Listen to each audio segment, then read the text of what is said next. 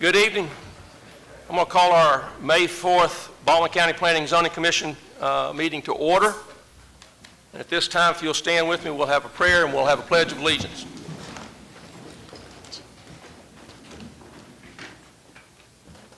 Father, first off, we're thankful to you for this day and for the blessings we've each received.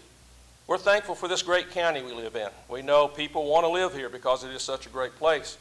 But Father, we have a task before us tonight. We just pray for your insight and wisdom on what we say, what we do. May we honor you in what we do, but may we show respect to each other in how we do this tonight. So Father, we thank you for this time. Thank you for all that make this county a great place to live. We're so appreciative of that. And we pray all this in the name of Jesus. Amen. Amen. I pledge allegiance to the flag of the United States of America and to the republic for which it stands, one nation, under God, indivisible, with liberty and justice for all. This time I'll call the roll. Brandon Bias, Robert Davis, Bloomer Tonsmeyer, Jason Padgett, Michael Mullick, here. Greg Seibert, here. Bill Booyer, here. Jamie Stradinger, Mike McKenzie, Rebecca Teal, Diane Burnett, here. And Michael Fletcher, here. Okay, we have a quorum. You've each received a copy of the minutes of our April 6th work session and also our regular minutes. And I think there were some comments, but I think they were all sent in to DJ to be corrected. Is there anything else on the minutes of either of those?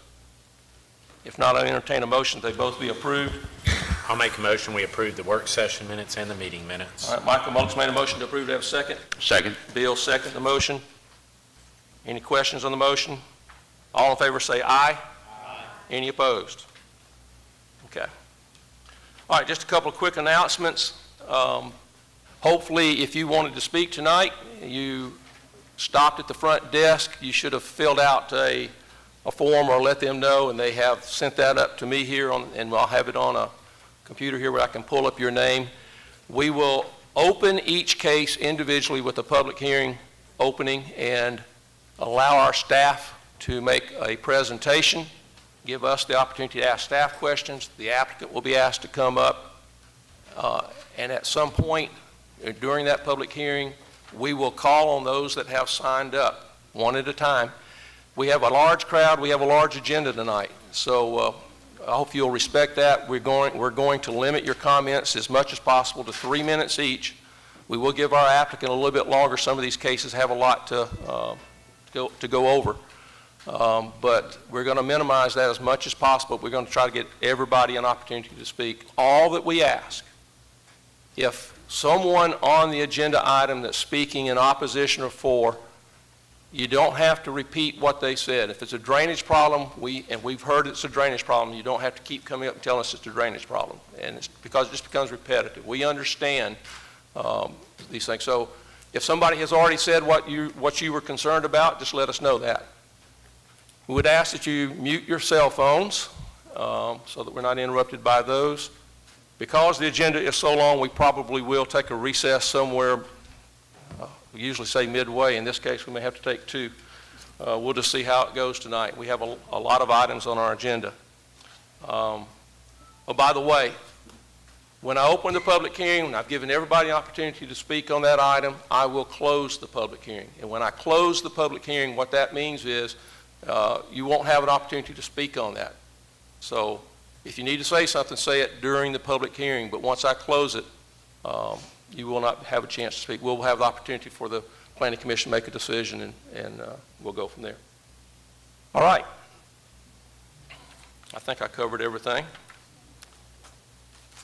With that, we are going to change our agenda in one item only.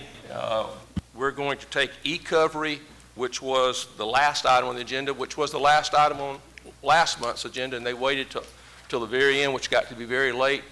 But they've done some work on that and have come back to us tonight. So we're going to move e-covery up to the first of the agenda and let that case be heard. We did have the public hearing. For those that may be here, we had the public hearing on that case. last month. I am going to open the public hearing again. We're just not going to repeat and ask the same questions over again. But if we do need to have comments, we'll see where we go from there. But all right. All right. This is a request for commission site plan approval. It is the same request that was brought to you last month with just a few changes on the site plan. The subject property is located in Planning District 12. It is zoned M1 Light Industrial. It consists of about 45 acres. The commission's site plan approval is for a 28,560 square foot building. As you can see, here is the zoning map. It is surrounded by M1 zoning along with some RA, rural agricultural zoning, and some commercial zoning.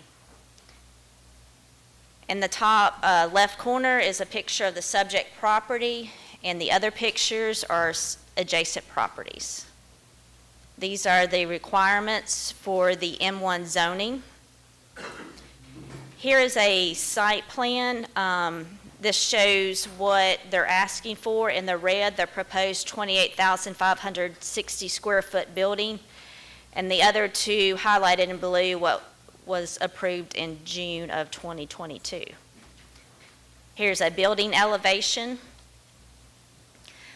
This is their parking plan. They have plenty of parking with loading and unloading spaces. Their total impervious surface is at 59%. This is their landscape plan. This is not in your packet, but this is what they submitted a couple of days ago. As you can see, they've added quite a bit of landscaping all around the subject property. They've done more than what is required in our zoning ordinance. This is a buffer plan that they plan to do in order to help with some of the citizens' concerns. They plan on adding a wall installation to some of their buildings, overhead doors, vegetation buffer. They also want to do a 9-foot sound wall to help, that's number 5. It goes on the side into the rear of the property to help keep some of the sound within on the site. They want to add fabric to their wire fence. For their dust complaints, they plan on doing the overhead doors, more vegetation, the sound wall. They want to replace their gravel, and then they're going to close the gate after 4:30. They did have some complaints with the gravel dust from delivery trucks going in and out, and when it's dry, there's a lot of dust from that. They also are going to add some light down shades to keep light from leaving the subject property and shining on neighbors' property. This is the same thing, but this is just the southern part of the property. This is their drainage narrative. They answered some of Highway's comments. We hadn't received a formal email saying Highway's good with it, but I did talk to Tucker before the meeting, and as of right now, everything looks pretty good with their drainage and stormwater plan. They have received all their ADEM permits that they need. As stated earlier, they're asking for a commission site plan approval to allow for additional 28,560 square foot building. And they have to get the site plan approval because the total square footage is above 5,000 square feet. They have met all of our concerns from the previous last month. Also, to point out, the adjacent property to the east was proposed for a rezoning, and that application has withdrawn. Citizens had concerns with them expanding the industrial use to the next adjacent parcel, but that application has been withdrawn. And I was also going to mention that eCovery had a community meeting at our department on April 28th. We had quite a few citizens show up with some concerns, and they address them as well as they could. This is a timeline that eCovery has submitted to us of what they plan on doing and what they've done and what they have already done. They're going to add the fabric liner to their 6-foot fence. They plan on doing that on May 25th. They also have extensive landscape addition with large trees. They have a contract with Ponders Landscaping. They plan to get that done by May 24th.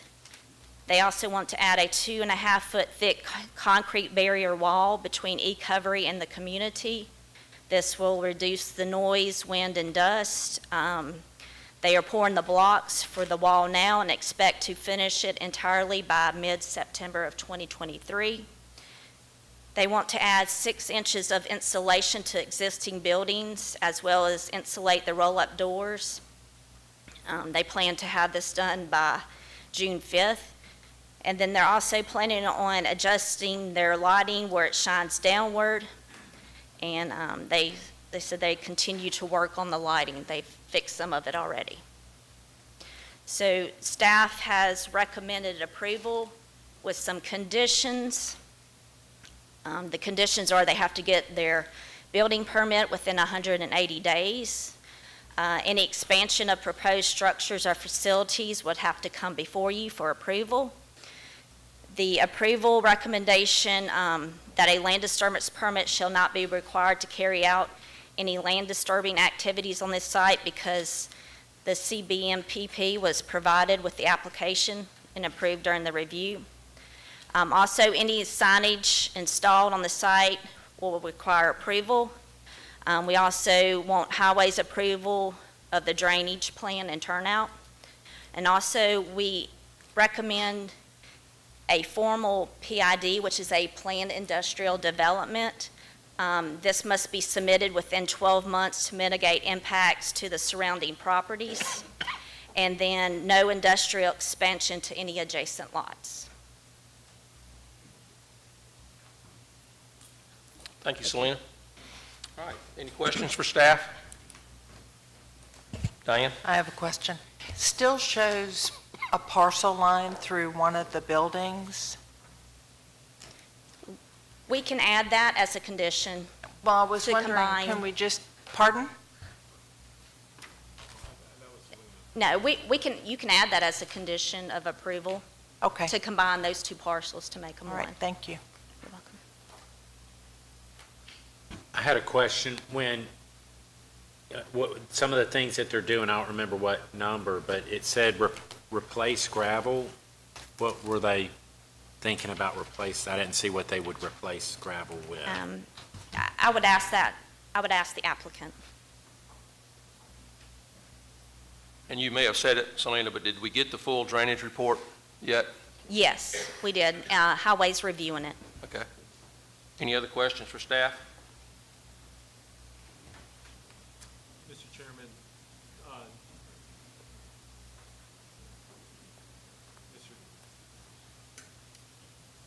Mr. Chairman, due to some miscommunication on my part and the fact that a public hearing had occurred last month, this case was not placed on the electronic sign-up, which is my fault.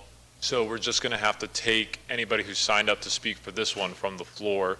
The applicant, I believe Kevin Sloan is here to speak on behalf of the applicant, so you could start with him and then see if there's anybody else from the floor who needs to speak. Okay. All right. No further questions for the staff, and I'm going to let the representative for the applicant to come up and speak.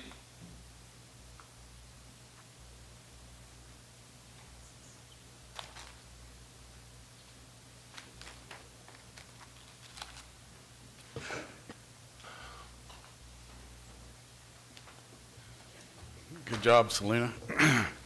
What I practice all day, she said in a few short words, which I understand you guys were pressed for time. I saw the agenda. It's quite big. The question to answer as far as the materials to be replaced from gravel will be concrete. Outside of that, I mean, these are our corrective items that we put together as a group based on the community's response from last meeting. and our meeting that we had last week. So if you have any questions, I'll be glad to answer them. Okay. Michael? The 6-inch insulation, is that designed for soundproofing, or is it just insulation for? No, it's a foam insulation. Okay. So it's, according to Energy Systems, which is who is contracted to do it, says that it will reduce the decimals. I'll be honest with you, number 3, the concrete 2.5 thick concrete barrier wall, that's a ticket. That's what's going to make everything work a lot better. Unfortunately, that's a time-consuming part of it. But as we go, as we build these blocks, we are going to be building that wall. And 9 foot's not set in stone. That could go to 12. That could go to 15. It goes in 3-foot increments. We fully expect to stay in contact with the community. You know, this whole thing was brought about because we didn't know anything was broken. So you can't fix anything that you don't know is broken. These people came to us through the committee. I understand that they didn't know who to contact. They have my personal contact now, and we've toured some of them. We have a pretty good rapport, I believe, and I believe that we can fix all of their issues. It's not to say that these 5 are the only 5. It's just the 5 that we're starting with. Okay. Any other questions? Thank you, sir. When I would ask the question, again, not to slow you guys down or anything, but when you said the building permit, if it was approved, the building permit, I guess planning and zoning has to go then to the building department. The building department has to approve, right? Yes. If your commission site plan is approved tonight, you would take that approval to the building department to get your building permit for this building. Okay. You have to do it within 180 days. If not, you would have to come back and ask for approval again. Understand. Good job. And if you can't meet that timeline, you might ask the planning commission to extend it. Understand. 180 days seem to work for you? Oh, yeah. Very well. All right. All right, any other questions? Thank you, sir. Thank you so much. All right. So like I said, we did have the public hearing on this. If you have come tonight to speak on this and you didn't speak at the last meeting, or if by chance you got something different, raise your hand. I will allow you to come up and speak. I appreciate the fact that they have met with the community on this, and that has helped a lot. Didn't I see? Yes, sir. Come on up.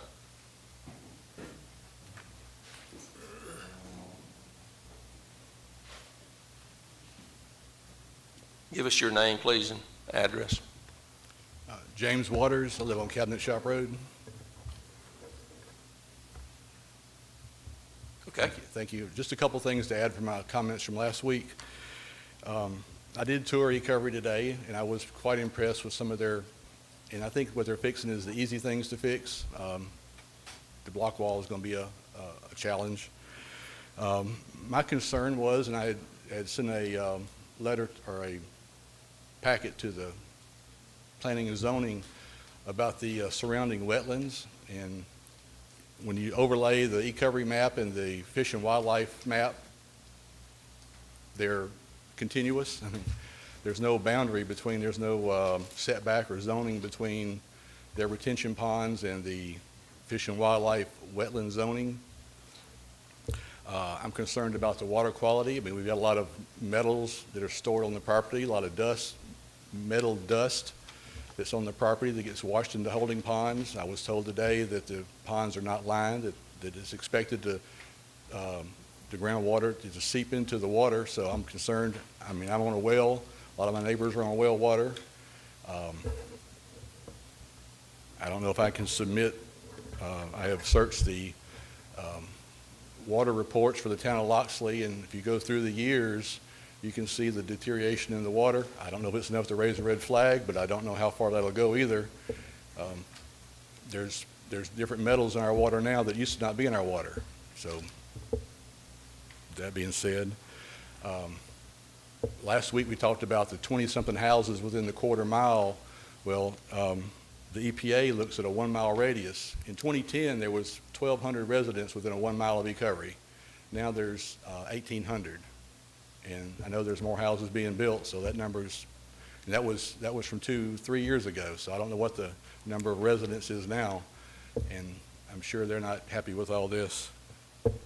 And then on top of all this, just the fact that they're growing, they're getting bigger, they're you know, it's not a storage facility, it is a working warehouse that they're going to be sorting more metals.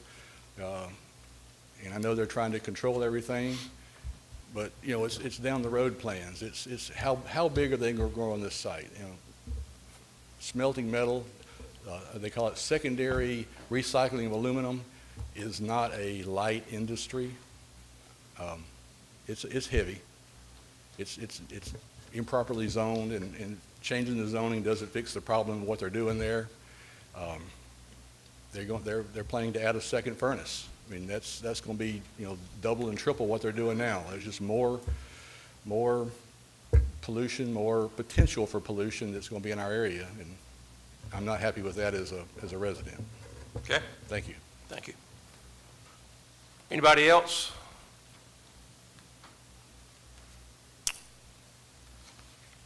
Okay. Ashley, do you have any comments regarding the wetland that you can shed light on? So the areas on site are man-made, and the areas behind it, I have not reviewed, but I have spent a lot of time on the phone with ADEM regarding the air permits and stormwater permits from the site. And at this time, they're compliant with all their permits. That we are reviewing some of their discharge, and during the drainage review, I'm discussing that with staff and highway. But everything on site from the ADEM side has been compliant and all documented on e-file on the ADEM website. So when you said looking at the runoff, you are checking it for polluted runoff from the site? When the site was initially permitted through ADEM, it did go through a sampling process. Currently, if the site discharges, they are required to sample it, and it is required to be submitted, and they have to meet the permit pollutant loads that are allowed. Basically, pH, they're sampling different parameters with the permit. But yes, currently, from everything I've reviewed and spent some time on the phones with ADEM, everything is compliant, and we will continue to work with ADEM and the facility as they move forward with additional on-site facilities. Okay. And I didn't say this, but Ashley Campbell's our environmentalist for the county, so she's the one that stays on top of that part of it. All right. I have no one else signed up. I'm going to close the public hearing. I'll turn to the Planning Commission. Do you have any other questions? Selena, do you have any other comments? I do not. All right, any other questions or comments from Planning Commission?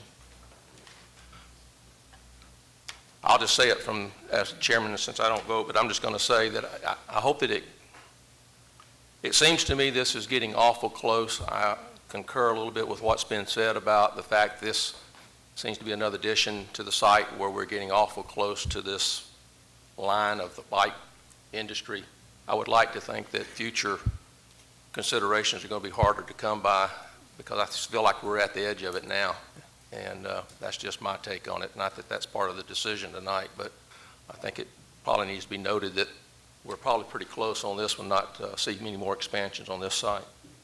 But so your decision is what we do with what's on the table now, so I'll entertain a motion. And Mr. Chairman, I do want to address that comment very quickly, because you raise a great point, but the county commission, to their great credit, changed the process so that way these now come in front of y'all, which means now the gatekeepers, it's all public now. And so I think moving forward, this is the type of thing that won't be repeated as easily moving forward, because y'all will be looking at those just like happened in this case. And so I think everybody can kind of take some hope from the fact that the process is now in place and seems to be working, as evidenced by this site. Okay. Thank you. Entertain a motion. I'd make a motion that we recommend approval with the contingencies outlined by staff. All right, Mr. Mullick's made a motion to approve. Do I have a second? Second. All right, Jason Paget, second the motion. Any question or comments on the motion? Yes, Diane? I'd like to add that that property line be removed. Okay. You okay with adding that property line be? Yes. Okay. Jason, you're fine with that? All right. Any other comments, questions on the motion? All in favor say aye. Aye. Any opposed? All right, motion carries. We will now go back to the beginning of our agenda.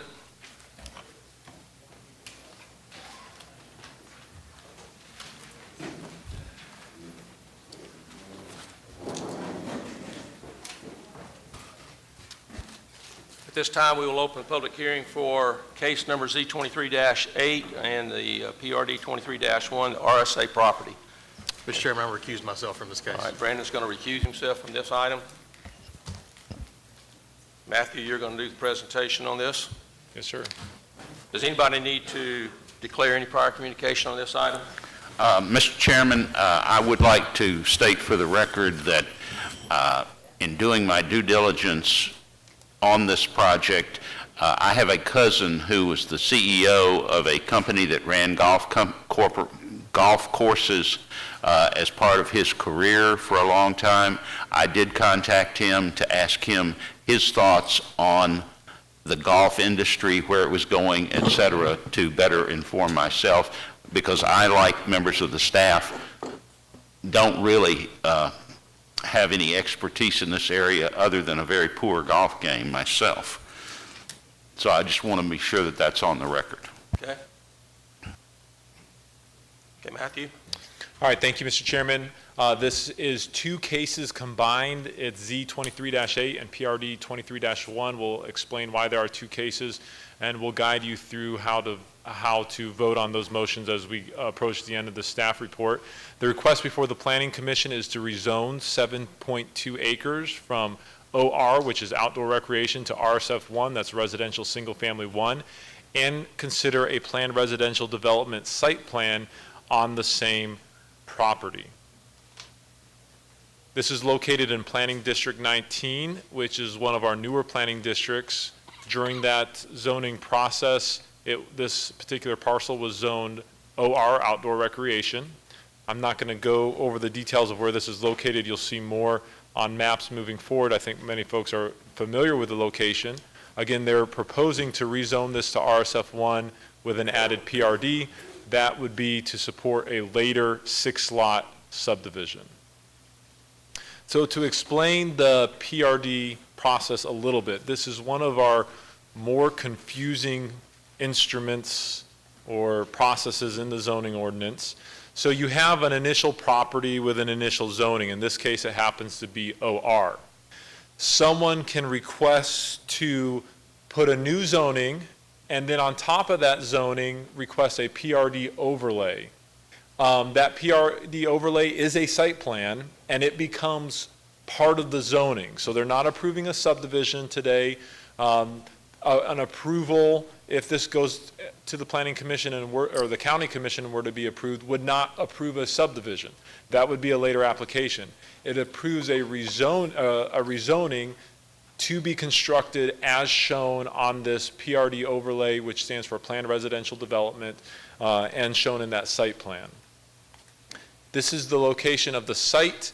You can see on the left the surrounding zoning areas. You can see the purple kind of on that map is the City of Fairhope corporate limits. On the map on the right, you see aerial imagery. We'll look at that more in a moment. You can see the surrounding and adjacent land uses on the table below. These are some images of the subject property. You can kind of see from the road there. Images of some of the surrounding properties and adjoining properties and properties across the road. This is a very recent aerial image of the site, kind of giving you some perspective, perspective view. Again, this is rotating it to the normal orientation where that you might look at on a map. Again, just to keep everybody familiar with how this is situated.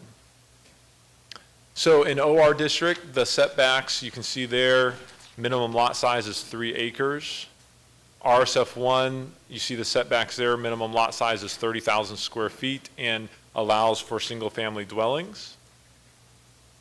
So again, they're requesting a PRD, which is held in Article 9 of our zoning ordinance, and a couple highlights just to point out to you. A reminder, a subdivision application will be required, and at that stage, we'll review things like drainage, traffic to the extent that's necessary. There will be more technical things that are reviewed. The PRD's looking at more compatibility type issues regarding the approval for zoning purposes. So again, the request is for RSF1, which you can see under 9.3.2 is an allowable underlying zoning for a PRD. A PRD can only be requested on projects that are greater than 5 acres. You can see here that this does meet that minimum requirement. So a little bit of history. There was a previous request for a 10-lot single-family subdivision, a request for RSF2, I'm sorry, and the proposal would be a later 10-lot single-family subdivision. That was scheduled for February 2023. It was withdrawn at the meeting itself. We produced a pretty lengthy staff report, and in that staff report, we highlighted concerns and also stated some ways that potentially those concerns could be remedied. So in response, the applicant submitted these 2 new cases, which is the RSF1 zoning with PRD, proposing this new 6-lot configuration of a single-family residential development. We'll talk about that in more detail here. So here's some of the site data, including development summary. I'm not going to go into all the details here, but the lots range from around 25,000 square feet to just over 30,000 square feet. There are 2 lots that would be under the 30,000 square feet minimum requirement for RSF1. We're going to talk a little bit more about why PRDs or how PRDs allow that. So the smallest lot is 25,370 square feet.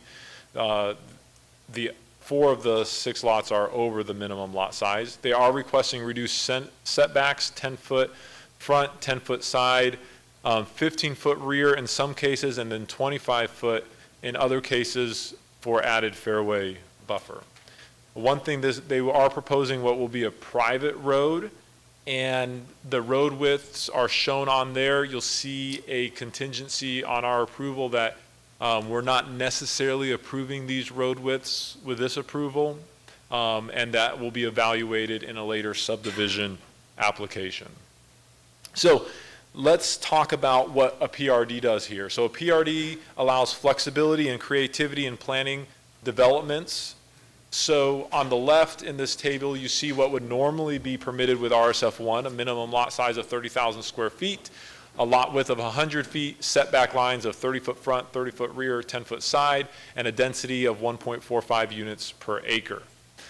With a PRD, they can propose smaller lots in an effort to generate more open space, and they can also propose different lot widths and different setbacks, as long as they stay below the underlying allowed density of RSF1. So you can see what they're proposing here for the smallest lot and largest lot. In this case, their lot widths still exceed 100 feet. They are proposing reduced setbacks, but the overall density will be considerably lower than what, for the site overall, than what would normally be permitted for RSF1. So PRDs are used to exchange kind of reduced lot dimensions for a higher quality development than would otherwise be required. And we showed the 2 images before, which was their initial request, which kind of looked more like a normal subdivision, versus this one, which is a little bit more creative in terms of trying to protect trees and things of that nature. And the applicant can come and talk about that. But the approving body, that's y'all, decide, and ultimately you'll be making a recommendation. The county commission will make the final decision. The approving body decides whether the developer is exchanging sufficient quality for the reduced lot dimension they are requesting. Sometimes the things that are exchanged are open space, amenities, landscaping, walking paths. So one of the specific requirements of a PRD is open space. We've evaluated that. I'm not going to spend a lot of time here. There was some initial concerns about how they were calculating it. There just seemed to be some errors. but we did verify that it appears to exceed the .72 acres of open space that would be required for that. And we continue to have that contingency on the staff report just so we always have the ability to go back and do a final check if necessary. They did submit a landscape plan which is shown of all the trees that are identified, and each one is identified with an initial showing the type of tree that it is and also the diameter at breast height. And only the trees shown in X are proposed to be removed that exceed among those that are shown. They also have this note on the plan that says no trees other than invasive species or those labeled to be removed shall be disturbed. They do have the utility letters from the various utilities. I actually called and spoke with the city of Fairhope to make sure some of their recent water concerns, whether or not those were applicable to this site, and they said because this is only 6 units that it would not be impacted by this site. This is where they're proposing their detention/rain garden. They have submitted a report for that, and it has been accepted at this point by our highway department, but knowing that it will also receive an additional review during a later subdivision submittal. So the documents submitted, they have to submit what the covenants and conditions will be for the site regarding an HOA. We asked how trees would be preserved down the road based on that, and they cited us to 1.08 of those existing covenants and restrictions for the oaks at the colony. We had concerns about that, and so we proposed new language, and then we had additional concerns and proposed even new language. So the next slide, what you have here is what was in the staff report, but I have a new revision here. So the new revision, it says, with the exception of trees specifically identified as invasive species on the site plan, and the trees specifically noted for removal on the site plan, no trees having a diameter at breast height of 10 inches or more may be cut, removed, or mutilated without first obtaining the prior approval of the colony at the Grand ARC, and such power shall not be vested in the ARC until the ARC has been turned over to the residents of the colony at the Grand. It said, provided, however, again, this was already in the staff report, but I'll just finish off the paragraph. Provided, however, that the foregoing shall not be deemed to prohibit the cutting or removal of any tree or any dead or diseased trees on a lot, so long as a tree is replanted with an equivalent species. Homes shall not be constructed in a manner or location on a lot that requires removal of a tree. I accidentally skipped a line there. The developer shall not be exempt from this requirement. These are just some additional material that's required for a PRD explaining what's proposed and how the site's developed. Again, this was in the staff report. Again, the target market of these homes, including price, again, requirements of this PRD process. We did ask them to do a formal wetland delineation, which they completed and confirmed that there were no wetlands on the site. Or I should say no jurisdictional wetlands on the site. So part of the review for rezoning is these 11 factors. These factors do not necessarily carry equal weight. And again, staff review is based on information provided by the applicant or other readily available information, and that can sometimes include information that comes from the public, either through comments or through the public hearing as well. Okay, so we're going to go through these factors one at a time. I'm going to try and move through them quickly because these were all in the staff report. So factor number one is the requested change compatible with the existing development pattern and the zoning of nearby properties? So recognizing the unique character of this unincorporated community, staff places little weight on the development trends within the corporate limits of the city of Fairhope. Now, I did receive a question about why we stated that. And the reason why is because we didn't feel like some of the higher density developments within the Fairhope city limits obligated us to incorporate higher density in the unincorporated areas. So that was just a statement to essentially say, just because they have small lots in the city of Fairhope, pretty close to this, we're essentially not looking at those, recognizing our own character in the unincorporated areas. The applicant has submitted a new proposal with a 40% reduction in lots, 10 lots to 6 lots, and a corresponding site plan that will ensure the preservation of existing trees. And on that basis, we did change our recommendation on item number 1 to encourage approval. Factor number 2, has there been a change in the conditions upon which the original zoning designation was based? This is a very new zoning district. We looked at, again, the nearest unincorporated zoning classification is RSF1, and staff believes that RSF1 zoning fits the development pattern of this community, and therefore staff felt that factor number 2 encouraged approval. Again, because this is a very new zoning district, there's not a lengthy history of rezonings to review, which makes this factor a little bit more difficult. Does the proposed zoning better conform with the master plan? Our current master plan is expected to get updated probably next month. There'll be a public hearing with the county commission. That's going to start advertising soon. But our current master plan, which is what we currently have to make decisions off, it would recommend denial, but we do give it little weight because this was not a district that existed at the time that that current master plan was formed. Will the proposed change conflict with existing or planned public improvements? We're not aware of any, and so therefore we recommend approval on that factor. Will the proposed change adversely affect traffic patterns or congestion? We did look at a very recent traffic count on this road, and given the number of trips that will be generated by a 6-lot residential subdivision, we do not believe this will adversely impact traffic. Again, there's that recent traffic count on Battles Road. Items 6 and 7 are in regard to the proposed amendment consistent with development patterns in the area and appropriately for the orderly development of the community. And then is the proposed amendment the logical expansion of adjacent zoning districts? So initially we did have concerns about an RSF2 development that there was no way to ensure things like tree cover and everything was in place to support this development. But with the submitted site plan, staff believes that again, with the accompanying site plan described herein, a rezoning to RSF1 is appropriate, and therefore factors 6 and 7 encourage approval of this rezoning request subject to the health, safety, and welfare considerations in factor 10. Again, you can see that there is a lot of growth taking place in Fairhope, and you can see the existing Lakewood Club Estates units to the west. Those are larger lots. That's why we weren't comfortable with the RSF2 zoning. This RSF1 zoning, at least in terms of lot size, creates a fairly analogous lot scenario. We talked about the timing of the development. We don't think that this one really carries one way or the other, and therefore we just note that as being neutral. We talked about adverse impact on environmental conditions. Our main concern here was with the trees and the potential that those could all be destroyed during the construction process.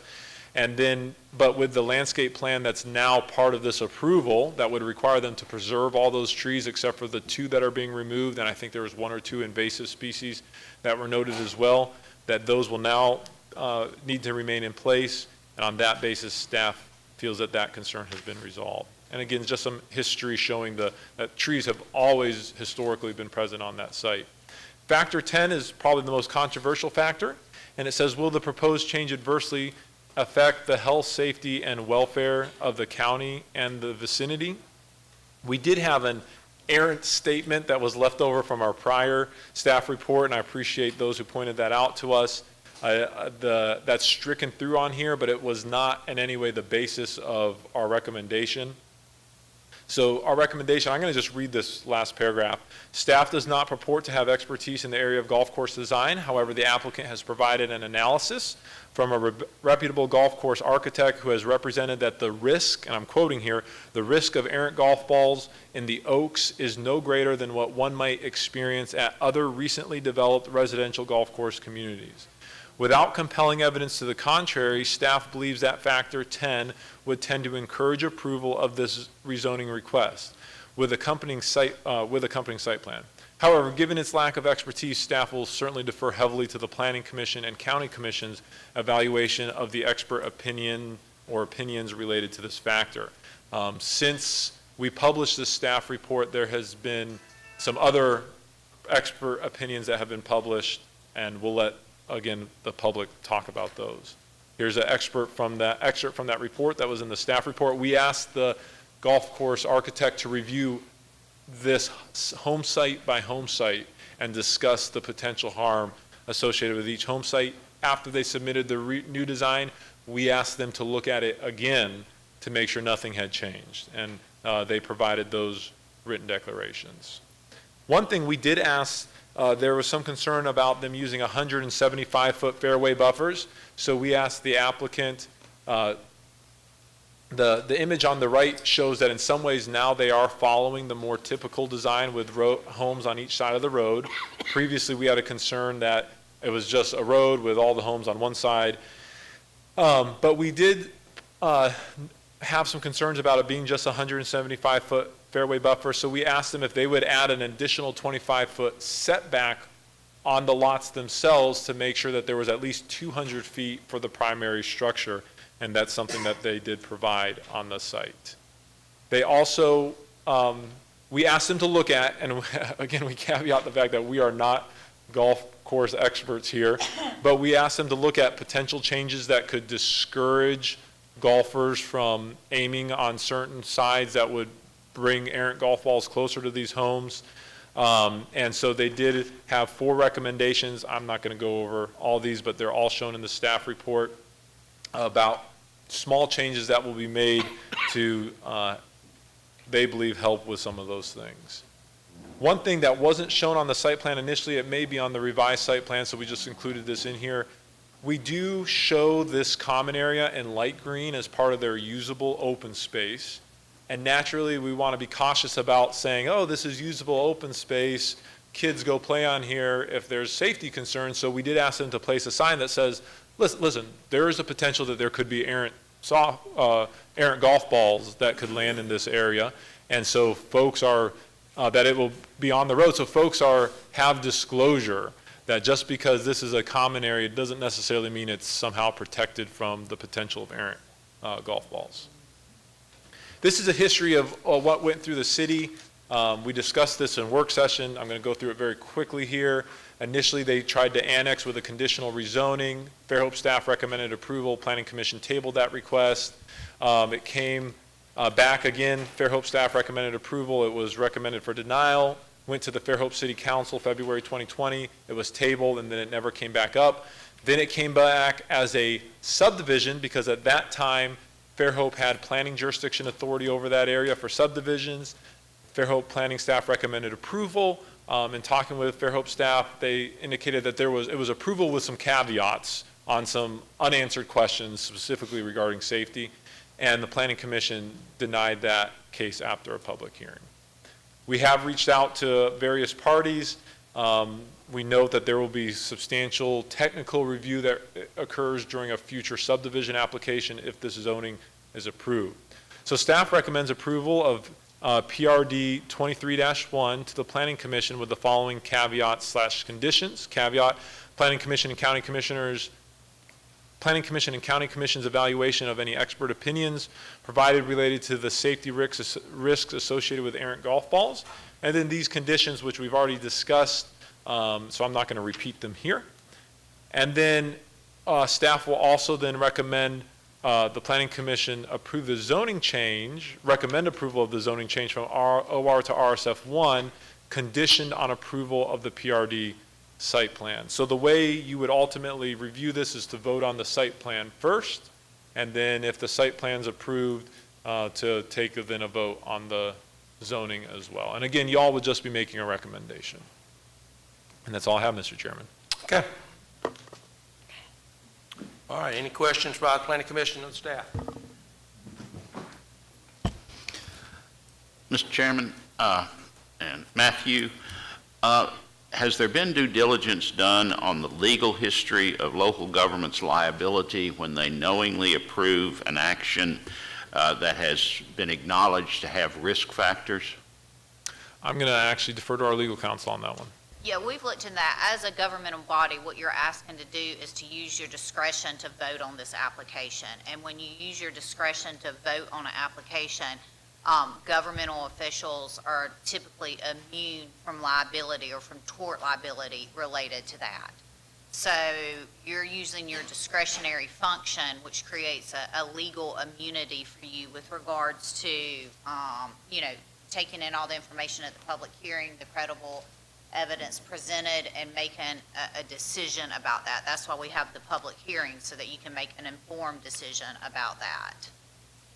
I know that there's at least one item where the city of Los Angeles was forced to pay $2.5 million for a liability of a gentleman who was hit outside of a public course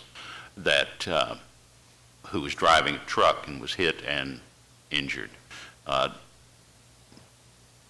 I mean, I think that there was probably some different evidentiary factors there. One, it sounds like it was a public course. We don't know exactly what happened. We don't know. I've not read that case. I would say California law is typically not precedent in Alabama, and Alabama has a very robust discretionary function immunity case law. So, you know, I've not found any cases where a governmental body in Alabama has been found liable for approving a subdivision or a home or a, you know, building permit or something adjacent to a golf course. Matthew, this golf course has been there since what, 1947, 1950 area? A long time, yes, sir. Has there ever, and I would assume we would have already seen it, but I'm going to ask the question anyway, has there ever been a master plan done around this golf course, or were these always open parcels from nothing that we're aware of that shows any proposed development on parcels like this at any point in time in all these years? Not that I'm aware of. That would be a great question for the applicant. This particular parcel, I believe, was subdivided out in pretty recently, 2017 or 2019. And I don't know the history of that. At that time, it would have been gone through Fairhope's Planning Commission to subdivide this parcel out from the rest of the golf course. And understanding what we're doing tonight is on this site, but are there other parcels like this around this golf course? Are we, in other words, if we do this tonight and we're approved, are we setting ourselves up for 10 or 15 more of these small parcels around this golf course, or do we know? That is a great question. It's a little bit difficult to discern. I'm sure that there are folks who are going to say that that possibly is the case. Okay.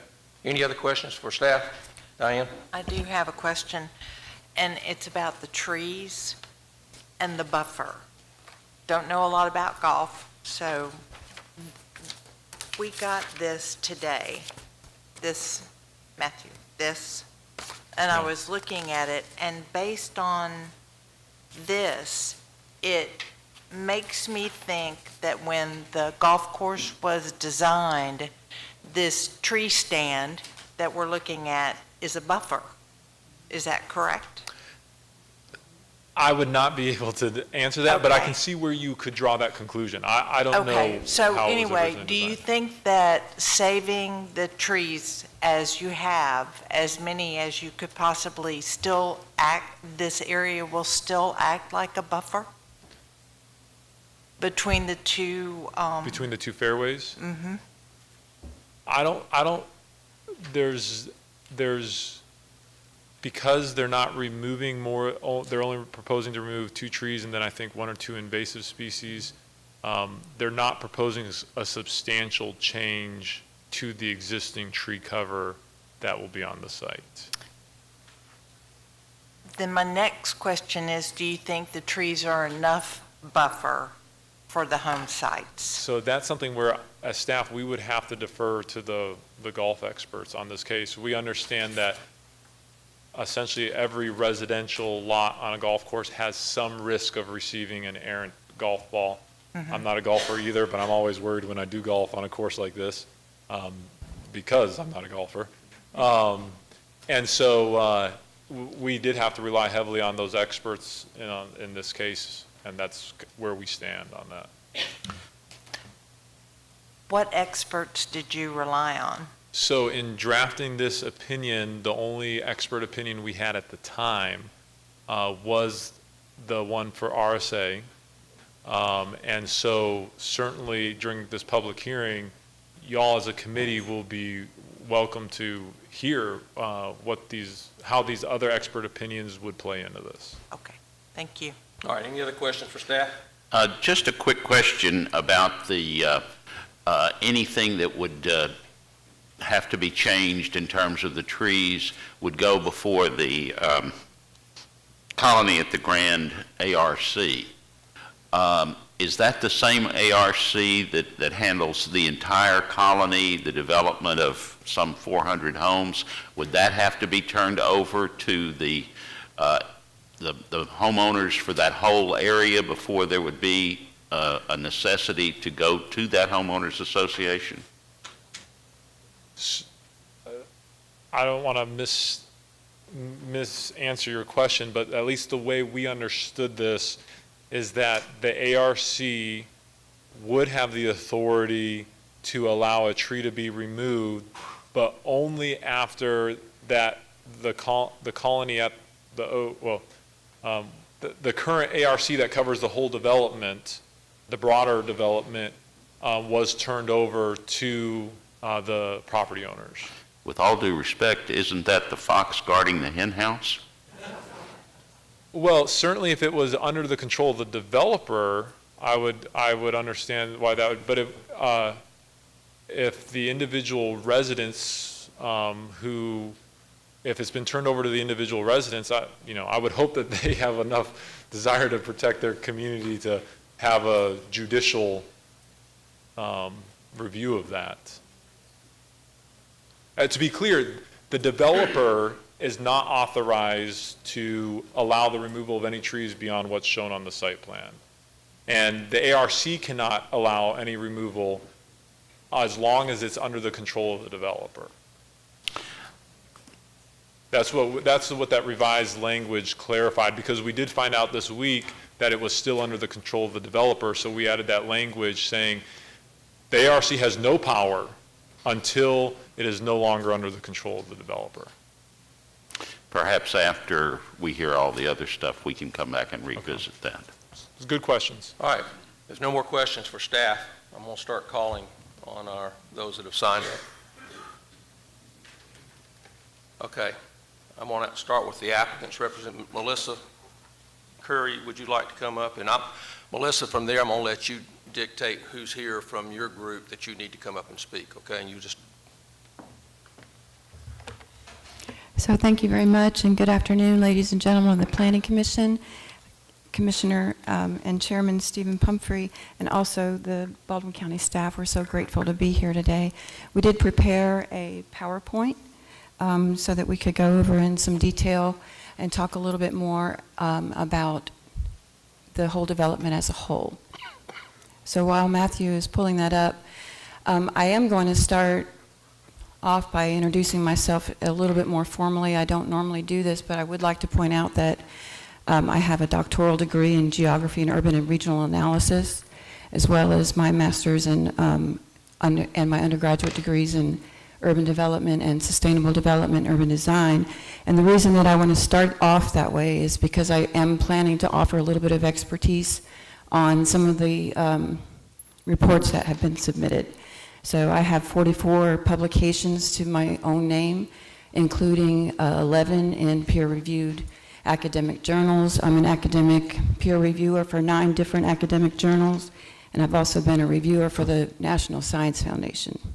So I just wanted to say that briefly, just to say that I'm not just here as working as a professional for Goodwin Mills and Kaywood, although I am. I do also have some other credentials that give me an ability to speak to the expert witnesses that have, or the expert analysis that was submitted. So we've already talked a little bit about the site plan, but I just wanted to point out that the areas that are darker are the buffer areas, and then the areas that are lighter are the common areas. So I prepared a colorized master plan because I wanted to talk about the design considerations in a little bit more detail as to how we got to this site plan. So we were very careful after we heard a lot of concern, obviously from citizens in previous in comments that had been submitted and in our the earlier submission to the City of Fairhope. And so it became of utmost paramount importance to preserve all the existing trees. And so what we came up with was a plan that has a sinuous road that winds its way very carefully through the subdivision. It's a narrow road, and it allowed us to save every tree on site except for one in the roadway, and that's an 18-inch pine, and then one at the very southerly edge of the development, which is a 24-inch pine. So every oak has been preserved through this very careful placement. The proposal that you see here is for very low density. We have minimized impervious surface cover by having a narrow street so that we will be able to have less runoff. We've agreed to all the golf course modifications that have been made by our golf course experts. And we've also done some very careful home siting. So I went through this lot by lot, where we could put each lot line. We had our survey crews go out and verify every tree, actually even every shrub, so that we would be sure that we knew where the existing trees were and that we could avoid those. We've got the home sites arranged so that they face each other, and we have the small setbacks on the front so that the homes come close together, close to the road, so that they provide an area of refuge in the front yards from any errant golf balls that might make its way onto the golf course. We have landscape requirements, which we've talked about already with the protection of trees, the signage that has been requested that we've agreed to incorporate, including no parking in the street, and the warning about any errant golf balls. And then, of course, all these things will be protected through covenants and restrictions and POA documents, and all part of legal documents that will be binding in perpetuity. So I just provided an enlargement so that we could see in greater detail how these homes have been so very carefully arranged. We are showing that the landscape buffer can be augmented as needed. We want to be careful about how we do that because of the extensive trees that are already there. We don't want to disturb root zones. We don't want to disturb canopies. So we didn't get very specific about we're going to put a new tree right here, because we really need to do that in conjunction with as each home is built, because these will be all custom homes, that we can do the greatest good for that buffer. So in answering Ms. Burnett's question about would the trees still be there and provide that same buffer, they will be. And then there will be some additional trees that will be planted as needed and in places that are strategic, and also to complement the architecture of each home. So the golf course architect that RSA employed was Clyde Johnston, and Mr. Johnston is here this evening and is happy to take and answer questions. He's a very experienced golf course designer. He's recognized as an expert in his field. He has over 40 years of experience designing golf courses. And not only as a designer, but he's also served and been a board member of the American Society of Golf Course Architects. So Mr. Johnston prepared a very extensive report and was contacted early on and asked to give us guidance on what we need to do to ensure this public safety zone was met. And so he went through and looked at where the site was sitting. There's a very extensive way that the process goes through when you do golf course design. There are certain parameters that are used. There are some industry standards, but those vary a little bit depending on who you're, like where you're at, the topography of the site. So there's a lot that goes into golf course design. So that is why we turn to experts like Mr. Johnston. He did evaluate each home site based on the site plan and to see whether or not on an individual basis, not just in general over the whole site, but site by site, home site by home site, and determine that each one had been determined to be of low risk or very low risk, because we employed all of the parameters that had been given to us, which included the golf course modifications and the buffers, et cetera. Again, so very low risk factor. And then his final opinion was that that the risk of errant golf balls is no greater at the Oaks than any other development in and around the Lakewood Golf Course, and no greater than recently designed golf courses on similar land. So I would like to speak about the Tanner report that was submitted, not part of our application, but I believe was submitted by the Battles Group, Preservation Group. And this is why I introduced myself with some level of expertise. So the Tanner report, unfortunately, has many flaws. And I'd like to start off by just saying anytime any kind of statistical analysis is done, the first place you start is on your assumptions. So if your assumptions are not correct, then any statistical analysis that's done, any regression analysis, any test of validity of the data is not going to be correct. So the first underlying assumption that Mr. Tanner made is that there is an average of 60,000 rounds of golf played per year at a course. And I'm not a golfer either, and I thought that number seemed extremely high, so I did research to find out, well, is that correct?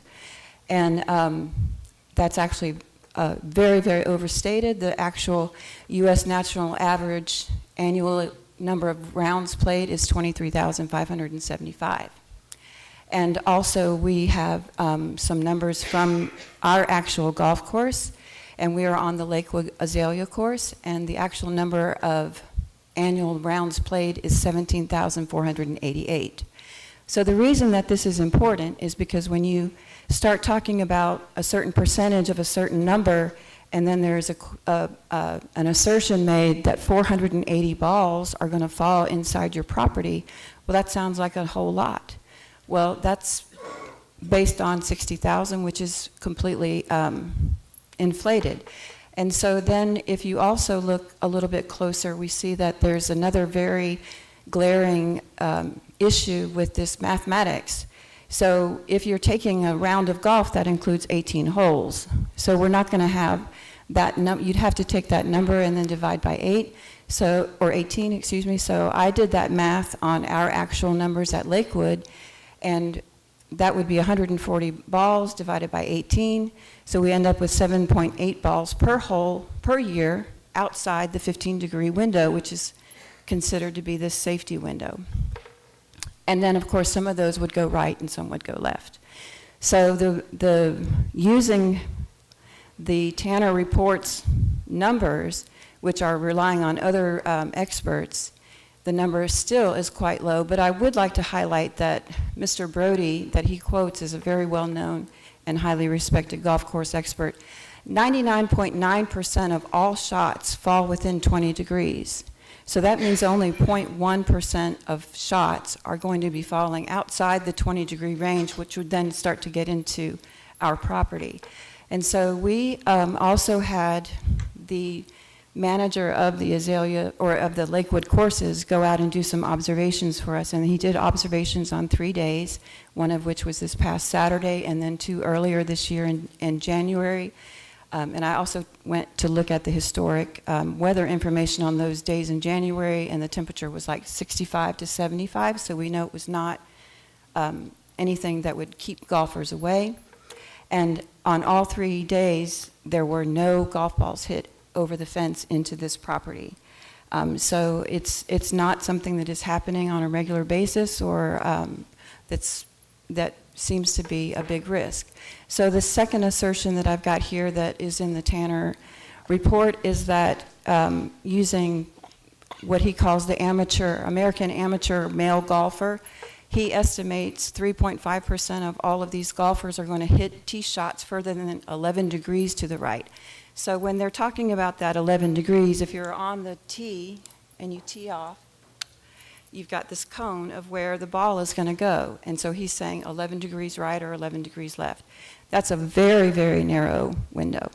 So even if only 3.5% are going to go to the right, which would be toward our property, again, back to 60,000 rounds with no thought of it being on a particular hole, 2,100 balls per year threatening the buffer area.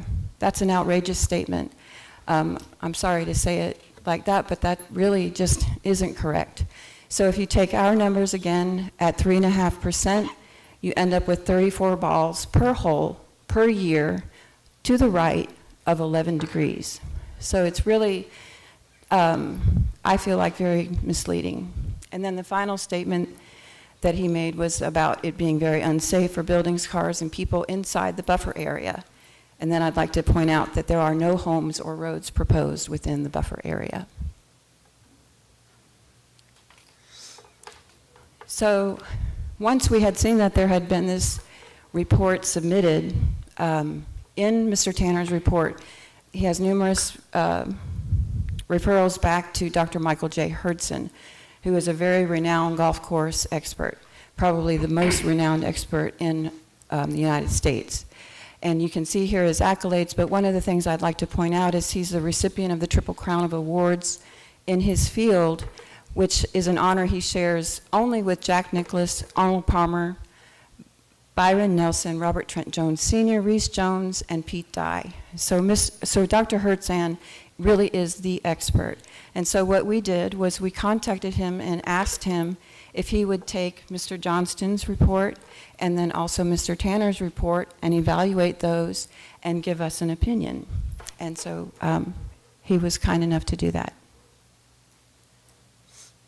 And so here we have some of the from his letter that was submitted as part of our application. And we can see that he summarized by saying that, I'm sorry, I can't see through Mr. Pumphrey, so I'm going to turn this way. Basically, after reviewing and applying some safety guidelines to the Lakewood plan that I use in my golf course architectural practice, I concluded that those 6 home locations were reasonably safe from errant balls. And so, again, if we think back to Dr. Hurdson's expertise, he's designed over 400 courses across the United States and all over the world. So really, he is the expert. And so his opinion, I feel like, is the expert opinion in this matter. If we could go.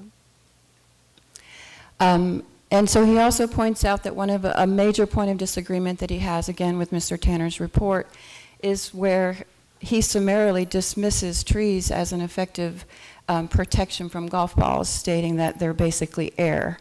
This is really not true at all. The tree, and in particular, the trees that we have on our site have a quite dense canopy. We have big trunks. We have some very, very large trees, which we're extremely happy to preserve. And so that, again, is just another misstatement in this report. And he disagrees that there is an unacceptable amount of risk to damage. And then his summary opinion, it is my professional opinion, based upon a reasonable degree of certainty, that the plan for the 6 home sites is well thought out and that safety from errant golf balls was respected. And if I wanted to live on a golf course, I would buy any one of those properties with some expectation that there would be errant shots on that property, which I would find acceptable. And another, sort of as an aside as well, is that the site plan that Mr. Tanner was referring to in his report is also not the current plan and was not based on what we currently are proposing. So just to reiterate, the things that we have on the landscape plan that are binding as a part of this approval process. So we have incorporated the additional language that staff requested, and as we've just discussed about the ARC, that the buffer area would be augmented with additional trees within the buffer and setback as needed, and would be done in conjunction with home construction. Again, we don't want to disturb existing tree root zones and things like that, so we just want to be really, really careful when that landscaping is done. So the last things I'm going to conclude with, and this is other questions I think that were brought up in the work session, is what do the existing patterns look like? So I have a few slides that show some of the existing development patterns in Lakewood, and then also one at Rock Creek. So here we have homes that are located on Fairway number 4, which is to the immediate southeast of our site, on the end of Crane Place. And you can see that these homes sit very, very close to that hole, and they have really very little buffer at all from the golf course area. You can see those homes also are quite close together, and it's a very different pattern than what we're proposing. This is some images from homes on Fairway number 6 in Pheasant Run. You can see the image on the top there with a really nice drone photograph. So you see that we have homes on both sides. So I've included some that have narrower fairways and some that are a little wider, just so that we have a balance of what the development pattern has been. And the way that the Lakewood Golf Course has done, where parcels have been brought out at different times in order to be developed, and this is another example of what we're doing. The golf cart path is quite close to the home here. And these trees here are mostly pines. But we can see that people accept that idea and leave those views open and know that there is a risk associated with living on a golf course, but that the benefits must outweigh that risk. These are homes on fairway number 14 on Willow Bridge Drive, which is also to the southeast of our property. And here we have even less buffer than what we're providing. So we feel like we have a lot more buffer, obviously, than what we have here. And these homes have a very, very small backyard, very few trees, and again, sitting very close together. And then this is fairway number 5, Quail Run Road. And again, like with the bottom image, you can see, like, as you pull into the driveway, you're looking right directly into the hole. And then this is the last image that I have, is this one is in Rock Creek. So it's not an uncommon development pattern to have homes on both sides of a fairway with the open fairway and the trees lining that fairway. So that concludes what I'd like to say. I would like to say that we've been very careful to take into consideration the concerns that were brought up on safety, and we went to great lengths to abate those things. We've had recommendations on golf course modifications, which we are happy to do. Dr. Hertzan also recommended some additional trees be planted near the tee area, which I was already showing on the landscape plan and also on the color image that we saw. So we're not opposed at all to any of those recommendations and are thankful for them. We went to great lengths, obviously, with the site redesign to make sure that we could save all trees. And the only 2 trees that are being removed are pine trees, so no oaks are being removed. We're not proposing to remove even any of those invasive species, but we just don't want them to be protected in the future for the home, because they're not really in the way of the development at this time. But we wouldn't want a future homeowner to be prohibited from being able to remove those if that became a problem. I would like to also point out, because it was brought up a lot in some of the comments, that, you know, this is a repeat of previous failed proposals. And what I would like to just emphasize is that this is the first time that this plan has ever been considered. And we have really done everything that we felt like we could do, working with staff, working through the comments, working with our experts, to design something that will be beautiful, something that is going to leave a light imprint on this site. The homes are pretty spread apart with all of the trees. The only places where the homes are close together is when they're there facing each other. So it really intended to be a very lovely development, and the homes are going to blend in extremely well to what's already there. They're sited so that they're on areas that are already cleared and open. So we really have done everything that we can in our design considerations to maximize benefit to both the public and to the private side. Thank you. So if there are any questions. Okay. Anyone have any questions, Ms. Curry? I just have, this is more of a mathematical question. In your calculations of the 1,744 rounds that are played, Yes. don't you have to multiply that by 2, given the fact that you play one hole and then you turn right around and play the second hole, and while there may be only that many rounds, each golfer has 2 shots that could potentially impact that area? Well, a round of golf is all 18 holes. So that's the number. No, I recognize that, but given that you're concerned about golf balls going into the area, and they get two tries at it. That's correct. That is correct, yes. But it's really, I think the concern is really off of that main, when you first hit it off the tee. No, I'm speaking of the tee shots on, number 2 and then number 3. So you have 2 opportunities or chances to have an errant drive that would end up. Yes, sir. Yep. Point taken. That would change the mathematics of how many golf that balls one, would actually yes. go in there. But again, like we, had some direct observation, and there were no golf balls that went in on any of those 3 days, which averaged about, I think, 50 golfers that day. Okay. 48 last Saturday. Mr. Chairman, can I ask a question as someone who's not a golfer, and maybe if I have this question, other people do as well.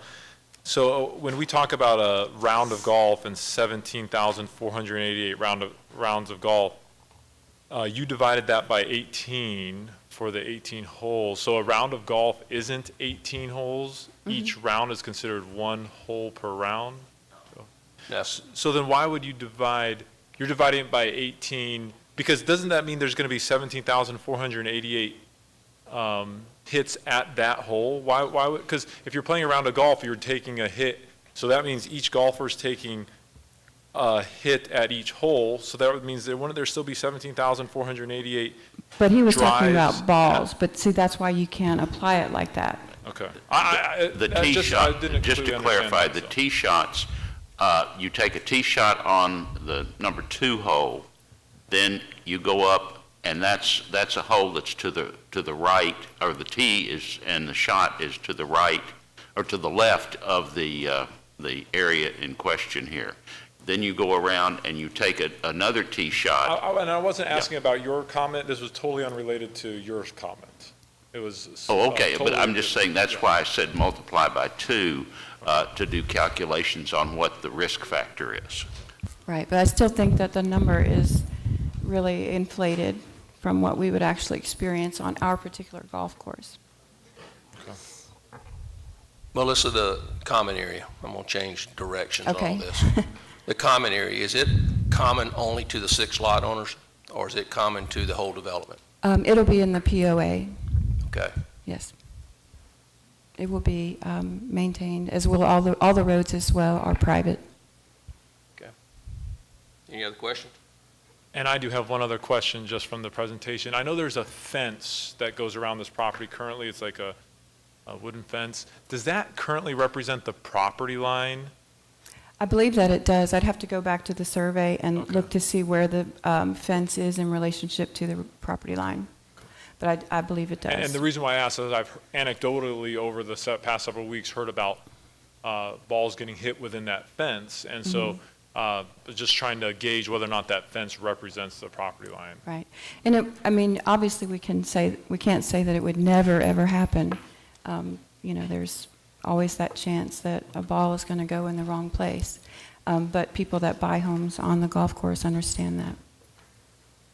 Okay. Melissa, do you have others on your team that you need to speak? Mr. Johnston?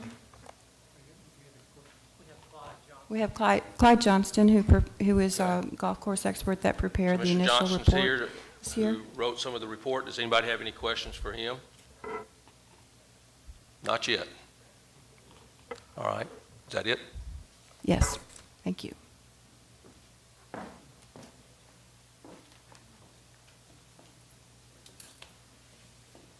Okay.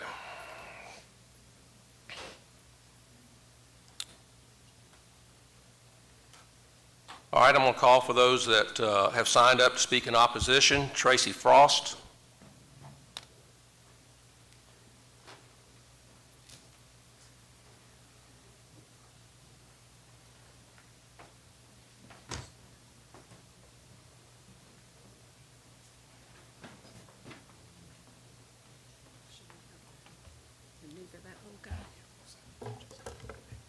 Big button.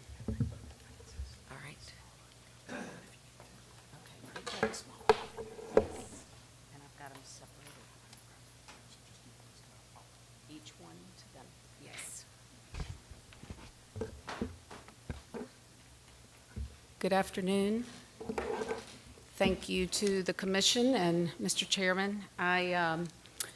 Buford is helping me give you some updated information, and I appreciate the kind of intro because, I'm sorry, I do not remember your name, but she is exactly right. Those numbers were incorrect. So what you're going to get is a corrected copy of the report from Mr. Tanner.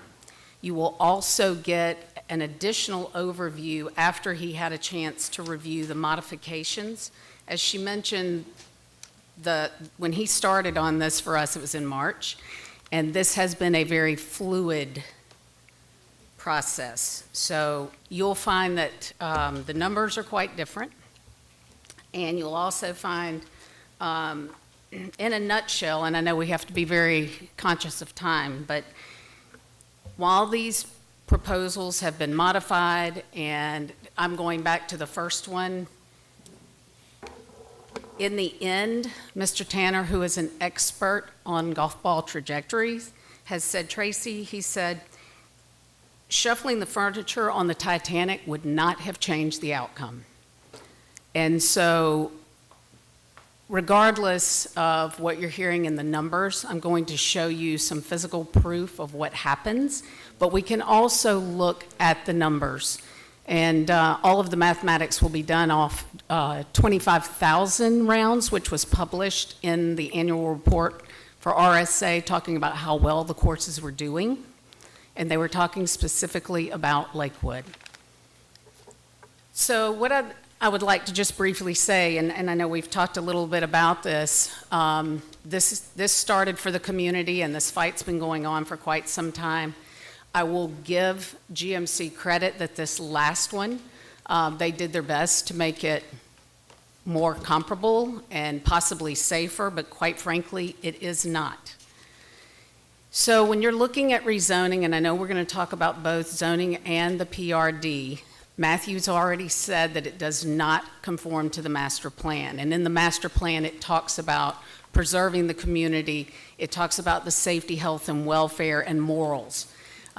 We've got that one checked off, and while we believe there's others, what I really want to talk about is the adverse impact on the health, safety, and wellness of the community. So Mr. Johnson was hired, and I'm glad he is here. I am quoting from his report, and this is just some highlights that he admits that the golf course corridors will probably not contain all of the shots. He also admits that most golfers slice the ball, and for right-hand golfers, the slice curves from left to right.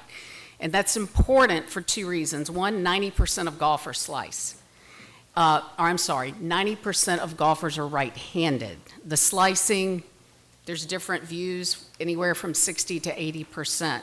But this property would be subject to receiving those balls on the right from both number 2 and number 3. He also submitted a report from the RNA, and in it says that golfers are using the driver more often, hitting the ball further with less directional error, thus missing the fairways. And then he goes on to describe the analysis he used for golf hole quarters, but failed to show a schematic which will identify how closely that overlaps with the buffer area. And I'm going to show you that, but I want you to take a quick look at this photo. This is 1,190 balls that were collected from one person out of that buffer area. And I know we've been talking about the proposed property. This is a safety buffer between two active fairways. And to consider putting residents there and in harm's way is ludicrous. I live on number 2. I'm at the ladies' tee box. I can sit outside any given day, and I can see someone having to go in there to either retrieve, or sometimes they hit out of it. And I've got video, and I know we have limited time, Mr. Chairman. If you would like to see them, I've got 10. I probably have 20 more. And I know that they spoke a little bit about having rangers look at the area, and even as recent as Saturday, I actually have a video at 4:59 on Saturday of golf carts going in there to get their golf balls. So it's not a question of are the balls going to go in there. It's if homes are there, if families are there, children. It's when they get hit, to what severity. And that's what we need to be most concerned about. When Fairhope denied this, they denied it because of safety, 7-1. That one vote that did not, agree, apologized to all of us and said, "I'm so sorry, but I know we're going to get sued." Personally, I would rather be sued for doing the right thing than putting people in harm's way. Oh, excuse me, I've got to get a little drink of something. So I'm very glad that we also brought up Dr. Hurdson, who is a renowned American golf course architect. He is actually the past president of the ASGCA. He has authored many books, and he is considered an expert. This book, I believe, was written in 2018, Golf and the Law. And he said in a podcast I listened to recently that the reason that he decided to do this is because he was getting so many calls about litigation. Now, I want to be very clear that this book was not written just for errant golf balls. He is a big proponent of safety on a golf course. Everything from superintendents, making sure there's safety committees, but he does talk about errant golf balls. He also talks about the advancements in equipment. And so when you look at this diagram up here, this was submitted from our expert, who I'll talk to you about a little bit more. But the important thing to note here is if you look at the round circles, this is starting at the tee box, and it will widen as you go out. The center line is right down the middle. The red is what was submitted from Mr. Johnson at 175 feet. Dr. Hurdson, in his book, said that the minimum starting should be 200. That is the yellow line. He goes on to say an additional 50 feet setback is recommended if any structures are going to be near the landing area. Well, this is a safety buffer right now. It's not, we know balls go in there. If you take that yellow line and you come out an additional 50 feet, keeping in mind the difference between red and yellow is only 25, I don't know where you have room to put anything. And then if you look at it, and we even, with the very abusive PRD recommendations that they're looking at, it's simply not suitable. So in his book, I'm giving you a diagram which you have that was submitted with Ken Tanner's overview, but I also asked that he send me the actual verbiage, which is on page 174 of his book, and you can clearly see that he's showing a layout of a single hole. He's showing the 200-foot setback and then the additional 50 if there are any structures. He says this is an example of a safety planning guideline for a typical single hole, and he goes on to talk about the details. I guess my question is, and I know that you also all received a copy of this stating that I had reached out to get some information from Dr. Hurdson, as well as the next day, Mr. Johnson called him, and that's what produced this letter. I find it extremely contradictory that he is giving everyone else this recommendation for 250 with homes, but yet somehow the proposal in front of you, he's not recommending that. So I mentioned to you we hired an expert. He is not a golf course architect. He is an expert in the analysis of golf ball trajectory. He's been doing this for about 25 years. This is all mathematically backed, math and physics. He can basically create not just the dispersion, but also the loft. And he can do it at varying degrees because it will change depending on the location, wind, temperature, etc. These are examples on Lakewood 2 and 3. This is the average male amateur golfer using the white tee. And for those of you that don't know a ton about golf, there are 5 tees. This is sort of the middle of the pack. Using that same 15 degrees on either side and using Mark Brody's standards and deviation, you can see where each of the balls are landing for number 2 and number 3. And if you look in that grove area, there's a lot of white specks. Now remember, this is just from the white tee box.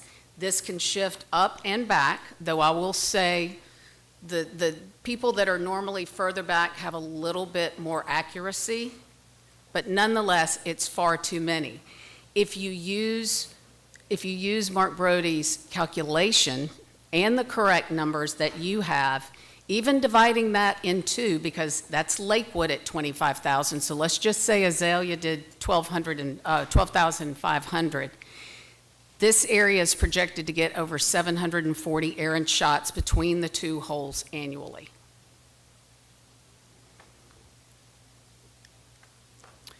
Errant shots are not intentional.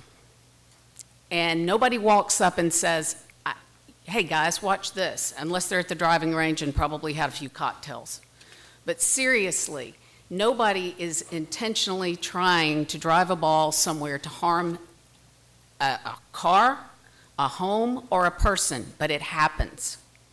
Brooks Koepka, who's one of the best golfers in the world at the Ryder Cup, walks up to tee off. They're spectators, so obviously this woman was closer than perhaps a house would be, but he's an expert. He hits the ball, it hits her in the eye, shatters her eye socket, and she has lost her eyesight permanently. The little girl at the top, Area Hill, was on the golf course with her father. She was in a cart in an appropriate position. He hits the ball, it goes through 2 golf bags and hits this little girl in her head. Her dad quotes, "How it happened, I cannot explain, I don't understand. This is not a shot I hit ever." She was doing what she was supposed to be doing, and that child died before an ambulance could get to her. Now, it could be wind chills, it could be houses, it could be someone else hurt. I don't think anybody here wants to recommend an unsafe development. Unfortunately, because expansion at Lakewood has happened, and even in some buffer areas, and this is at Dogwood 1, this is on the other course. These properties were built, I think, about 4 years ago in an area that it shouldn't have been. And if you'll notice, you've got poles and netting that have had to be put up. Now, I don't get out on the course very often, but I personally have hit a golf ball into that carport, and thank goodness there wasn't a car, a pet, a person, or anything. But this is what's going to happen if it is allowed. And this is very expensive. And one of the other things that Mr. Tanner does for us, or not for us, but does for his business, is he helps mitigate safety, so after the fact. And he said that 90-foot netting would have to be put up to protect those homes. So what does that do to the adjacent property owners? What does it do to the people who have bought under the assurance that this is safe? Now, as I said, I have some videos. If you would like to see them, I'm happy to show you. So I think you've made your point well. I'm not diminishing that at all, but we don't need to see video. We'll be here till 2 o'clock in the morning if we start doing it. In fact, I need you to rush through this Okay, much I will quicker. rush through and get to the one thing that I'm rushing through right there that I wanted you to see is they showed several of the, or statements were made that they were no different than any other fairways on the course. This is just one example. This is number 3, and they said it was exactly like 13. 13 is a par 3. You're not using your driver, you're using irons, and you're much more accurate. It's the same thing through all of that. My last point, these are the last 2 slides, Mr. Chairman, and the question came out in Matthew's presentation, what is the applicant exchanging for the exception? I cannot find a thing other than transferring a lot of liability to either the proposed residents, to the golfers, and I don't know, with all of the research I've done, I think eventually, even in Alabama, I feel like we're going to see some liability shift to decision makers. So I would respectfully ask you, since this is not in compliance, with the master plan. And even though the land use is not adopted yet, one of the main pieces of that is to promote quality growth. This is certainly not quality growth, and it is definitely a detriment to the safety, health, and welfare of the community. Thank you. Okay, thank you, Mr. Ross. Thomas Pilcher.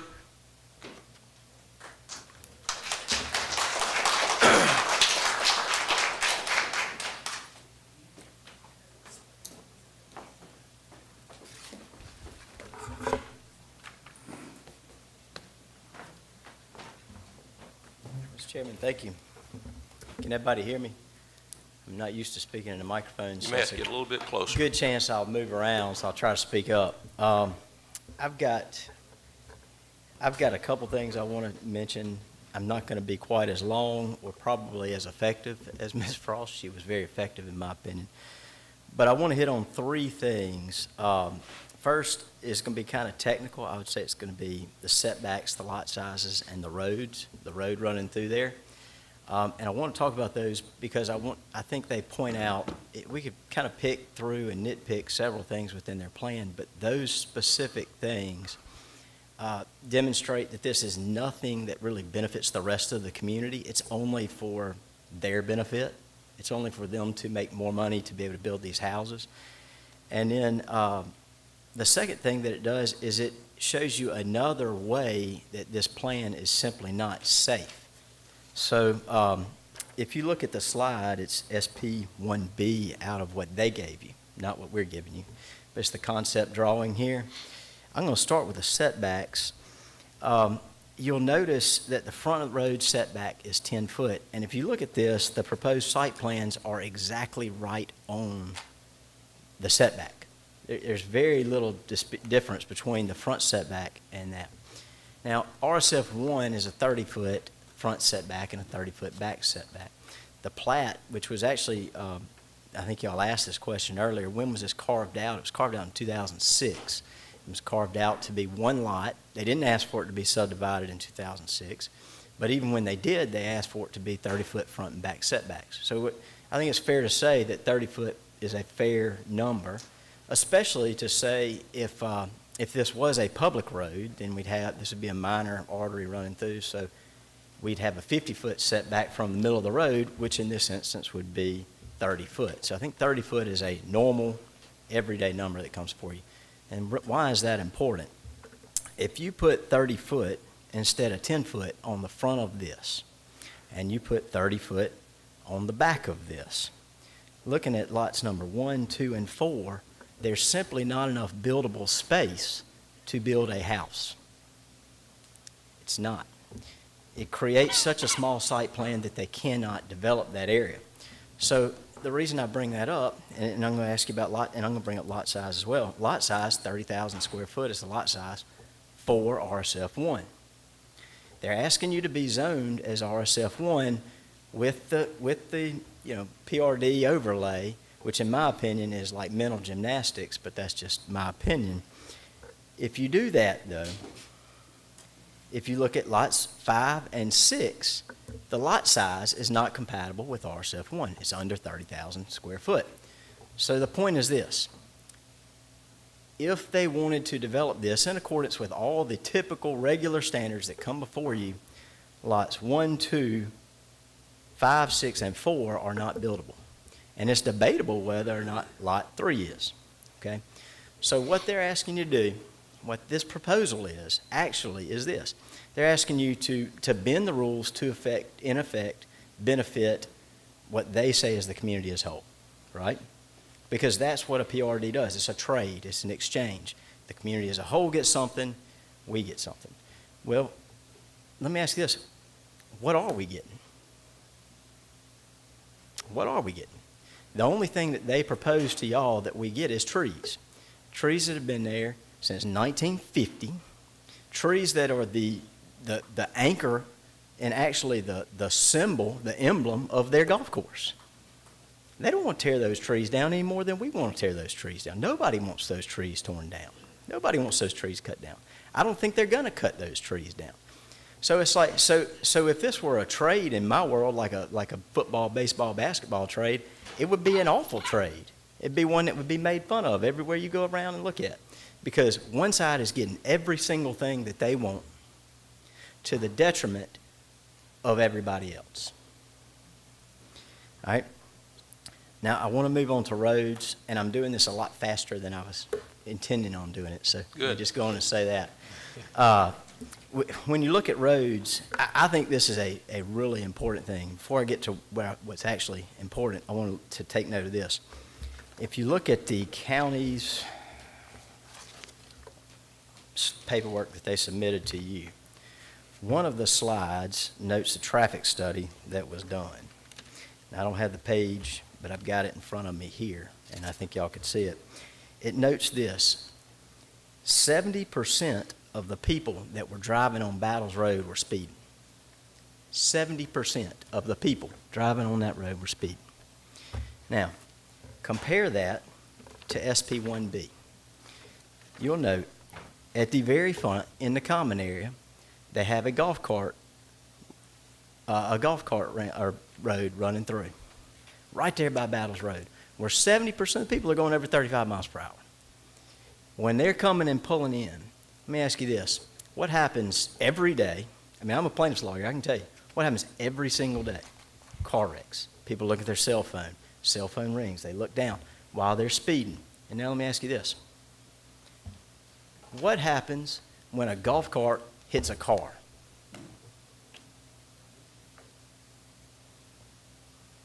I think we all know the answer to that. So how in good conscience can we look at this and say all the facts demonstrate that this is still a safe proposal? When we know the majority of the people riding through there, and I'm not talking about the other stuff, I'm talking about just that one point, could seriously cause a wreck and kill somebody. Now, with due respect to the rest of the road, because that's just the front, it's noted that they have it's a private road. I give them credit for that. It's a private road. But it's noted they have a 20-foot right-of-way with a 14-foot road. So I looked at it and I said, well, what should I do with this? First thing I thought of was a case that I have in Orange Beach right now. The average fire truck, just so you guys know, is 10 foot wide. The average Ford Taurus, mid-size car, is over 6 foot.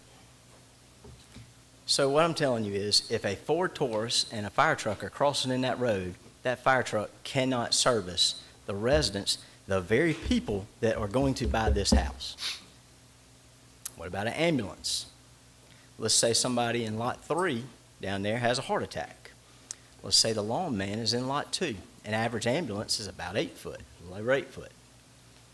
Actually, it's over 8 foot. It's almost 9 foot. A F-250 is almost 7 foot. So an ambulance will not be able to get to lot 3 to save somebody with a heart attack. And I'm telling you all this is not a hypothetical situation. It's happened right now in Orange Beach and Cypress Village. Same exact scenario. Ambulance couldn't get in because he was blocked by others because the road was too small. This is a community, a retirement community. People are wanting to move here because it's close to Thomas Hospital when they retire. How many of those people have a heart attack? Thomas Hospital has one of the highest, as far as I understand, has one of the highest cardiac treatment places in the county. That's not stuff that we're made up, and that's not having anything to do with golf balls. That's true safety issues, people's lives. And Mr. Boer, you asked a great question earlier. You said, what's the liability on that? Well, let me tell you, I respect Erin Fleming a lot. I've worked cases with her. She's a great lawyer. I think a whole lot of her. In fact, when she's on the other side, I'm usually not happy, all right? But I'll tell you this, I think it was interesting what she said. I couldn't find any cases that said y'all were liable. So I looked for cases that said you weren't. There's not any of those either. So what does that tell me? I'll tell you this. If grandchild of the owner of Lot 2 calls me and says I got hit in the head with a golf ball and I can't see or I'm dead, let me tell you what I'm doing. I'm suing the county. And this hearing right now is exhibit number 1 because you've all been put on notice of the safety of it. Every single person here that it's dangerous. Now, getting back to these roads, as I was going through it, I thought to myself. Can you start? wrapping it I'm up. getting close, I promise. As I was getting through looking at these roads, I thought to myself, well, why are they asking for 14-foot roads? Why not 20-foot roads? And it struck me. I said, well, you know what? The setback is tied to the road. So if they move it back, they've got to move the footprint of the setback back, right? So that means the house is closer to the fairway, which means, in essence, if the house is closer to the fairway, then we're putting more people at risk, right? So what they've done is they've said, we'll have a smaller road, move the house or close, and then people are at less of a risk maybe of getting hit with the golf ball. But you know what? Now they're at further risk of not being able to be serviced by our other providers. So what we have is a situation where at the attempt to make some people safe, we're making more people unsafe, or a different set of people unsafe. And so if you think about that, what does that tell you? It tells you, simply put, this just isn't safe. Because no matter what they're doing, somebody is not safe. So I think I've really hit pretty much everything else that I wanted to talk about, but I will say this, kind of in closing, I suppose. This is before you now. We talked about the history. I'm not going to say that, but how it was denied in Fairhope. But I do want to say this. When it was denied in Fairhope, the people of this planning district, of which I'm one, got together and said, well, how can we control development? How can we control development in this area? And we talked to the county, and the county said, the way that you control development is through zoning. It's the way you control development. So we got together, and we did what we were supposed to do, to have zoning for this area. And we did it because of this particular proposal. It was a different one, necessarily. I'm not telling you it was 6 lots, but this is why Planning District 19 exists. And Planning 19 came into existence in 2021. Here we are in 2023. You can't ride through there and tell me that anything's changed. Nothing. So this planning district was created so that we can control development. And here we are, and it's in front of y'all to give them the very request that created the planning district in the first place. And how does that make sense? How does that benefit the community who spoke very loudly and said, this is how we want our planning district to be? And so that's it. I just want to end with this. You guys have the opportunity to do the right thing, which is to note that this is an unsafe proposal. The approval was conditioned upon safety. I think Ms. Frost, especially on her own, showed you it's not, and I think my technical requirements showed you that as well. And so I'd ask you to deny the proposal as presented. Thank you. Okay, thank you. Carol Sullivan.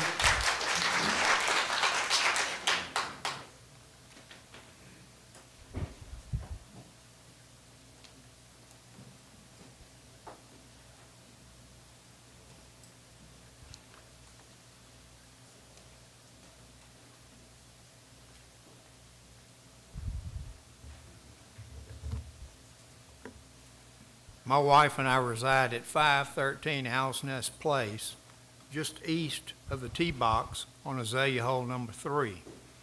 We are Lakewood members and golfers. I also practiced law in Mobile and Baldwin counties for more than 40 years. Please note and register our strong objection to the latest application of RSA for rezoning filed in March 2023, requesting 6 houses and a dangerous road to be constructed in the middle of Lakewood Golf Course in the buffer area between Azalea Holes 2 and 3. Twice before, RSA proposed a very similar plan to the Fairhope P&Z. Both times it was rejected by a vote of 7-1. The basis for both decisions given by the Fairhope P&Z was the unsafe road to be wedged between 2 fairways. The commissioners talked about golf balls blasting out car windows and injuring children playing outside, such as in the common areas. While the most recent application contains 6 houses as opposed to the 10 presented before, the number of houses is beside the point. Regardless of the number of houses, the proposed road remains dangerous. Just look at it. It's in the middle of two fairways. RSA's golf architect, Clyde Johnston, who is biased due to his working with RSA on a number of projects before this one, refers to the 6 home sites in his 4-page report. You have his 4-page report. He refers to 6 home sites, but never once does he address the issue of the dangerous road, and neither does his friend Michael Huzzard.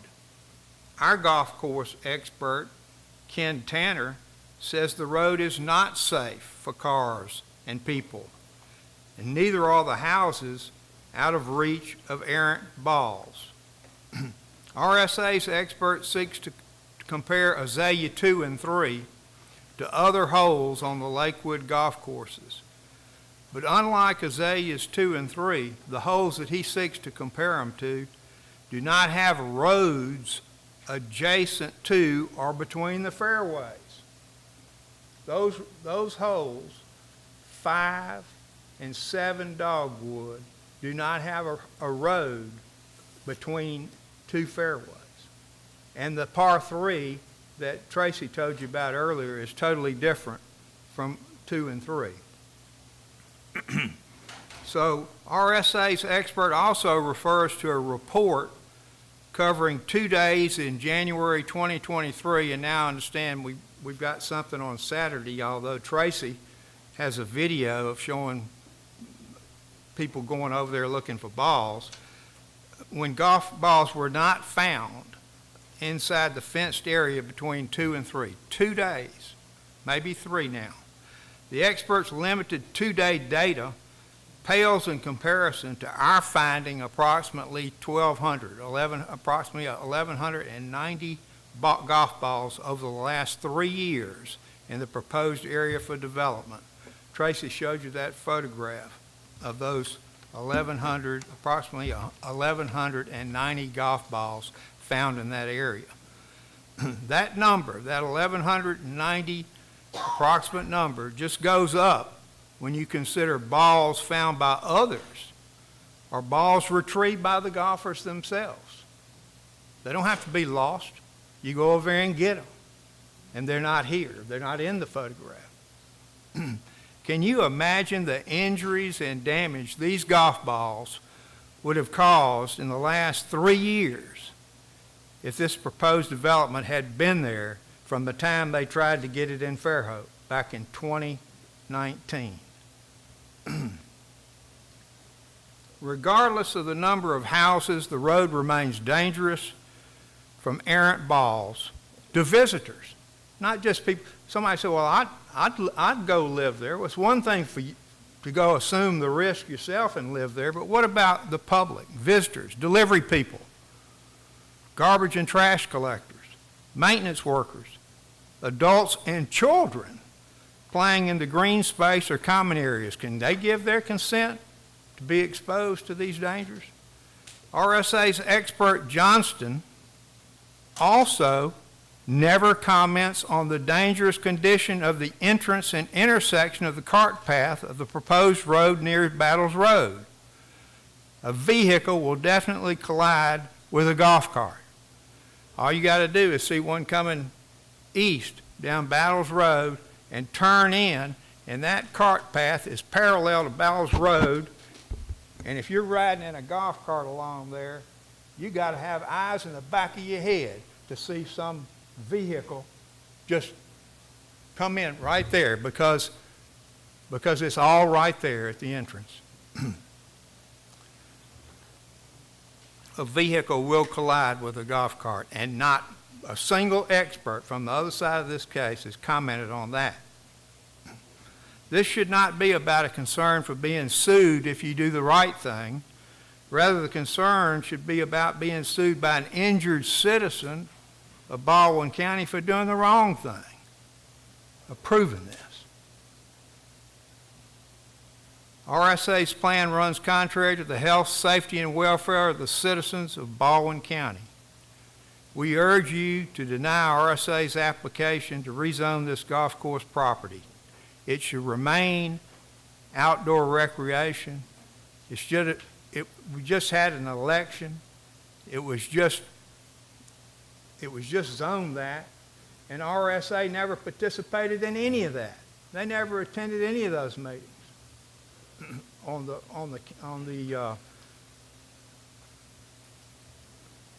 the zoning. It was unzoned for many, many years, and it just got zoned. And so now we're having this, and it's dangerous. It's dangerous, and we ask you to keep it outdoor recreation, which is what it's been since 1947 when that golf course was built. Thank you. Thank you, sir. Okay, that's all I had signed up in opposition. Ms. Curry, do y'all have anybody on your group that wants to speak in rebuttal to it?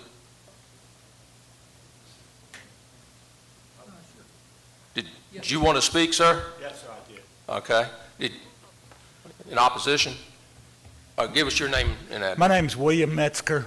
Okay. I'm a registered professional engineer in traffic. I have over 40 years experience in traffic and safety design. I'm retired from the state of Alabama, but City of Mobile. I'm an RSA member, and just watching tonight, I'm here on another case. But as far as the roadway design, the issues, the emergency vehicles, the dangerous design of the pedestrian crossovers, it's just extremely dangerous. And although I highly support RSA and everything, this is just so dangerous, I just felt like I needed to comment that I totally agree that this needs to be denied. Okay. And that's all I have, sir. Thanks, sir.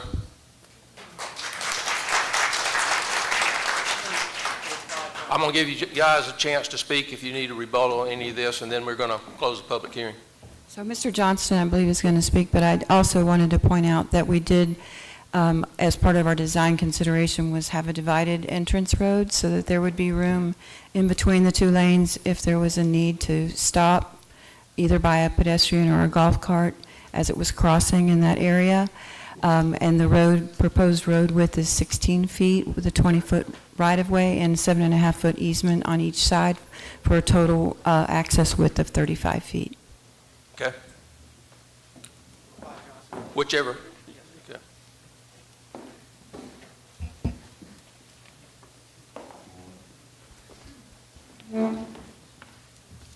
Good afternoon.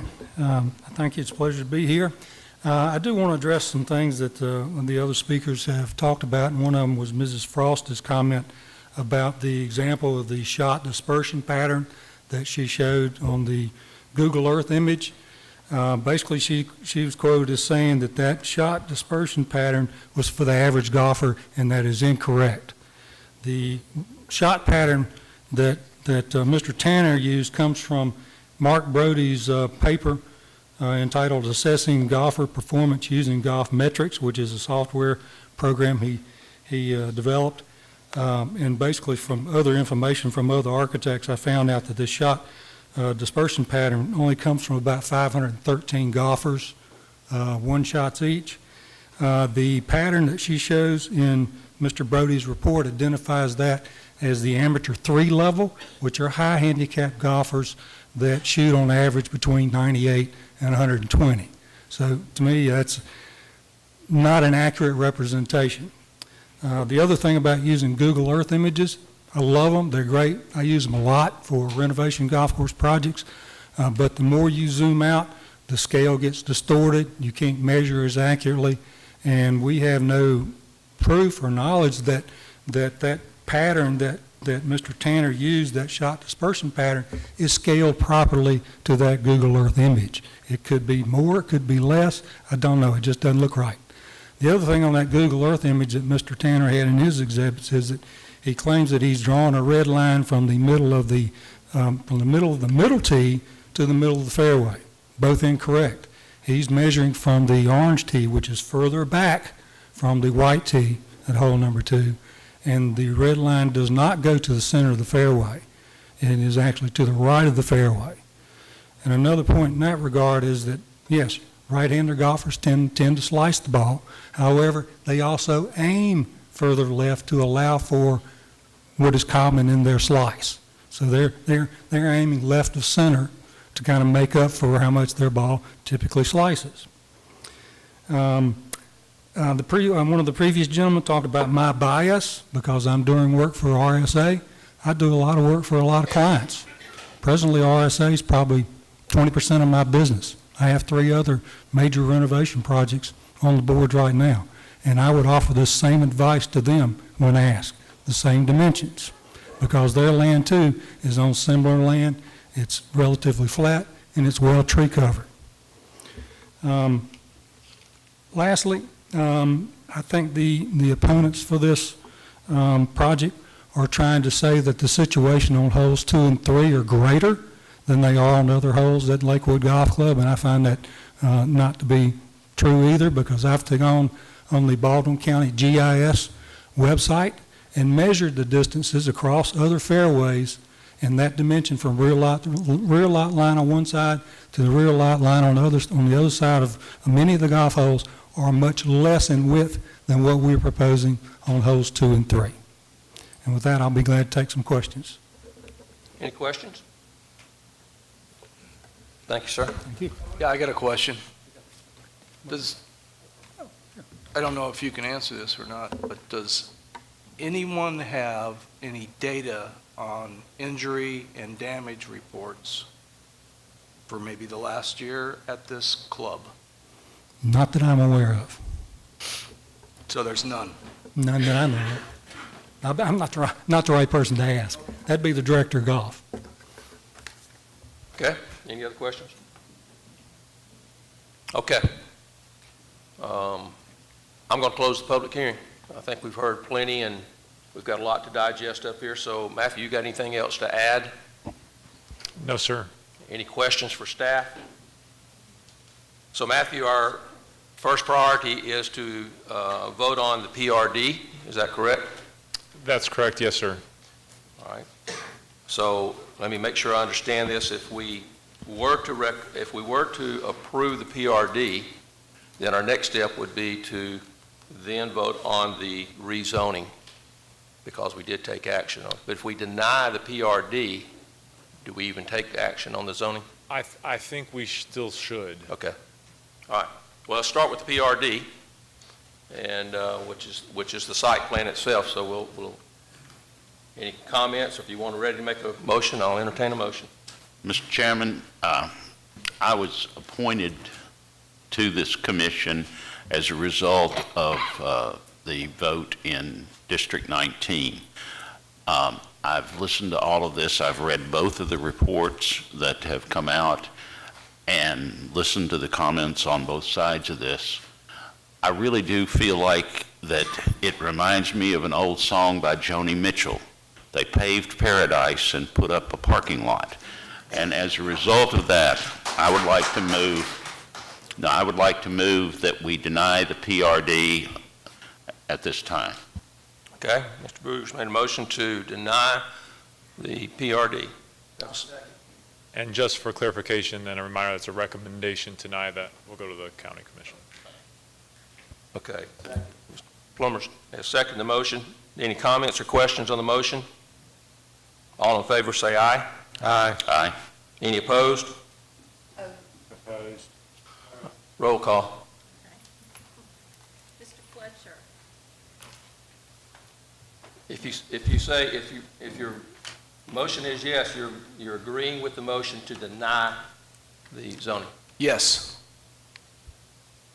So you're voting in favor of the motion? Okay. Ms. Barnett? No. Mr. Boer? Yes. Mr. Siebert? Yes. Mr. Mullet? No. Mr. Paget? Mr. Tonsmeyer? Yes.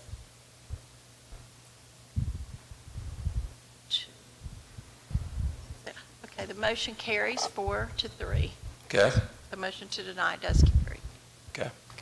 All right. So with that, then I would entertain a motion on a recommendation to the county commission for the rezoning from OR to RSF1. Mr. Chairman, I would again propose that we recommend to the county commission that we deny the zoning request on this issue. Okay. Mr. Weir's making a motion that we recommend the county commission to deny the rezoning request. Do I have a second? Seconded. Okay. Mr. Seibert seconded the motion. Any question or comments on the motion? All in favor say aye. Aye. Any opposed? Okay, so that was Ms. Burnett and Mr. Paget. Is that right? Motion carries. Okay.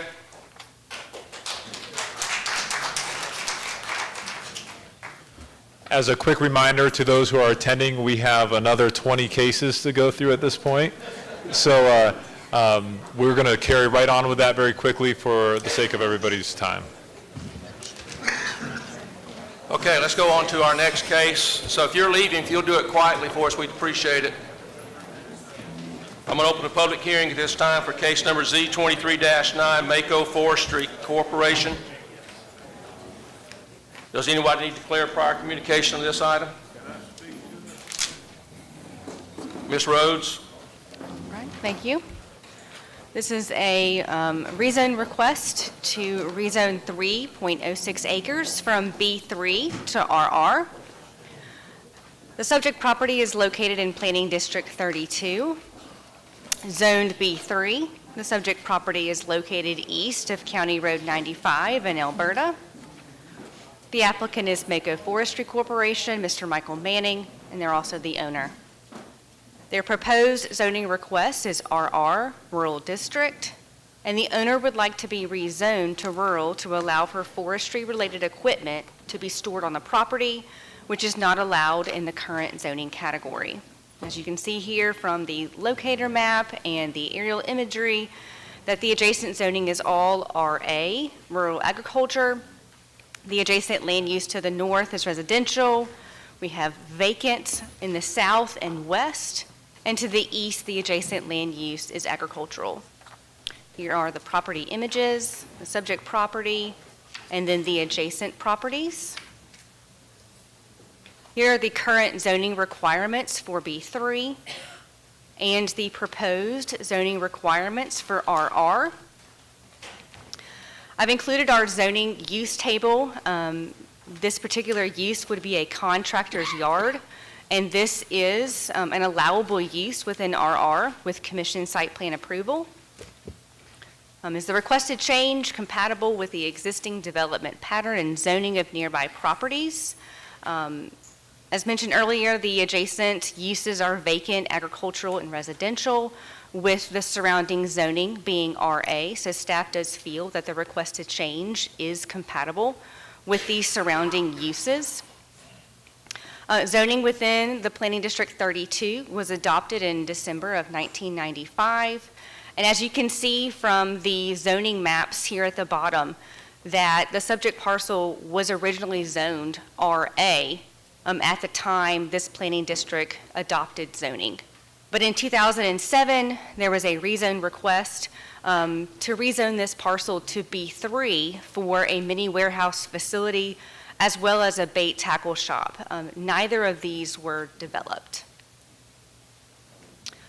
In regards to the master plan, a future land use designation of commercial has been provided for the subject property, and approval of this rezoning would result in an amendment to the future land use map to agricultural. I'm going to quickly go through these. We did not receive any agency comments regarding this rezone request, and staff recommends approval. And with that, I'd be happy to answer any questions you may have. Any questions for staff? Mr. Chairman, the only question I have is in environmental conditions that are there, does that include fuel tanks that may be there for the vehicles? I am not sure about that, but the applicant is here and could answer that question. I believe it is just machinery, but they'll be able to clarify that for you. Any other questions? Okay. Thank you, Ms. Rhodes. I have no one signed up, correct? Okay, is anyone here to represent this application? You want to speak? Yes, sir.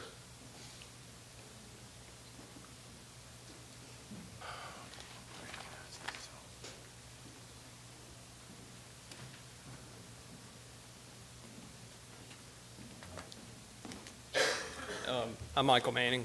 I'm the owner of Mako, and as far as the fuel tanks goes, that's something we've considered. As of right now, it's not our plan as of yet. Really what I'm looking for currently is just to basically have a building structure that I can put my equipment in. I've got some of it that doesn't have security features on it, and so I need to be able to lock it up. That's my main purpose of it. Now, down the road, when we do actually a site plan, I am going to have them look at the possibility of, if we put fuel tanks in there, what would be required, that sort of thing. Okay. I'm going to close the public hearing. Mr. Chairman, I make a motion that we recommend approval. All right, Mr. Bias made a motion to approve. I'll second it. Mr. Mullick has seconded the motion. Any comments or questions on the motion? All in favor say aye. Aye. Any opposed? Motion carries. All right, we'll open the public hearing now for case number Z23-11, Torres property. Anybody need to declare any prior communication on this item?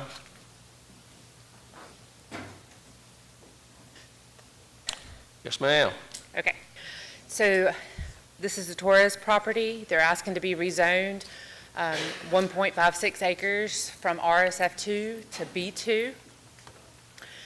The subject property is located at 19089 Leonard Vaughn Lane in Fairhope. The applicant is Moore Surveying, Seth Moore, and the owner is George Torres. The owner would like to rezone from RSF2 to B2 to allow for a future expansion of a parking lot for the adjacent restaurant. Here's the locator map and the site map. The property images of the subject property, the adjoining property to the south, the adjoining property to the north, and the property across the street. Here's the current zoning requirements and the proposed zoning requirements. Real quick with the staff analysis, factor 1 encourages an approval of the rezoning requests due to the established commercial business development pattern in the area near the intersection of Greeno Road and Twin Beach Road. And the rezoning is appropriate for the area. Factor 3 just talks about the future land use plan. And factor 6, the rezoning request due to the continued development pattern along this intersection at 181 and Twin Beach.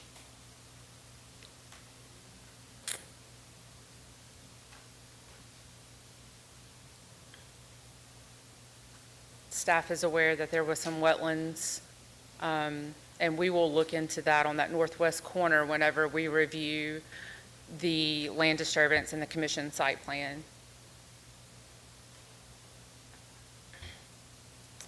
So other matters which may be appropriate, a restaurant is allowed by right under the B2 zoning designation. An additional restaurant parking would be allowed by right with the commission site plan approval. The applicant would have to do a common move of property line and come back in for a commission site plan approval to do that expansion of the parking lot. We didn't have any agency comments, and we recommend approval, and I'll answer any questions that you may have. Any questions for staff? Crystal, can you refresh our memory? What was the case we had concerning this property last month? So last month was a landscape buffer on the north side because they had wetlands on the north side, Okay. but that was actually the parcel that fronts on 181. That was not this parcel. Okay. It's the parcel I where knew the there was restaurant's something around located. here, and I was trying to remember exactly what the relationship was. Any other questions for staff, Ms. Burnett? The lot line, is it going to just be moved or removed? To my knowledge, I think they're just going to move it, kind To of where? turn it to where they have enough room to add parking in the back. I don't think they're going to utilize that whole entire parcel, but the applicant's here and they can explain that a little better. Well, when they move the lot line, will it reduce the size of the lot? It will increase the size of the lot where the restaurant is, and it will Yes. reduce the size of this parcel. But it would still meet minimum lot requirements. Okay, that's my question. Yes. And the other question, I'm sorry, who does the site plan review on this, a parking lot? Would it come here, or would y'all do it? So that would come back before the commission for a commission site plan approval, whenever they put in the additional parking. Thank you. Any other questions? I have a question on the wetlands. In our packet, one of these maps shows orange. Are these jurisdictional or non-jurisdictional wetlands? They're on the subject property, they're on the northwest. Yes, that is jurisdictional wetlands. I had a wetland delineation done on one of the variance cases. Okay, so this is not to deal with this, but it looks like this restaurant is built in a wetland. That may be beside the point, but I guess that the parking lot, if we're coming back here for more parking, does that limit where the access to be on the south edge of that, or how is this Yes, sir, so proposed they to will work? definitely have to be on the southwest corner with the new parking and stay off of the wetlands. And one more question, if this, I'm gonna say we move a lot line to make this a bigger lot that includes parking in the back, what does that make for us bringing this front lot into conformity of any sorts? They will be in conformity. If they do the common move of property line and add the parking, then they will be. But let's keep in mind that we're rezoning this site and both parcels will be zoned the same. And once they move the line, they'll have to go through back in for it. staff to make sure it meets, both lots meet the requirements if they in fact make two lots. And then we'll get to see the site plan. That'll be something we can address further down. But right now, we're just dealing with the rezoning. Any other question, comments? Seth Moore, do you want to, I know you signed up to speak on this. Do you want to? Yes, sir. My name is Seth Moore with Moore Surveying. To answer some of Mr. Mulick's questions, yes, they did a wetland study on the other when we were asking for the buffers. In this lot that we're talking about rezoning, along the western line, there are some wetlands. But of course, whenever they do the parking lot, they'll have to adhere to the buffers, which, that's something they'll have to take care of. Lot line talking about, we're either going to move it to where it's, either take it totally out or to make sure that the resultant parcel will, meet the zoning requirements. Okay. Any questions, Mr. Moore? Thank you, sir. Thank you. All right. Crystal, you have anything else? No, sir. Anybody have any questions? I'll entertain a motion. Mr. Chairman, I'll move that we recommend... By the way, this is a recommendation of the County Commission. Yes, I move that we recommend to the County Commission approval of this zoning. Okay, Mr. Boogers made the motion to recommend approval. Seconded. Mr. Seibert seconded the motion. Any question or comments on the motion? All in favor say aye. Aye. Any opposed? Okay. Go to our next item. We'll open the public hearing now for case number Z23-12. This is the Scopelites property. Does anybody need to declare any prior communication on this item? Ms. Rhodes?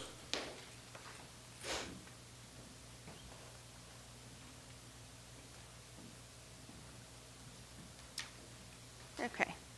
This is a rezone request to rezone the west 205 feet of Lot 2 from RSFE to B2. The subject property is located in Planning District 37 and zoned RSFE. It's located east of Bishop Road and north of Gafer Road Extension. In Fairhope, the current uses of the property are vacant and residential. The total acreage of the property is 4.6 acres. The applicant is Seth Moore, and the owner is James Scopelides. The proposed zoning is B2 Neighborhood Business District, and the owner would like to rezone a portion of the property to commercial for office warehouse use, which is not allowed in the current zoning category. Here's the locator map and the site map. You can see that the adjacent zoning to the north and west is RSFE. We've got residential land use to the north and vacant to the west. To the south, we have RA, which is vacant. And then to the east, the adjacent zoning is RSF1, and it's residential. Here are the property images, the subject property, and the adjacent properties. These are the current zoning requirements for RSFE and the proposed zoning requirements for B2. I also have the zoning use table in here showing that an office warehouse is an allowable use within B2 with commission site plan approval. In regards to the staff analysis and findings, is a requested change compatible with the existing development pattern and the zoning of nearby properties? So I've mentioned this earlier, the current zoning is RSFE of the subject property, and then we have residential and commercial surrounding the subject property, and then also the city limits of Fairhope, and their zoning is R4 and R3. The adjacent land uses are residential and vacant. We do see commercial development at the intersection of Bishop Road and Gafer Road Extension, and this will display a transition from that more intense use at that commercial node to less intense uses. And a less intense commercial use is likely an appropriate transition from that commercial growth at the commercial node and then the existing residential developments, so staff feels that this requested change is compatible with the surrounding uses. Zoning within this planning district recently came into effect last year, and it was zoned RSFE at the time. In terms of the master plan, the subject property, like I said before, was not zoned at the time the master plan was released, so there was no future land use provided. Approval of this partial rezoning would result in an amendment to the future land use map to commercial and residential for the subject property. Going down to factor number 6, is the proposed amendment consistent with the development patterns in the area? So I've mentioned this earlier, the surrounding land uses are residential and vacant. The purpose and intent of B2 zoning, which is neighborhood business district zoning, is to provide a limited commercial convenience facility that would service nearby neighborhoods. So we had commercial development at the southwest portion of the subject property, near the intersection of Bishop Road and Gafer Road Extension. That's where we find more of our commercial node, and then the owner is going to rezone a portion of this parcel. So this transition would support the purpose and intent of the neighborhood business district. Other matters, this is the portion of the lot that is requesting to be rezoned to B2. Agency comments, we received no written comment at the time this staff report was written.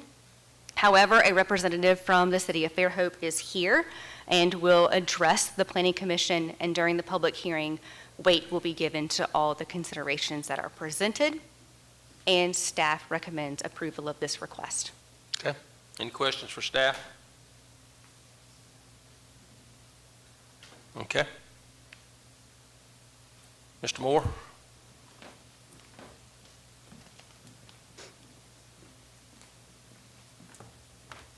Thank you.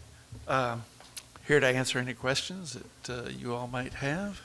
Seth, I have one. Yes, sir.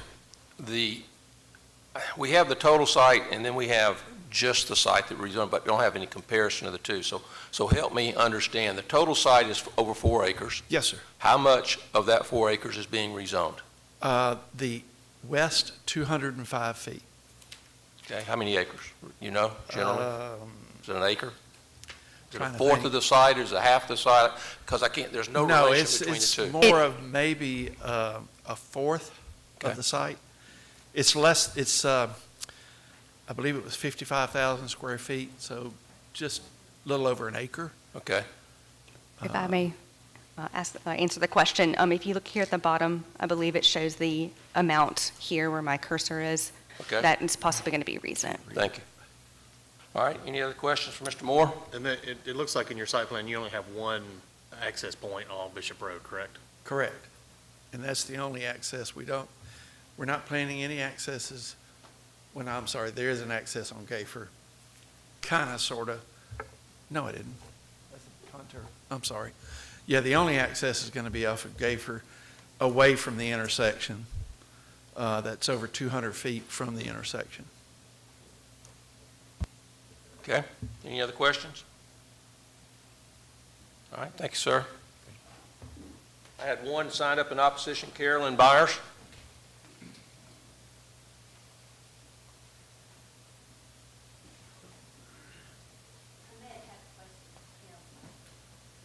Will you ask us, and we'll see if we can get an answer for you. I'm Carolyn Byers, Carolyn Plump Byers. That intersection that intersects Bishop and Gayfer, there's no commercial at that intersection at all. From where Bishop Road starts at Dyer Road, all the way, thank you, all the way across to Booth Road, a continuation of Bishop.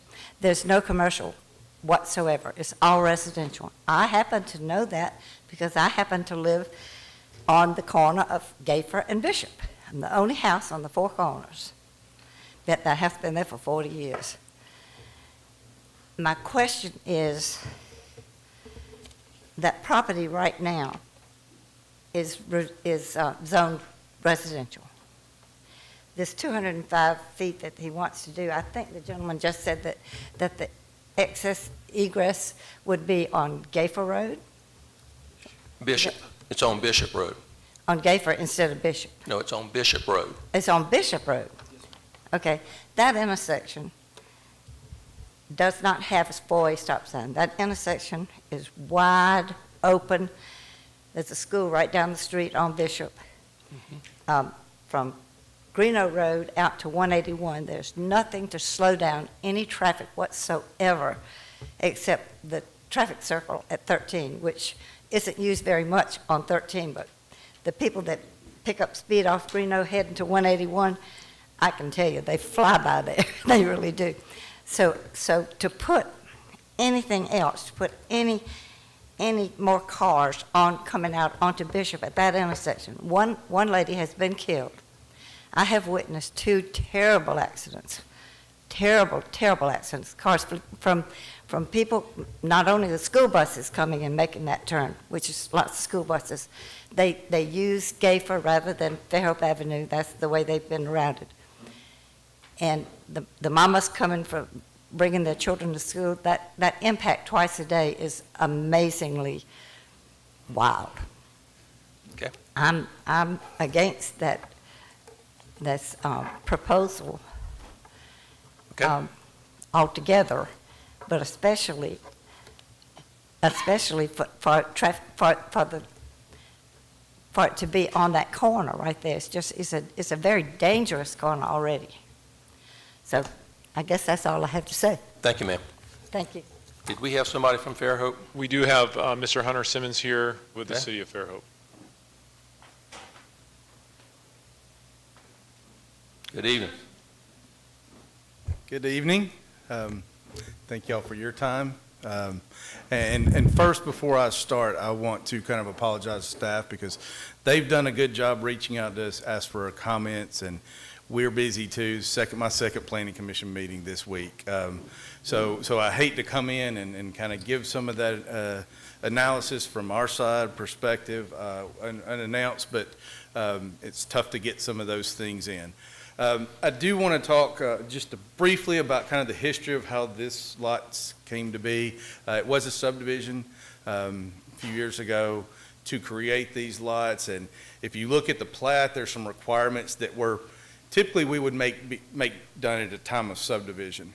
we put waivers on these and kind of let things be installed at time of vertical construction, and a lot of working with people, because it was said that these are intended to be 2 lots for children to build their home on. That's neither here nor there for the purposes of this zoning request. We don't lock that in. It didn't have zoning.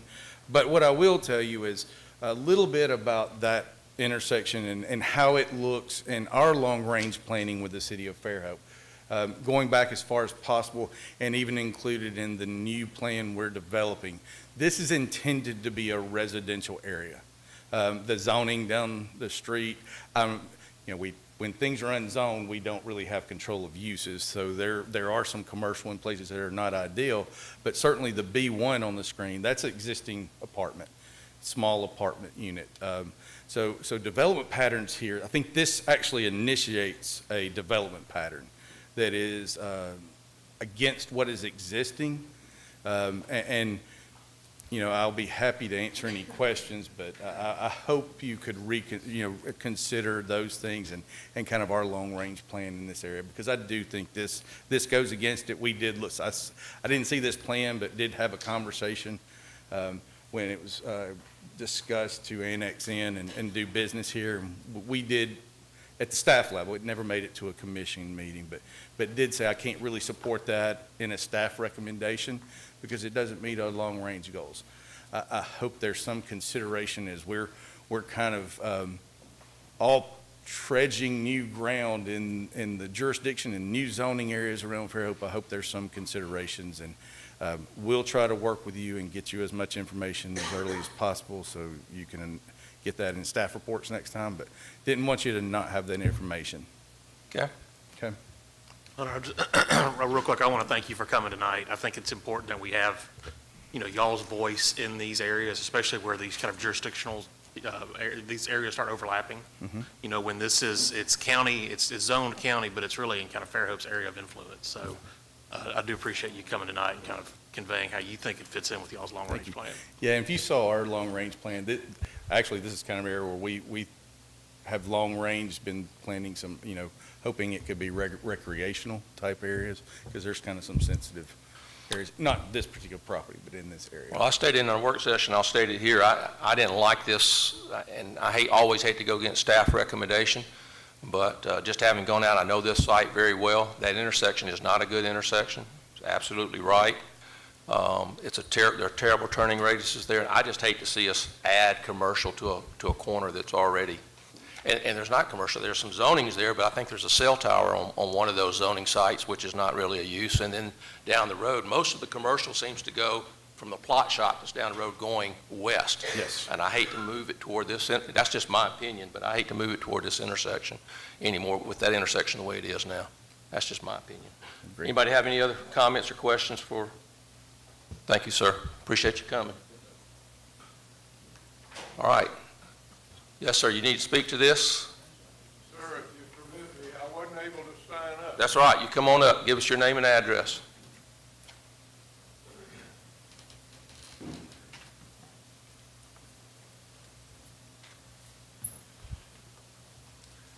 My name's John Parker. My wife and her brother own the property just to the south, across Gayfer Extension from this subject. And we have developed concepts of the development of that land.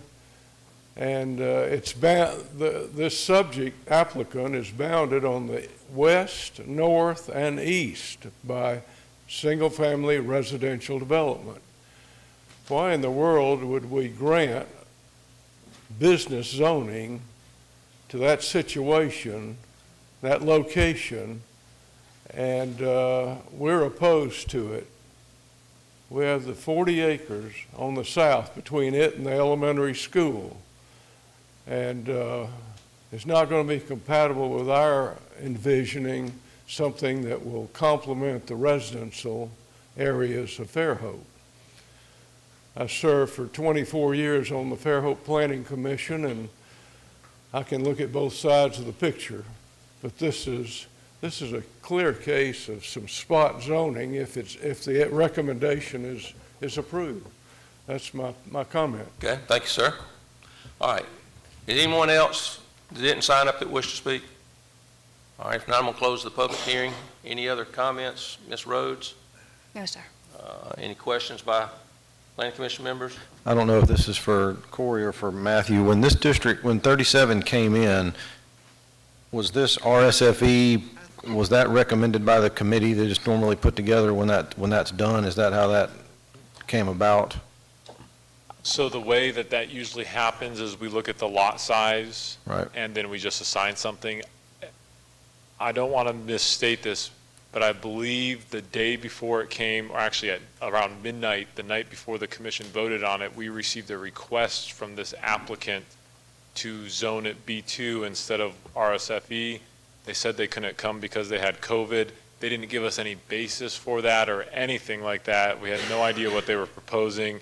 And with that limited information, we briefly mentioned it to the commission, but there wasn't enough information to make any type of decision. So we just said, well, let's leave it as RSFE, and they can come through the normal rezoning process.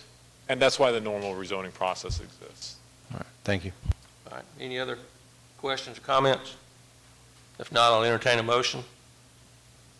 Mr. Chairman, I make a motion, we recommend denial. All right, Mr. Bice has made a motion to recommend denial to the county commission. Seconded. Was that Mr. Seibert has seconded the motion? And Mr. Chairman, let me add to that this is on the basis of it being incompatible with the existing neighborhood. Okay. Any questions, comments on the motion? All in favor say aye. Aye. Any opposed? Motion carries. All right. We'll open the public hearing now for our next case, which is SV 23-01, Ducklings Tiny House Community Variance. Does anybody need to declare any prior communication on this item? Mr. King? Good afternoon, Mr. Chairman. Good afternoon, Commissioners.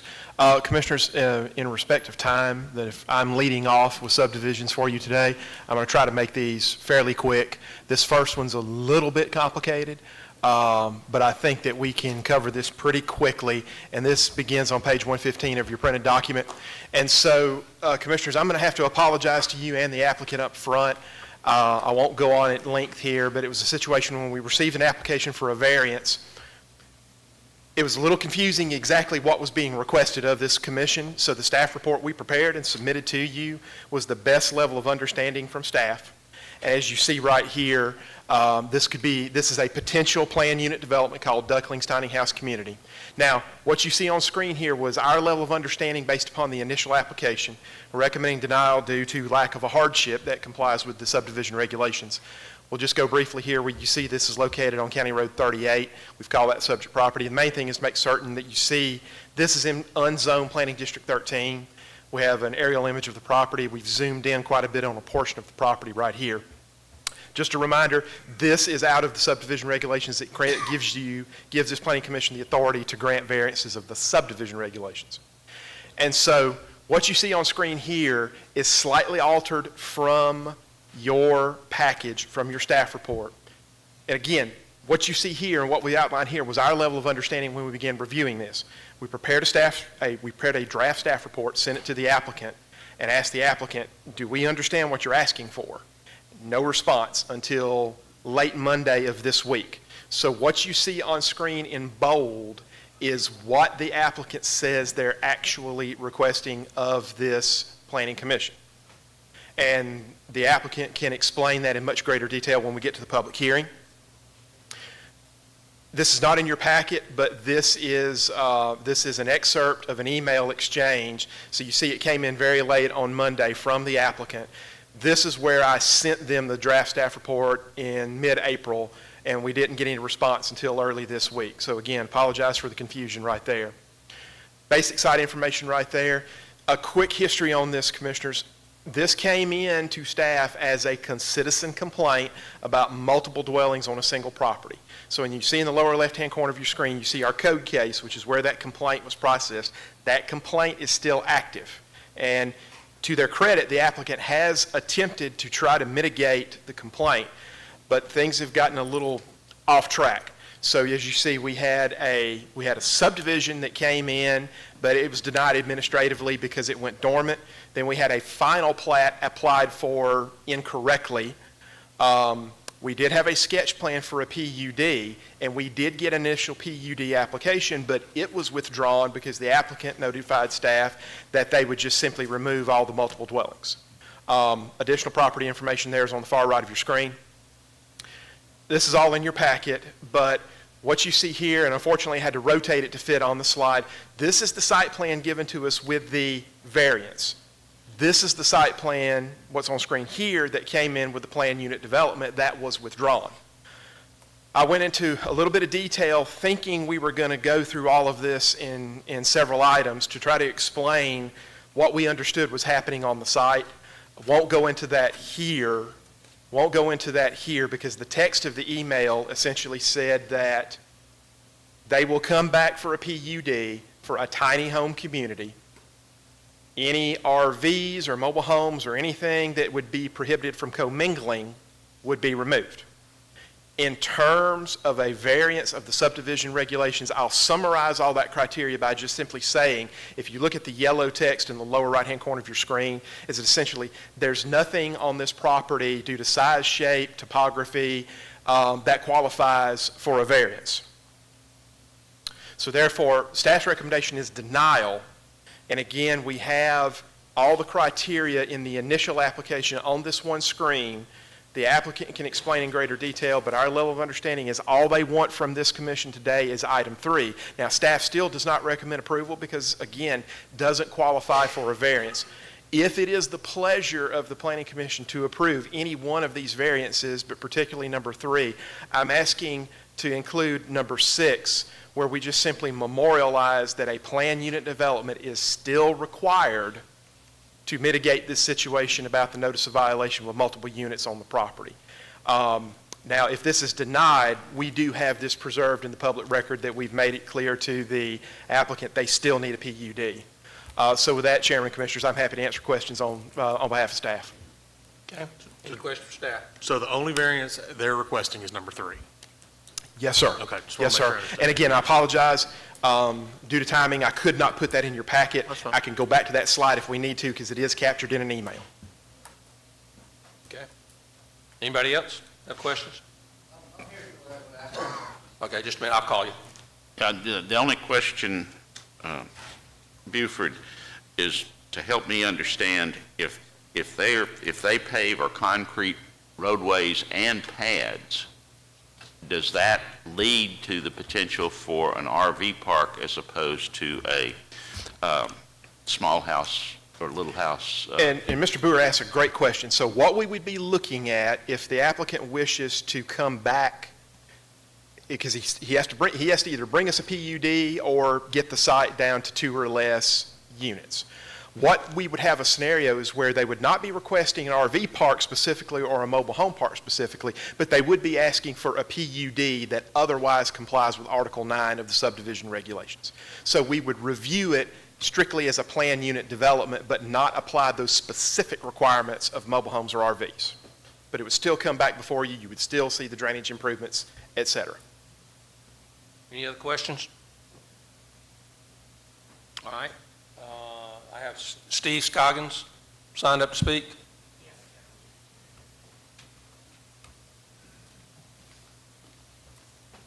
And Mr. Chairman, if I may, just for our audience, because I went through that super quickly, understand that the Planning Commission is not considering approval of a development today. Right.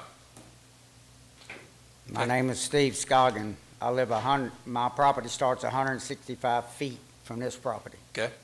They already have a home, a mobile home, and a dozen campers on site already. Right. And I'm in disagreement with that. This property's on the Blackwater River. They have about 7 good acres of land to make a subdivision. There's no city sewage, and I thought that was the thing, to have multiple homes, you had to be on city sewage. And of course, there's no paved or concrete roads. Okay. All right. Thank you, sir. And then I have Michael Aaron. Michael Aaron. Okay, and you want to speak?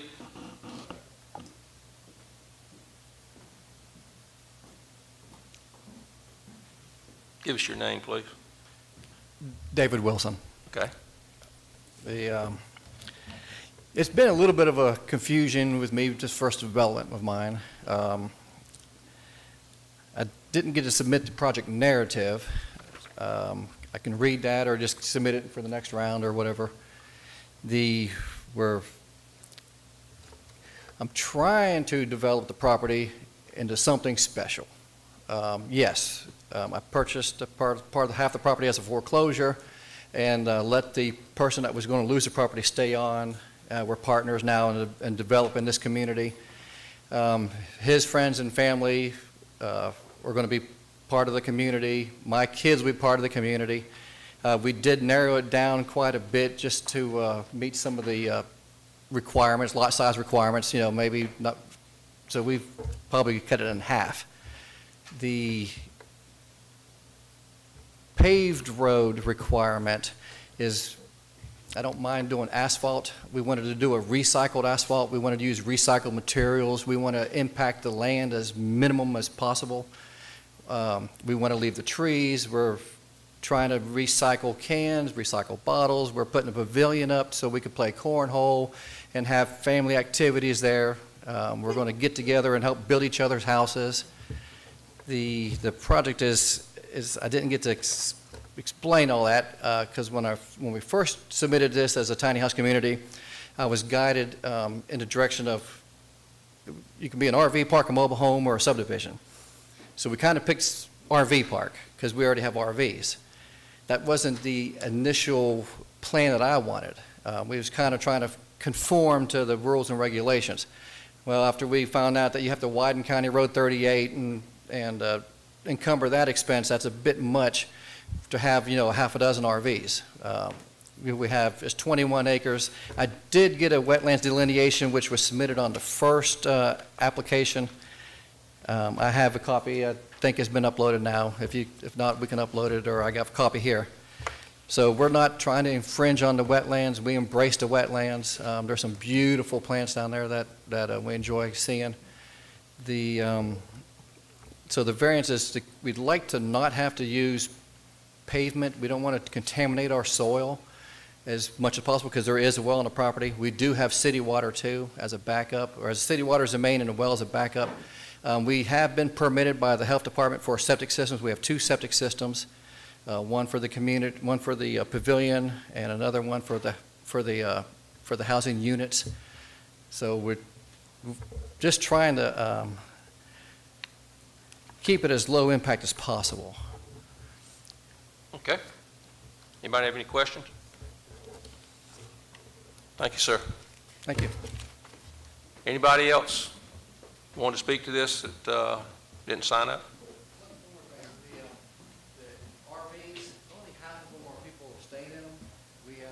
I buy and sell cars and RVs. Sir, speak into the microphone, please. Sorry about that. We're recording the meeting, Sure. and we won't be able to hear you.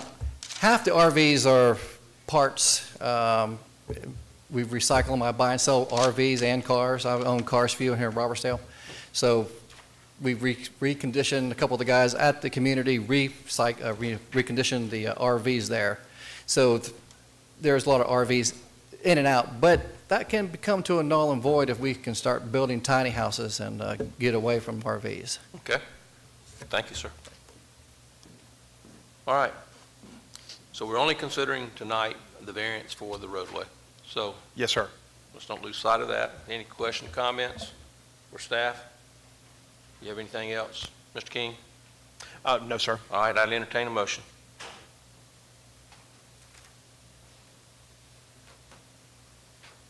Mr. Chairman, I make a motion that we deny the request due to the lack of a hardship. Okay.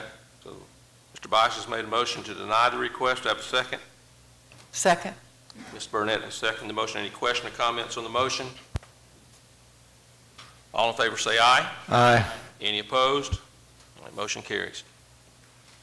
All right, let's keep moving along. We'll open up now public hearing for case number SD 23-4. This is lot 56, Magnolia Estates. It's another variance request. Does anybody need to clear any prior communication on this item? Mr. Chairman, I'm going to recuse myself from this case. Okay, Mr. Bice is going to recuse himself. Mr. King? Thank you, Mr. Chairman, Planning Commissioners. So we have, I'll try to do this very quickly, Commissioners. This is a very simple situation. Essentially, what we have is you'll see a sample of the recorded plat. That's Lot 56, and that's of Magnolia Shores subdivision. And we have a situation where here we're just simply showing the location of property along County Road 24. You see the subject property marked in blue there on the far right side. Here's the full subdivision plat. We're zooming here on Lot 56. And so a home is constructed on this property, and the home is finished. It was properly permitted. What D.R. Horton discovered is that when the home was constructed, it very minimally encroaches into a side setback. Out of an abundance of caution, D.R. Horton is essentially wanting to make certain that the homeowner, when they purchase the property, they don't run into any title issues. So what they're asking of us is that essentially, and again, this is your authority to approve subdivision variances. So essentially, basically what we'll do here is spread among the minutes of this meeting that will memorialize that that structure was constructed with a minuscule encroachment on Lot 56. That we memorialize that a plot plan was done by the surveyor of record, as you see up there. And essentially what may happen here is to fix the problem is that they may need to do a replat of that lot just for that lot to very minimally move that setback line to make certain that homeowner does not have any title issues. Chairman, this is such a minuscule request. There is no need to go through all the criteria because this is such a de minimis situation, but I appreciate them looking out for their customer and making certain that we have the ability to sign a replat. But because this is not zoned, we don't have the ability to take it to the Board of Adjustment and ask for an encroachment. So therefore, you've got to move via replat that setback line. So that's the request, and I'm happy to answer questions on behalf of staff, commissioners. Is there a home on Lot 57? I'm going to look and see. Commissioners, I apologize. I did not put an aerial image in here. We have representatives from D.R. Horton who can answer that. Normally I put an aerial image in here for the sake of simplicity and to do this quickly. I didn't do that. In my planning days, this county made me re-subdivide the lot one time for 2.5 inches. Yes, sir. Yes, So, sir. I would I think recommend that on this. I thought it was harsh on the county's part then, and now I'm sitting on this side of the table. I would not recommend that. I think that was a terrible call.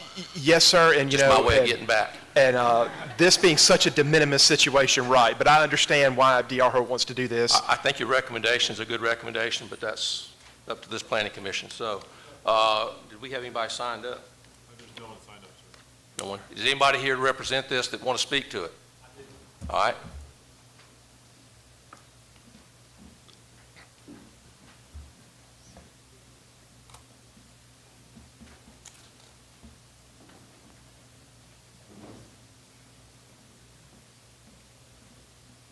Good evening. My name is Billy McLopus, and I represent D.R. Horton. Okay. This is his very uncommon situation. I've been in front of the board once 4 years ago, and probably the 4,000 houses we built is the second time this has ever happened. I just want you guys to know that we have strict policies implemented in order to prevent things like this happening, due from the last one we had to deal with. The way that this happened was we had a form survey completed, found out that the house was out of square. When we had the contractor come back, the contractor adjusted the form of the house, caused the encroachment to go back. In between that period, we had a staff change. A different superintendent came in and did not know that the second form foundation needed to be done or was done, and that's how we ended up in this situation. The buyer that owns the house, the current owner of the house, he's not here. Came in on his behalf and on behalf of D.R. Horton. He is fully aware of what's going on. The reason that we found this was he opted to waive his survey right. When he purchased the home, his mortgage didn't require it, title didn't require it, but we had a survey done, and I found out that we had an encroachment, and I felt obligated on behalf of D.R. Horton to make right by this guy. Wanted to make sure that when he goes to convey the property to the next owner, if possible, that they have clear title. Okay. So if you have any questions, I'm more than happy to answer. Any questions? Thank you, sir. All right, thank you. Anybody else that didn't sign up that wished to speak? I'm closing the public hearing. Mr. King, you have anything else? No, sir. I said too much already. I'll entertain a motion. I'll make a motion that we recommend approval for the variance, subject to staff's Make a conditions. motion to approve the variance. Do I have a second? Mr. Padgett, second the motion. Any question, comments on the motion? All in favor say aye. Aye. Any opposed? Motion carries.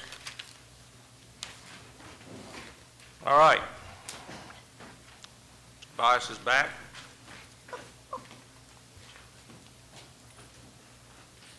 We'll open the public hearing now for case number PUD 23-01 and CSP 23-03, which is the Brinks Willis Mobile Home Park. Does anybody need to declare prior communication on this item? Okay, Ms. Booth? Good evening.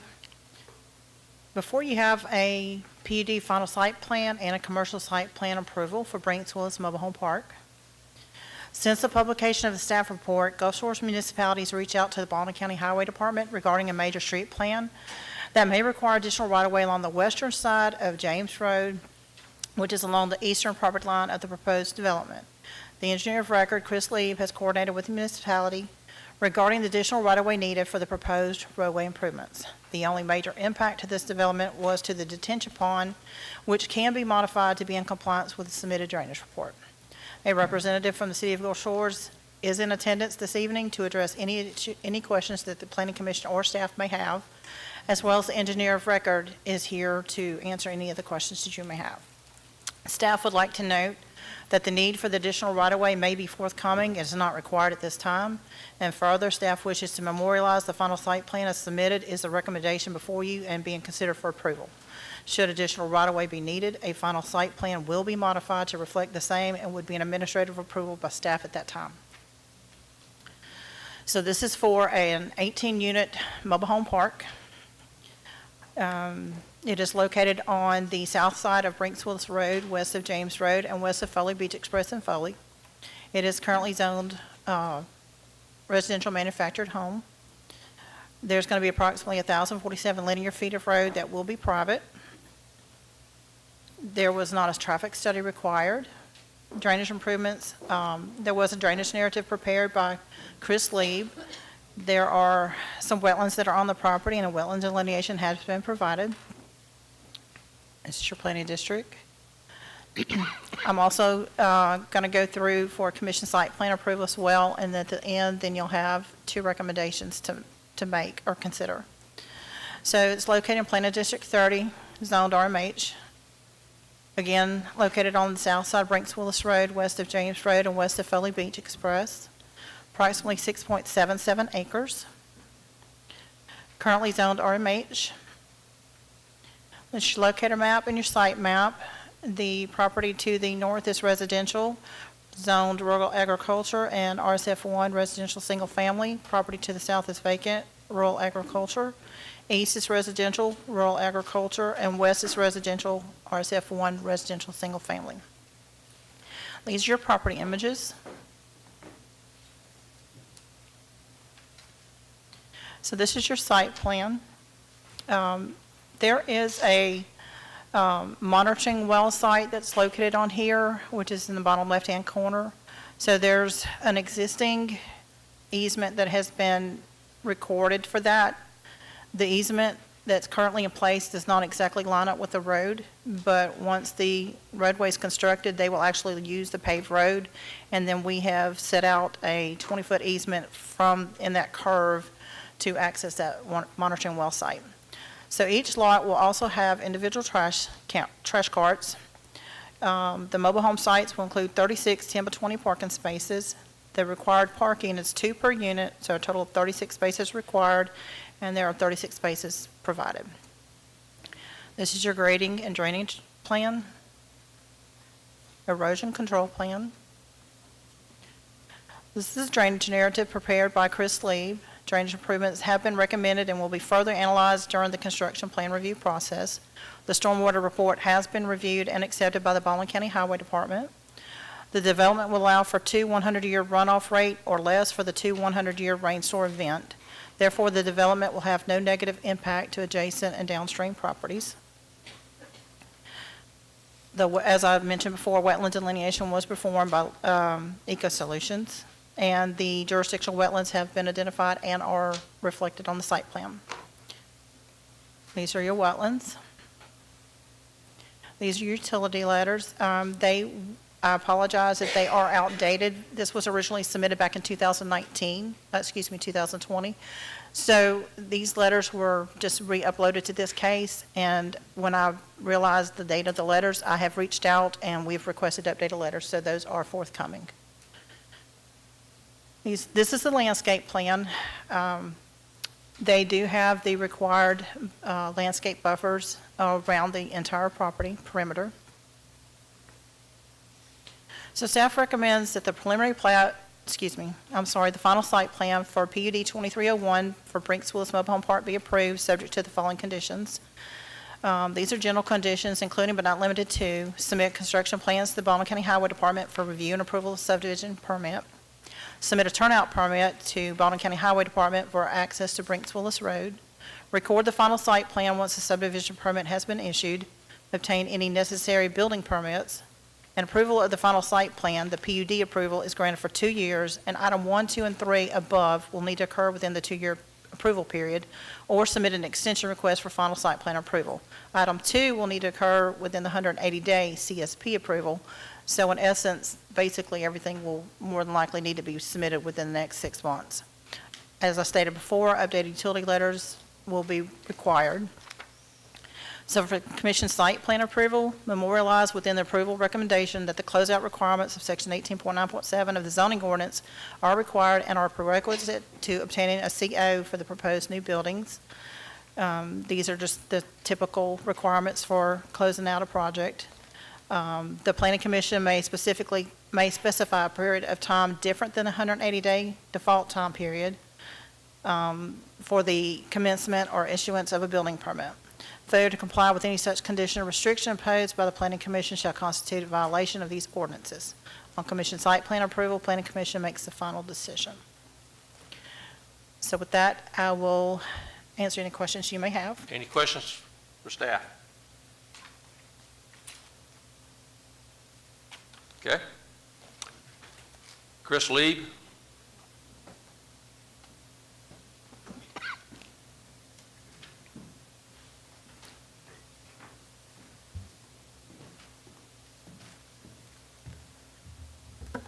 Good evening. I'm just here to answer any other questions that you may have. I think Mary did a good job presenting what we have. Mary, can you go back to one of the site plans? Chris, I was trying to kind of diagnose this and understand. There's kind of pixelated in our packet. How many sites are there total? 18. And what are the I guess the hatched? The hatched areas are showing the where the septic field lines are going to be, and the reserved areas for those septic lines as well. And in addition to that, Chris, if I remember right, it was not in our packet, but I think I looked. You have another slide, maybe it's the one I'm looking at right now, that you have sites for 100% expansion. Is that right? Separate field pads for Yes, for that the is expansion? correct. We have nine septic fields and 9 expansion areas. That's a requirement from the health department. Okay. And we've got health department approval for what we're showing. You have? Yes, sir. Okay. Any other questions for staff? I mean, not for staff, but for Chris. He just will be on staff. He's here every month. All right. Thank you, Chris. Yes, sir. Thank you. Mark Ackerman. Don't go far, Chris, because I may have a question after Mark talks.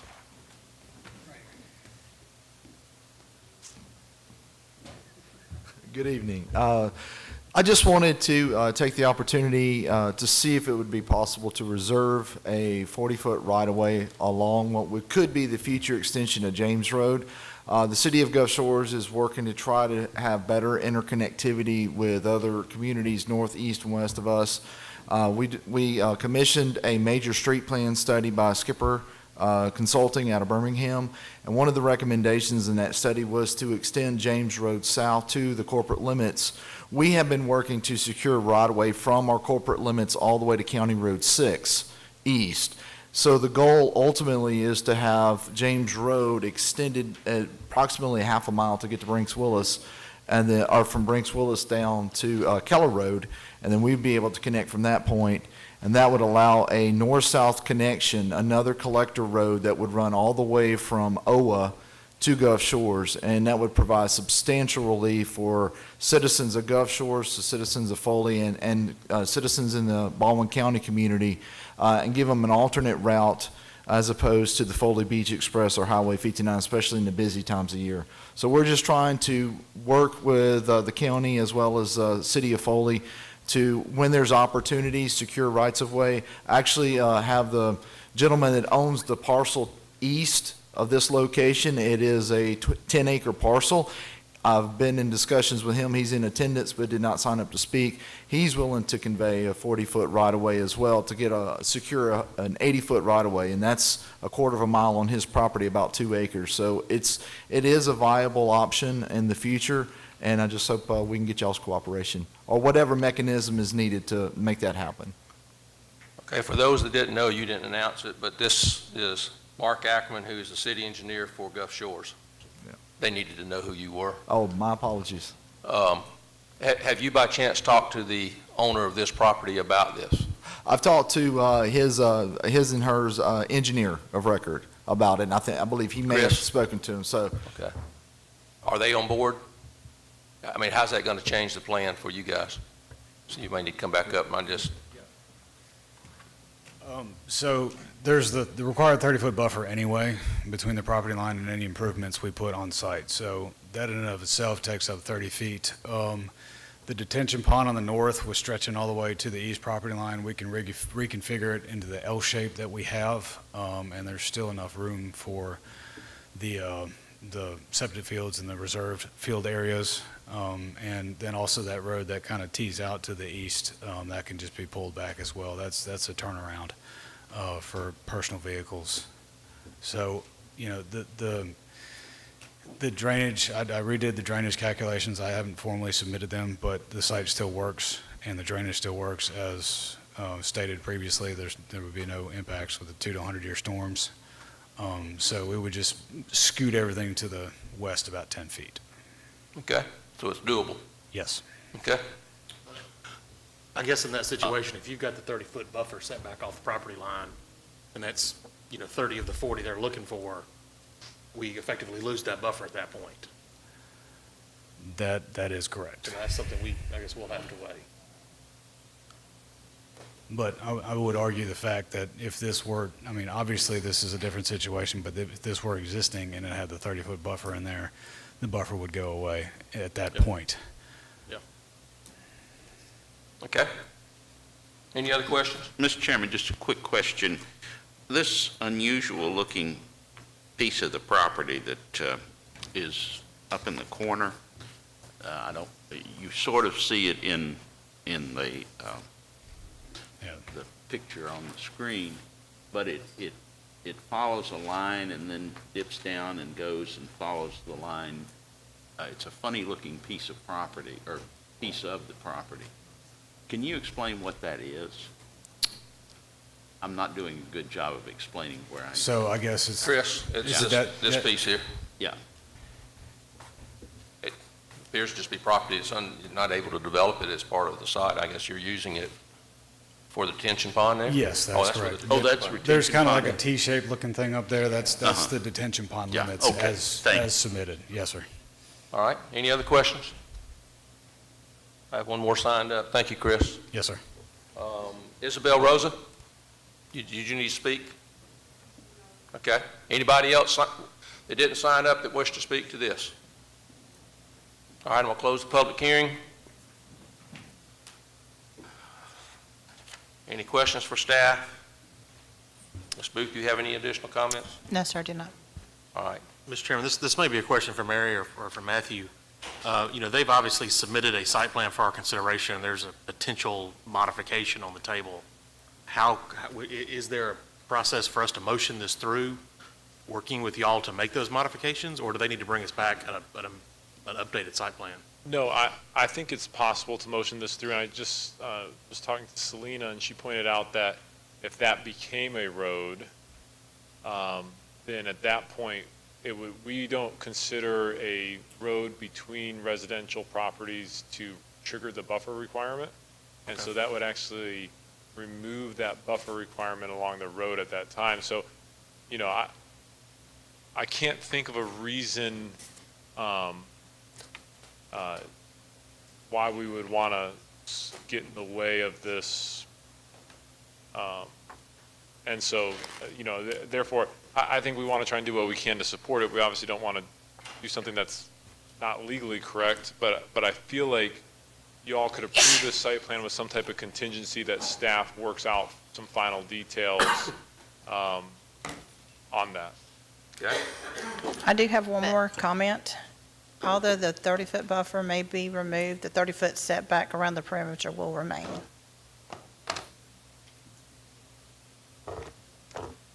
And I think I think the easiest way to move forward would be to just approve this with a contingency that that will likely be set out, and that staff will coordinate with applicant to on any on whatever's required to make that possible, whether that's having them go get a variance from the Board of Adjustments, or if there's some way. Chris mentioned having to scoot some of the septic fields over, and maybe that would put everything in its appropriate distance. So figure that out. Okay.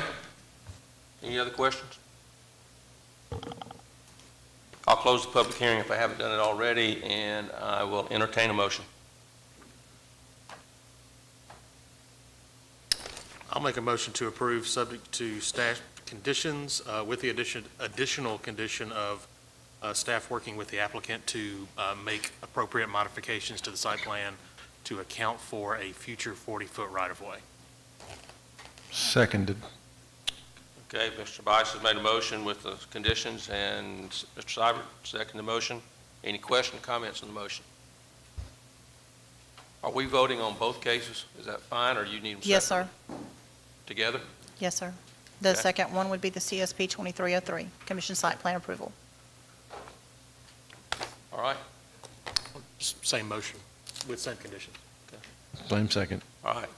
Any questions or comments on the motion? All in favor say aye. Aye. Any opposed? Motion carries. Together. All right, do we need a break, or are you good to go? All right, we're going to go. All right, next item, we're going to open, Mr. Chairman, I see a couple folks ducking out. Maybe that means a break as well. you didn't respond quick enough. I give you 5 minutes, or when everybody gets back, we'll start. I'm going to test you.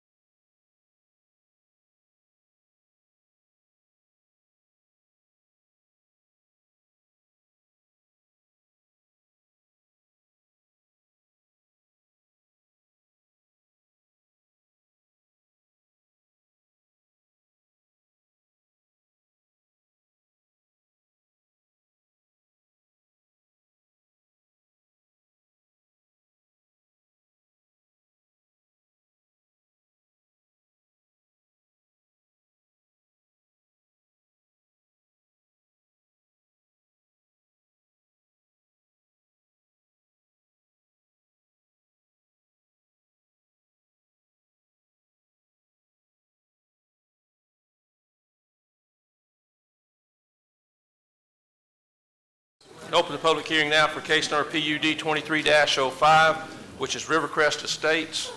Does anybody need to clear any prior communication on this item? Ms. Booth? Good evening. Before you have a request for Rivercrest Estates, a 109-lot subdivision. The subject property is located on River Road North, approximately half a mile south of County Road 12 South in the Foley area. It is located in Planning District 35. There are about 41.61 acres. Smallest lot size is 6,500 square feet. Largest lot is 11,073 square feet. Building setbacks are 25-foot front, 25-foot rear, 6-foot side, and 20-foot street side. I want to point out that there was a resolution that was approved during the approval of Planning District 35, which I will show you on the next page, that these are the lots, number of lots, and the size lots and setbacks that were approved when the Planning District 35 came in. So there's going to be 4,304 linear feet of streets that are going to be for public use. Traffic study was prepared and stamped by Shane Bergen. Drainage, and I'll discuss that later in the PowerPoint. Drainage improvements, a drainage narrative was prepared and stamped by Dave Lavery, PE Southeast Civil Engineering. Wetland delineation was performed by Sean O'Toole, ecologic consultant with Biome Consulting Group. This is the resolution that was implemented, approved, and is in effect for the subject lots. And as you can see on there, it's actually specifically to these two parcels. Or there's more parcels involved, but the two parcels for the lots are what we're approving. So Planning District 35, this is the preliminary plat layout. This is a vicinity map, site map, aerial map. Drainage report prepared by Dave Lavery. Drainage improvements have been recommended and will be further analyzed during the construction plan review process. The stormwater report has been reviewed and accepted by Baldwin County Highway Department. This is your generalized drainage plan. This is the stamped traffic impact analysis prepared by Shane Bergen. Improvements have been recommended, which will include a westbound turn lane on County Road 12. The traffic report has been reviewed and accepted by the Baldwin County Highway Department. These are the traffic recommendations, and this is your layout showing the proposed improvements on County Road 12. Utility letters, the fire protection and the fire flow tests. This is the email that was sent to the Baldwin County Board of Education, and although we have not received a response from them, the Baldwin County Board of Education has provided no comments of objection. Wetland delineation, identify jurisdictional wetlands, and they are shown and reflected on the plat with the applicable setbacks. These are your wetlands. So staff recommends approval subject to the following conditions. Specific condition is that the water system shall meet all requirements of ISO fire suppression rating schedule. The ISO approval of installed improvements will be verified at the time of final plat submission. And then general conditions are just the general submission of the construction plans to highway, any construction plans, any permits, and then effective period is 2 years from approval of preliminary plat. And I'll answer any questions you may have. Any questions for staff? So the road right-of-way, is that going to be constructed at the same time that the development is constructed? I'm actually going to let Highway comment on that. Okay. No, they're just going to build the two ends to the entrance of the development. We've still got to get funding to pave the new alignment through there. So it may be next year, it may be 2 or 3 years from now. But they will, it looks like the entrances, they'll construct a road to both entrances. Yes, sir. The developer's going to pave the first 200 feet to the entrance. Right. So what I'm concerned about is people, if that main road isn't constructed, people will use the neighborhood to get from one end of River Road to the other Well- because it's a dirt road on the perimeter there. Yes, the dirt road is going to stay intact until we build the new alignment. Right, but what I'm concerned about is people will use the paved road within the neighborhood that is constructed without that main perimeter road that is supposed to be Yeah, that's paved. fair. The other roads are dirt. Correct. So I just feel like there's going to be a major traffic flow through that area.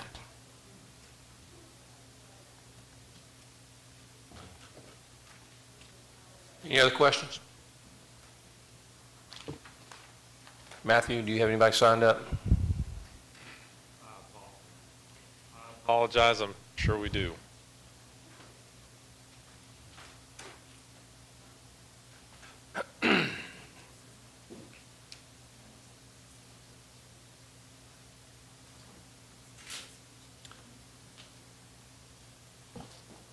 Okay, I don't know which wants to go first. David, you want to go first? Mr. Deal?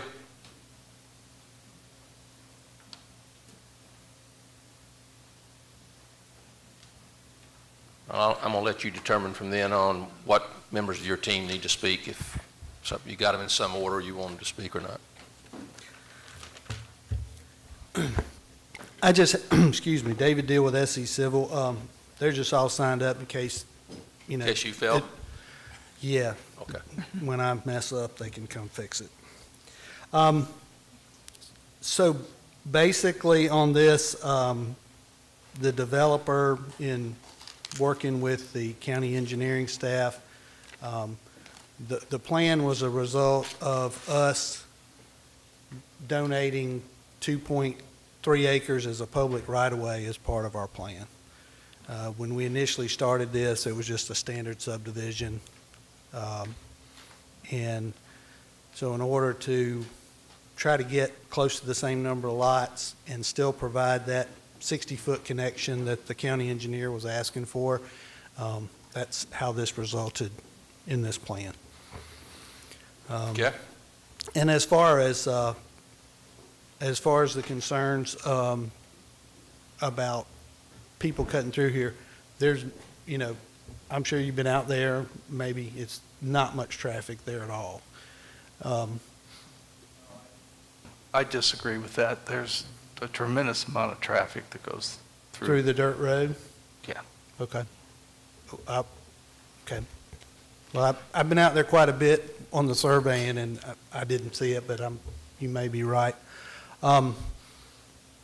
Nevertheless, the developer can't donate the 60-foot right-of-way, 2.3 acres, and also pay for 1,700 feet of road with no lots on it, so this was the compromise. Okay. Any questions for Mr. Deal? Or he has some of his engineering staff here if you have questions. If not, I'm going to go ahead and I have one signed up in opposition, Travis Langen.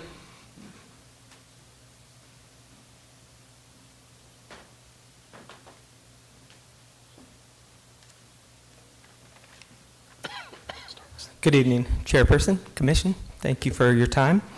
Consideration. My name is Travis Langen. I'm a forward. Thank you much. I'm a resident of the neighborhood. I live just adjacent to this proposed development. I'm also the executive director of the Gulf Coast Center for Ecotourism and Sustainability. I'm working with the City of Gulf Shores, Gulf State Park.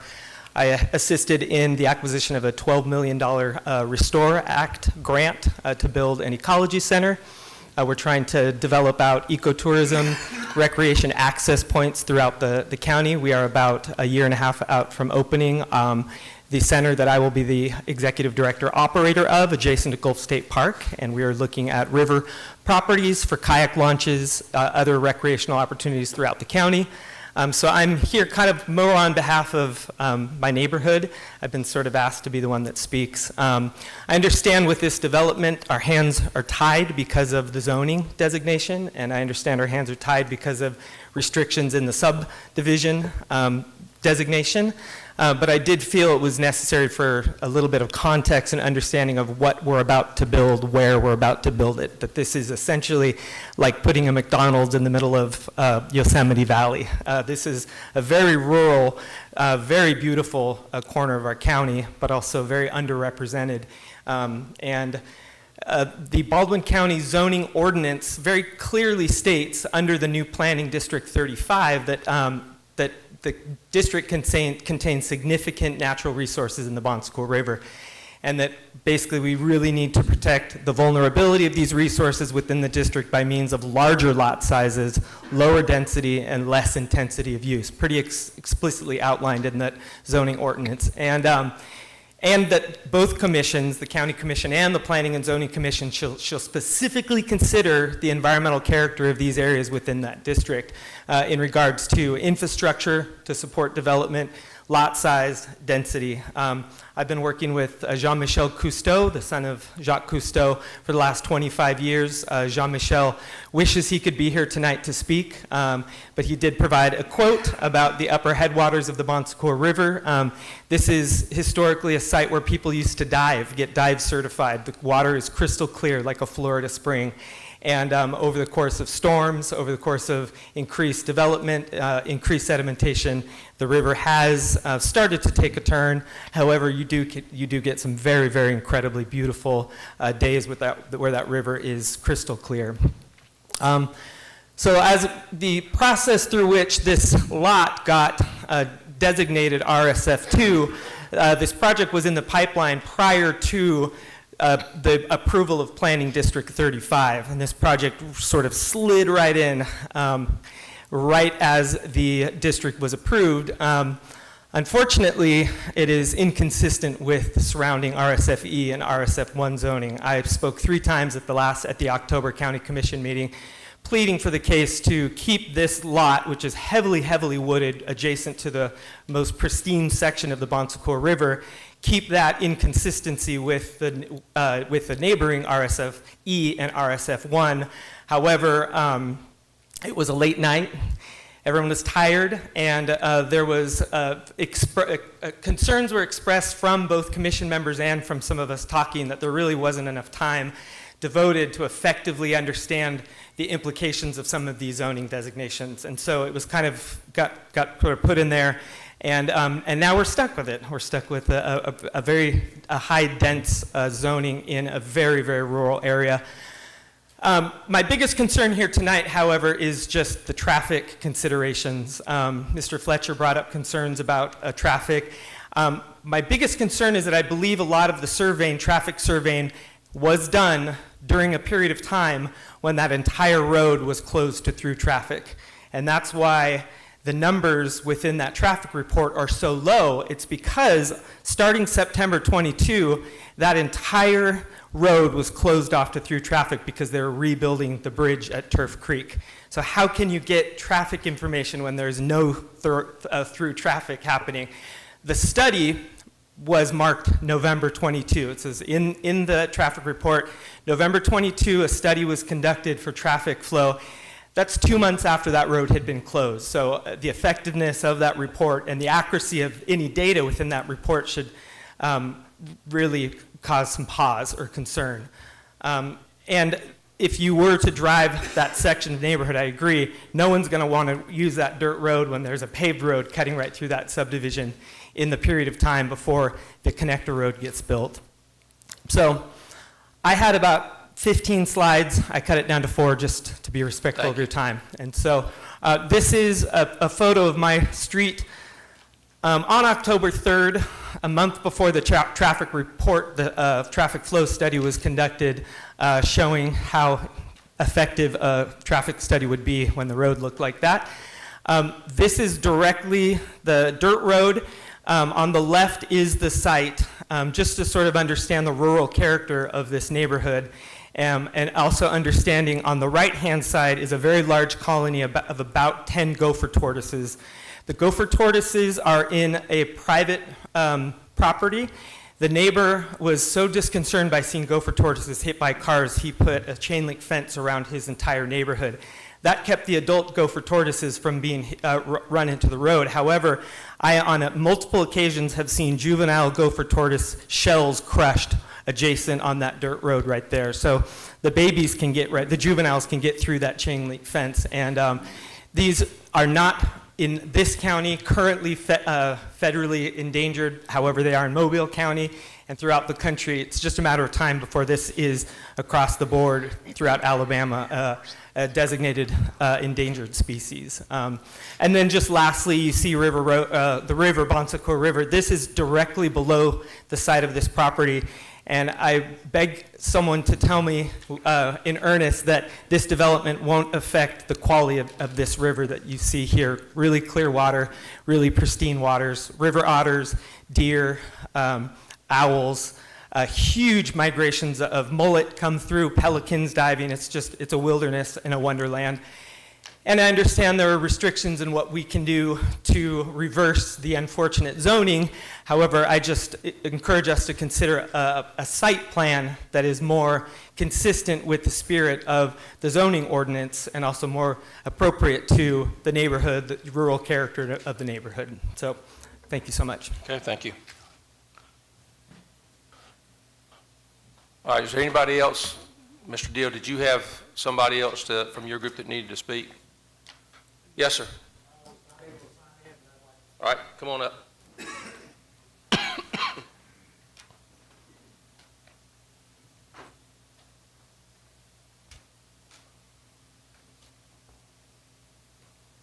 Give us your name, please.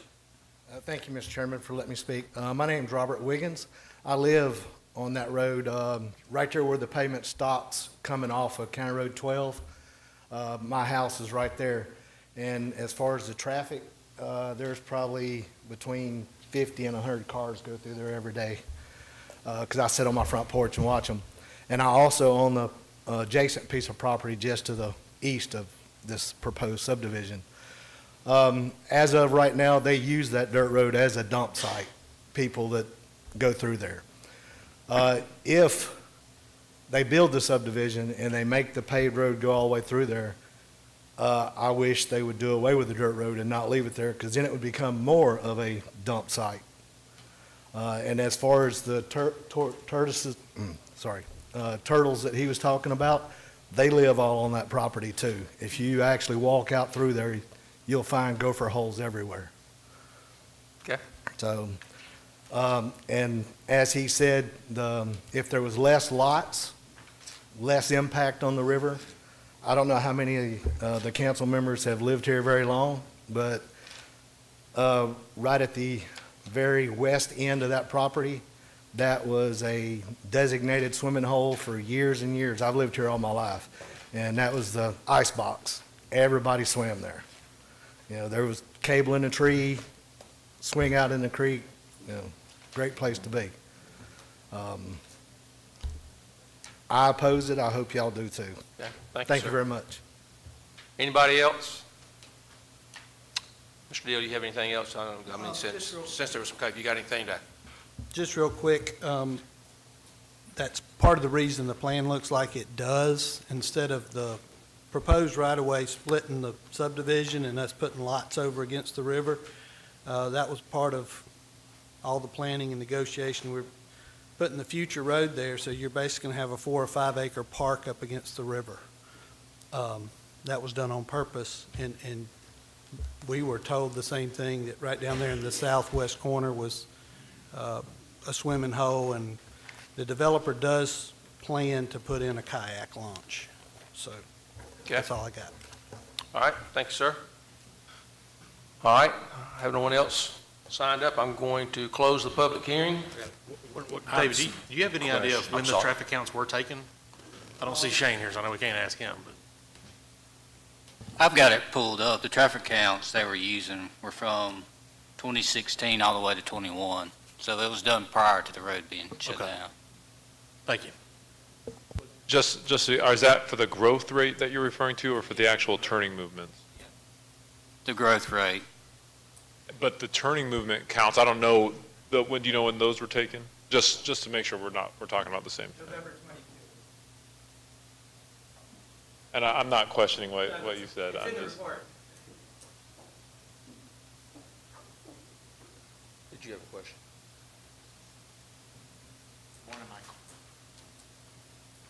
Turn it on. Yeah, November 22 was the start of the. My question was about when the traffic studies were taken. Okay. And the addressing the road closures.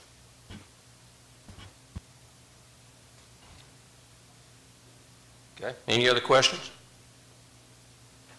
Yeah, is there landscaping requirements on the perimeter of this subdivision? There's not, because the site plan was approved at the inception of zoning, and so that site plan essentially locked in the requirements of what was required for that site.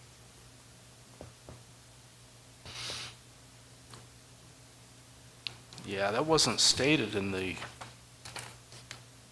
amendment, the resolution. Well, and we can revisit that. Is this, will they have to?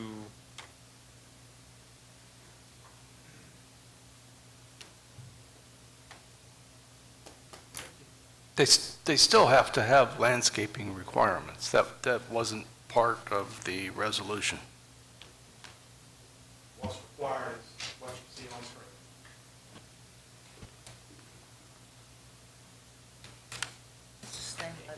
Yeah.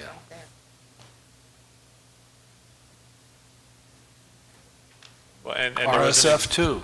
There was an Exhibit A associated with that resolution that's not I don't have that on here. shown on the screen.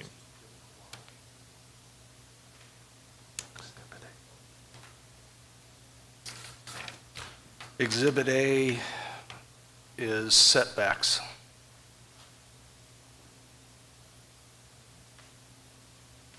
Exhibit A, all it does is define the setbacks and the minimum lot area.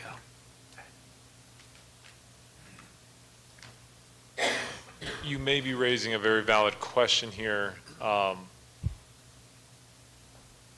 think a couple things to consider, and this was a very unique site from the beginning, but I stop and look at this, where would landscaping requirements exist? Because there's a public road along the east boundary and the west boundary, I'm sorry, the east boundary and the south boundary.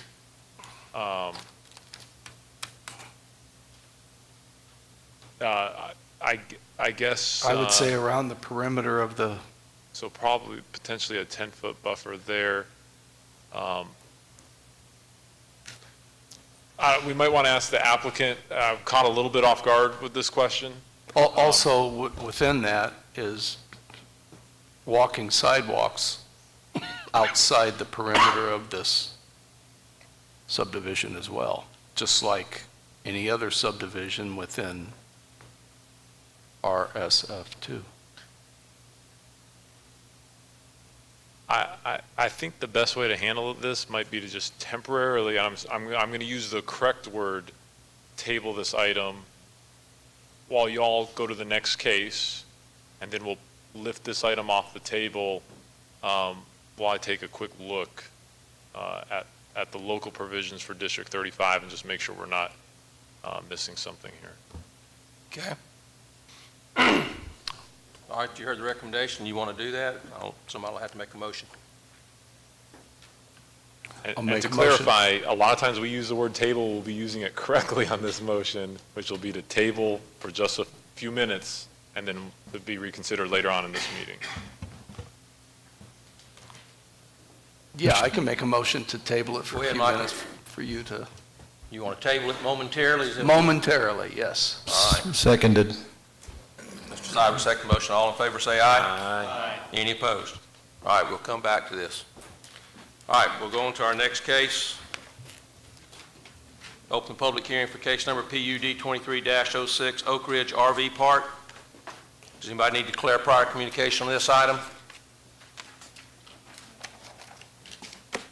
All right, Ms. Mitchell. All right. So this one is a 116 site RV park. And this is located on Raven Road, Planning District 15. It is unzoned at this point, approximately 19 acres. All roads will remain private. And I'm going to discuss the utilities in a moment because this is an unusual case. So this was the subdivision that was approved last month, and it came back quicker than we were expecting. So it is back. As you can see, Lot 4. This has not yet been recorded, but the plat is being circulated right now for signatures because they have 90 days to record it. So they're still within that, that window. So this is a close-up. Location. The drainage report, as you can see, there's an existing pond to the south, and then they're adding another detention pond to the north. Wetlands, these are non-jurisdictional. It was a man-made pond, and it is shown with a 5-foot buffer. Just some of the details. They will have a boulevard entrance onto Raven Road, check-in lanes, clubhouse, bathhouse. There are 2 different dumpster sites. Utility letters. So this one is a little unusual.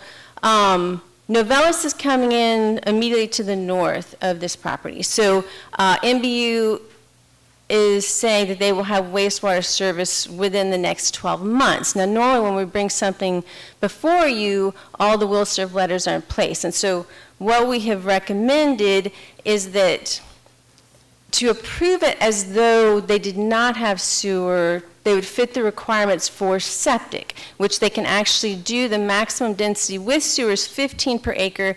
The maximum density with septic is 6 units per acre. They currently have, it was 6, it's supposed to be 0.4, not 604.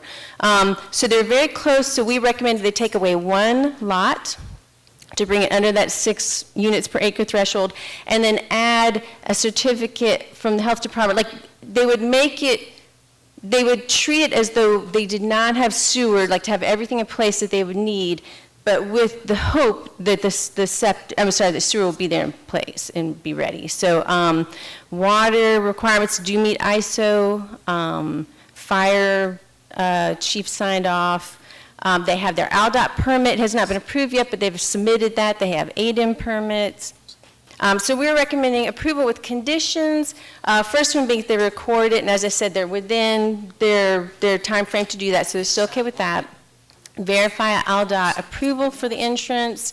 Reduce the number of sites from 116 to 115 to meet density requirements for septic. Now, if MBU provides a sewer availability letter, the applicant can petition to administratively approve increasing back to 116. So just going from 115 to 116 and replacing on the plat septic with sewer. So in a way, it allows them to proceed under the assumption that sewer will be available, but they will meet all the requirements for septic if, for whatever reason, that were not. But again, with Novellus immediately to the north, it's very likely that they will be fine. And they have a 2-year approval period for the PUDs, so they have a couple years to work that out. So any questions or comments? And these are just the general conditions we put for all PUDs. I just have one. The issue with the septic tank versus MBU, I hear what you're saying. You're talking about a density thing with if it were septic tanks, but it appears to me, just looking at it, it would require an entirely different type of layout. And I would rather not go that way. In my opinion, we either approve it as though MBU is providing the service, but if we're talking about putting a note on there for a septic tank for health department, I'm opposed because I think it would be a different plan than what we're looking at. That'd be my opinion. But we can talk to the representative when they come up to see what they think. But that's.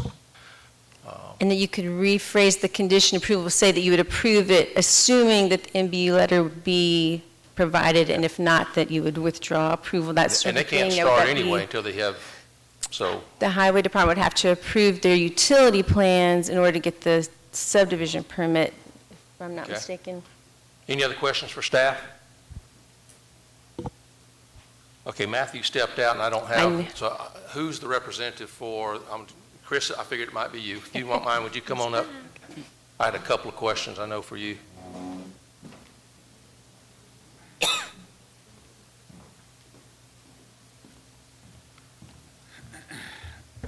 Good evening again.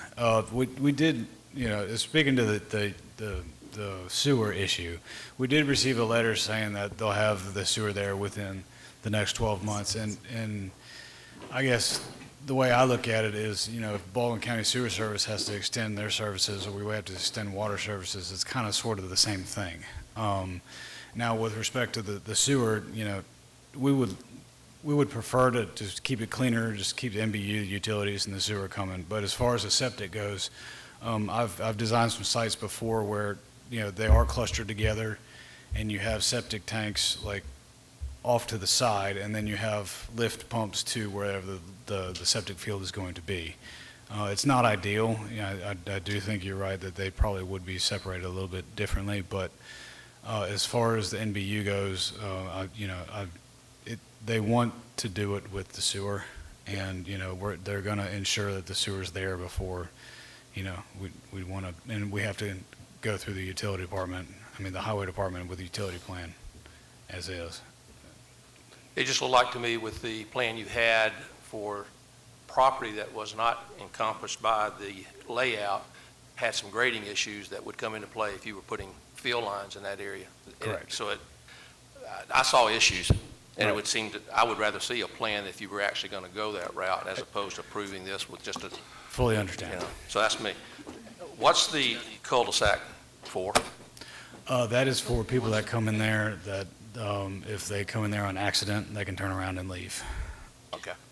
Because there's, it's just for people that wander in there and don't want to stay, and they can turn around. All right. And one other item, everybody knows this is my pet peeve. The dumpster on the, I would assume it's the east side. If I'm not mistaken, there's a resident to that side. And I'm going from experience. It just doesn't seem right to me that we'd put the dumpster on a property line adjacent to an existing property owner. If I'm right in that there is a resident to that. To the north of the south. To the north then. To the north.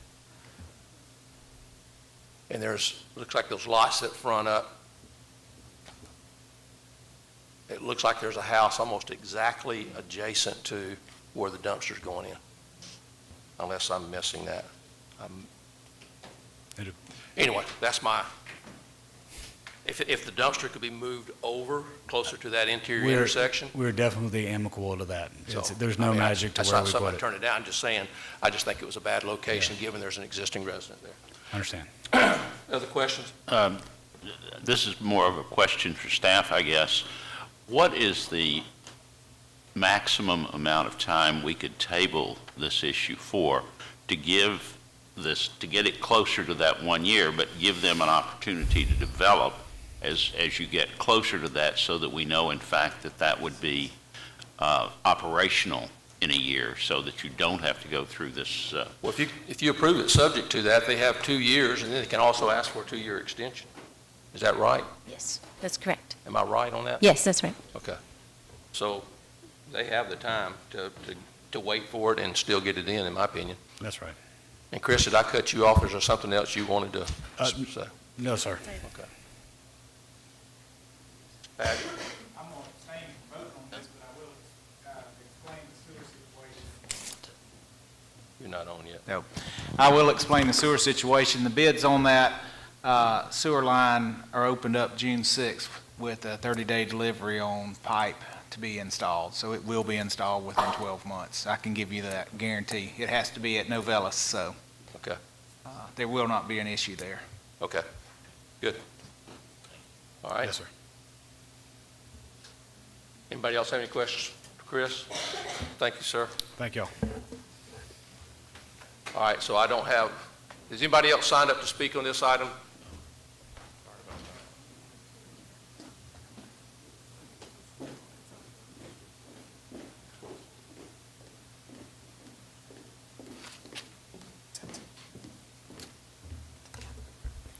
Good evening. I'm Carrie Catrett. I'm with CRN Development, one of the owners. I just wanted to, if you had any questions, I'm here to answer them. Okay. Any questions? You got off easy. Great. Thank you. All right, thank you. Anyone else? I'm going to close the public hearing then. Ms. Mitchell, you have anything else to add? I would just say, if you are going the direction I think you are, then I guess you would change the conditions of approval for that last item. Okay. All right. So are we going to just remove septic completely off the vote? I would prefer Is to, that because what I think we're doing? septic, in my opinion, requires a whole different type of a layout, and just to change the density for it is not the answer. I think that it still wouldn't be the right plan. They'd have to come back with something else, but that's my opinion. It's up to you folks. If you agree, then we just need to remove that septic health department comment. All right? Somebody want to make a motion? I'll make a motion that we approve with conditions of 1 and 2 presented by the staff, and also moving the dumpster to a more appropriate location. Thank you. Yes, that sounds good. Mr. Burnett's made a motion to approve with the conditions. Do I have a second? Second. Was that Bill? Okay. Bill, second the motion. Any comments or questions on the motion? All in favor say aye. Hold on. Aye. We need to include the 4 general conditions as well. Pardon? The 4 general conditions on the second page. You mentioned just 1 and 2 specifically. Oh, yeah. Under specific I'm conditions, sorry. but there are general conditions as well. Yes, I'll change my motion to include those. All right, so Diane has changed her motion to include general conditions. Bill, you're fine with that? All right, once again, we'll take a vote. All in favor say aye. Aye. Any opposed? All right, motion carries. I abstain. Oh, had one abstention from Mr. Paget. All right. Do we want to go back now, Matthew, or do you want to move on?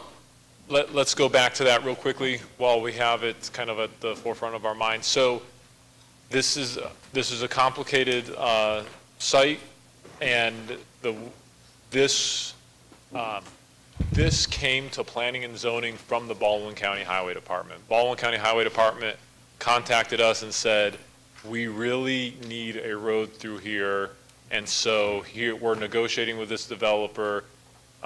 This is a priority for the commission. It's part of our county strategic plan to create this connectivity. So how do we move this development forward? So I know that the intent, I mean, if this development doesn't move forward, the county doesn't get the right of way. It's a high priority for the county.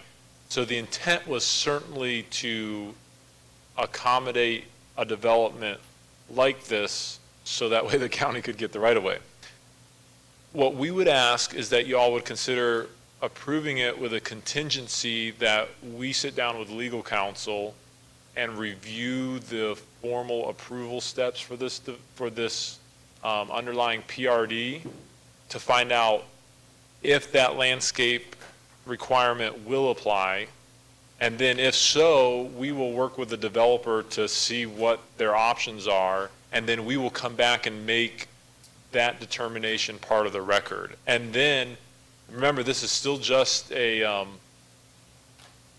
are they planning to come back separately with a preliminary plat? They're planning to come back separately with a preliminary plat that will allow them to sell the individual lots. And at that time, we could reflect any of those changes in here. That's pretty complicated, but I just think that that's going to be the most appropriate way to handle that. I have one more comment to add to that. After discussion with staff, when they do come back for us for the subdivision permit for preliminary plat approval, that they have an updated traffic report. And let me address that traffic issue real quickly.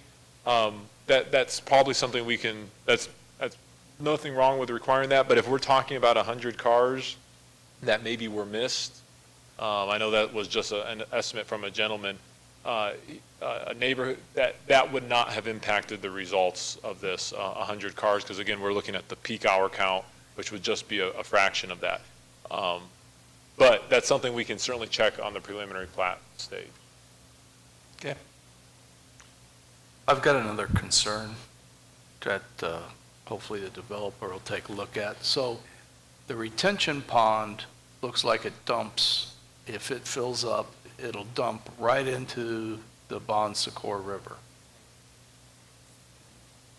It seems like, in my opinion, there needs to be, and I'm not an expert on it, a double retention pond or something like that, because that's going to contaminate that river if that retention pond overflows, which it probably will. And, you know, I'm not saying that that's not a fair point. It's just simply not a requirement of our subdivision regulations right now.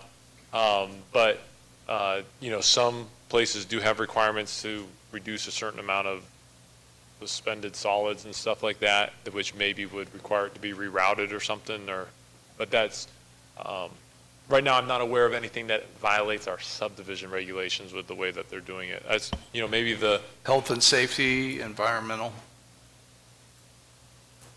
for the river. Mr. Chairman. I mean, they're reviewing I mean, I'm assuming that the engineer plans for the drainage have been reviewed or will be reviewed, and that should not happen pursuant to what the regulations are for the drainage of this area. Is that fair to say? Well, so he's not saying that it's going to dump directly into the river. I mean, the pond will outlet east of the proposed right-of-way, but then it's going to have to make its way down to the river. And I think your concern is, you know, what's that going to look like? Essentially, there's a, and the applicant can speak to this certainly better than I'm able to, but there's like a channel that it will go down and make its way down to the river. And I think the point is that there's nothing in our subdivision regulations that disallow that. I understand, but what I'm looking at, it looks like it goes right to the river.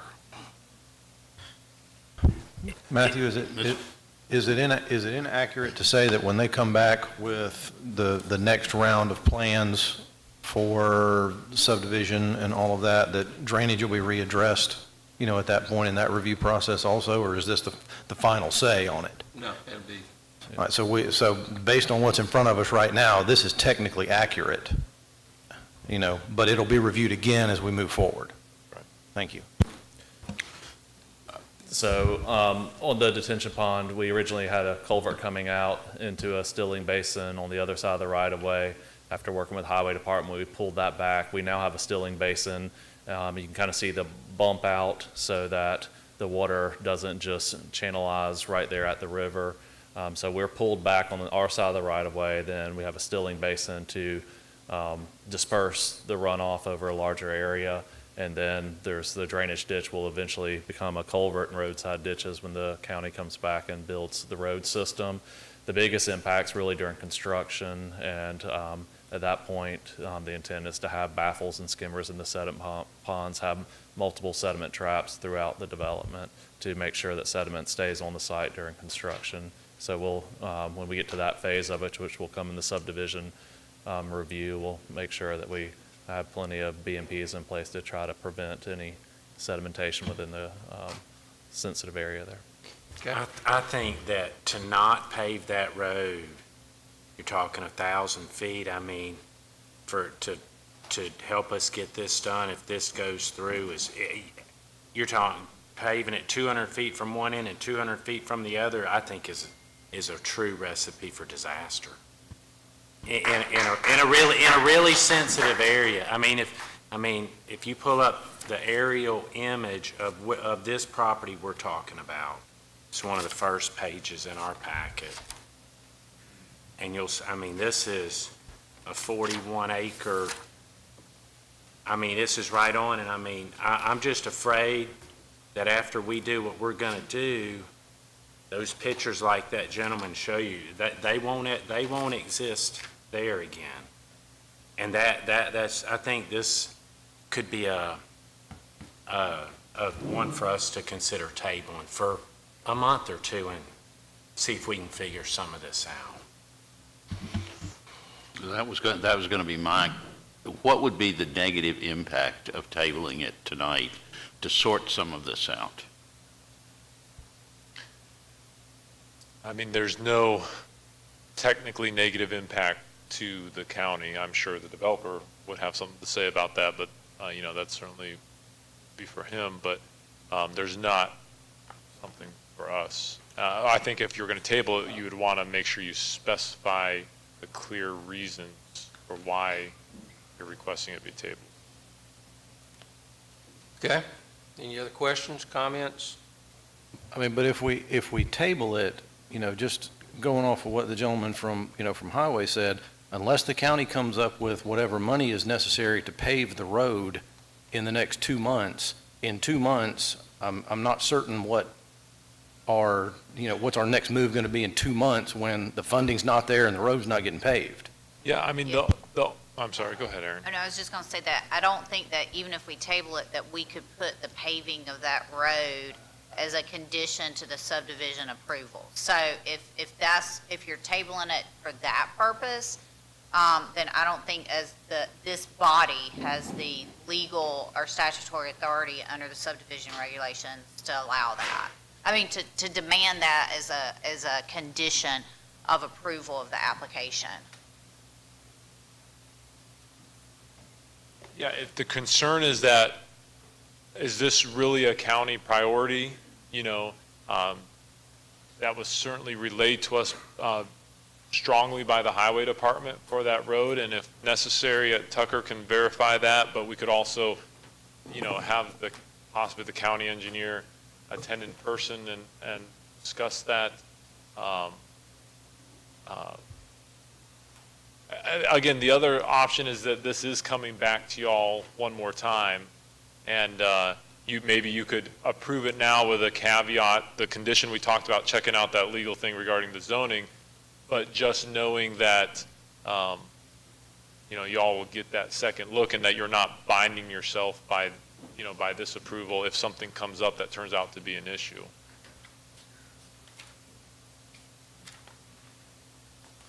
Okay.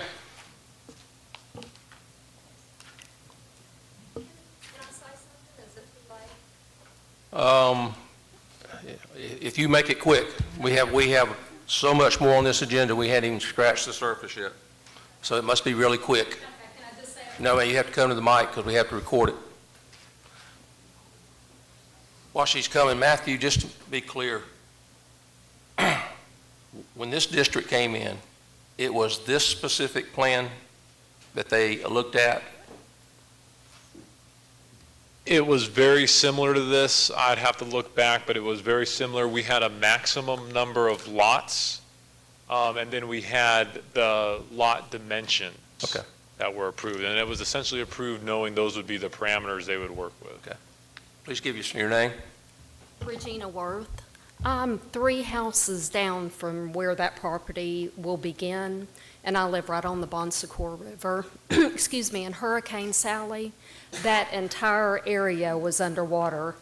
I don't know how far back from Bon Secours, but if there's a reservoir and it's underwater with another hurricane, you know, I don't know what would happen to the quality of the water in the river. And, you know, that many 109 homes and the impervious surfaces that's going to have, I just think it's going to increase our flooding. And with Sally, our entire road, except my house, because it's on a hill, flooded. Okay. Thank you. I don't disagree with any of this, that's the opposition. It's just I feel like my hands are tied, from my perspective. That this was a plan that was looked at early on, zoned for it. Would I have chosen another? I would have, but it's a moot point because it's already been looked at and zoned for this. So to me, we're at a point of just regulating the construction in a way that minimizes the impacts, and that's going to be reviewed by our staff. So whatever you guys want to do.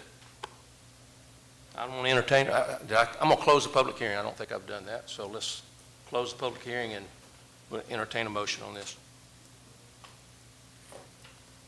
I'll make a motion, we approve Rivercrest Estates based on, subject to the staff conditions laid out both in our report and by the planning director.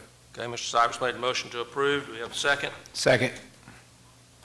Was that Jason? Yes. Mr. Padgett, second the motion. Any question or comments on the motion? All in favor say aye. Aye. Any opposed? Okay, motion is approved. All right. We're about halfway through. Let's go to case number, we'll open the public hearing for case number SPP 23-04, Mill Creek Phase 1.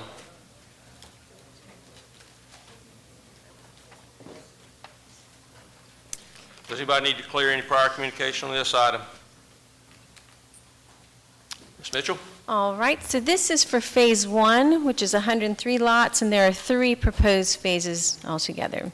So this is in District 18, so it is unzoned, internal roads, excuse me, about 5,000 linear feet, and I'll go through the details about the various studies.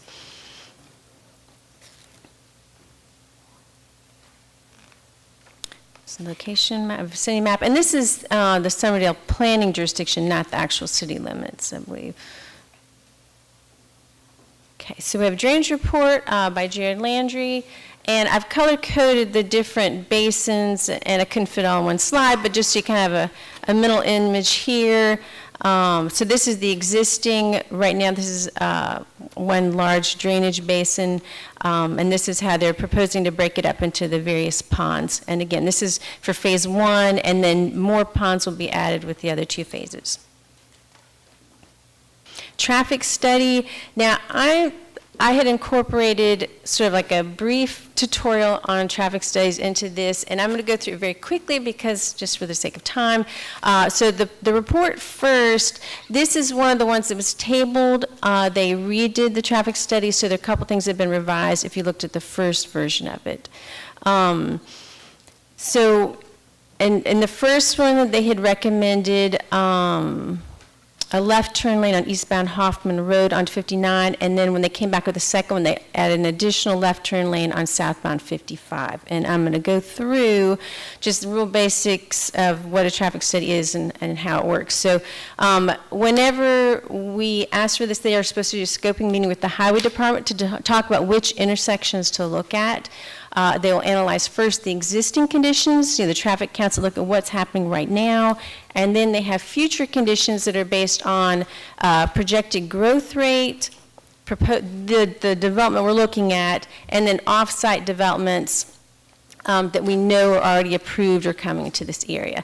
So for this particular development, these are the 2 intersections they looked at, 55 and Hoffman, which is also County Road 34, and then here 59. Here are the dates of the study. And this is something you'll find toward the back of a traffic study, just with a diagram. And what I did for all these, I'm looking specifically at this intersection right here, and just kind of following through each of the steps of that one intersection. So this one is for the AM peak counts, and the different diagrams show you the different types of vehicles that are going through. Here, the numbers that are taking left and right turns and going straight through. And this is the intersection if you're moving east on Hoffman Road to the intersection of 59. This is what is happening right now, and level of service is a description of how well traffic flows through the intersection based on your delays, and this is just kind of a graphic representation of what it looks like. And anything A through D is considered acceptable. When you get into the E and the F range, that's when they start recommending improvements. So for future conditions, and this is where we had some questions about some of the traffic studies and asked them to go back. The original growth rate per year they had is 1.8%, which seemed low, and so when they came back the second time, they increased that to 3%. And then they also had left out Silver Hill Elementary School, which is slightly to the northwest here. So when they redid it, they added that in as well. And so they factor in the growth around that. So when they put those in and reconfigured or looked at the LOS again, there's a significant decline in those. A lot of these were rated C the first time and dropped down to E and even F. And so that's why they added in not just this turn lane here, the left turn lane, they added a second one here. So just to show you how going back and redoing that with the new growth rates actually made a difference in the recommendations. Utilities, I think in the original packet you have, they hadn't gotten a broadband will serve letter. Well, they went through a different company, Point Broadband, and they now have one that says it will meet the subdivision regulations. Fire protection, that all checked out. They'll meet ISO. Wetlands are shown protected by the required buffer. Board of Education did not express opposition. And so we recommended approval with the conditions being that they install the recommended turn lanes as they're described in the traffic study and approved by the Highway Department. Okay. Any questions for staff?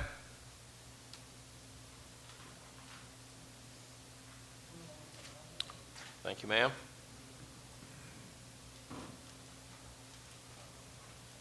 Do we have anyone signed up? Yes, sir. I'm sorry if that's not showing up. There's, we actually only have the SE Civil, 4 folks from SE Civil signed up. Okay.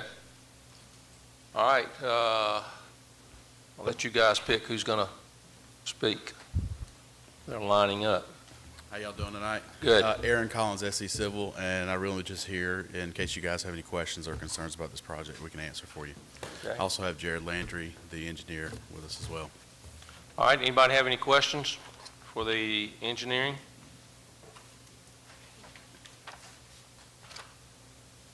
Either. Wait a minute.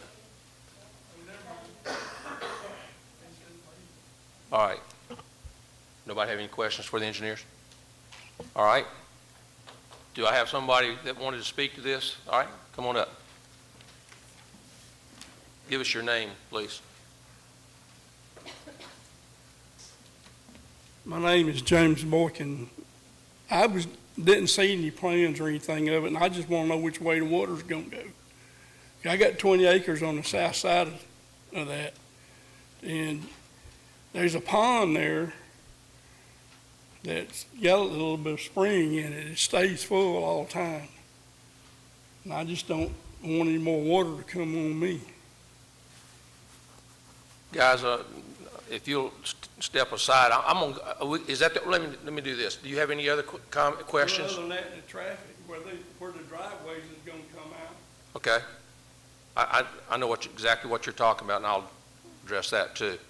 Jared, can you address the drainage as far as south in phase 1? I don't know, you have anything going south in phase 1? There's nothing to the south, it's all to the north. All to the north? There's 2 24-inch culverts that go north, and we're tying in right there. All right, to the county road? Right. Okay. And the access, because I lived here all my life, I know that there's a nice hill right there, but if I've got it right, the entrance to this subdivision is at the top of that hill. Is that right? The east one? Yes. No, the one to the west. To the west? Is that the one that's at the top of the hill? I believe so. Directly across from Peterson Lane? I believe so. Okay.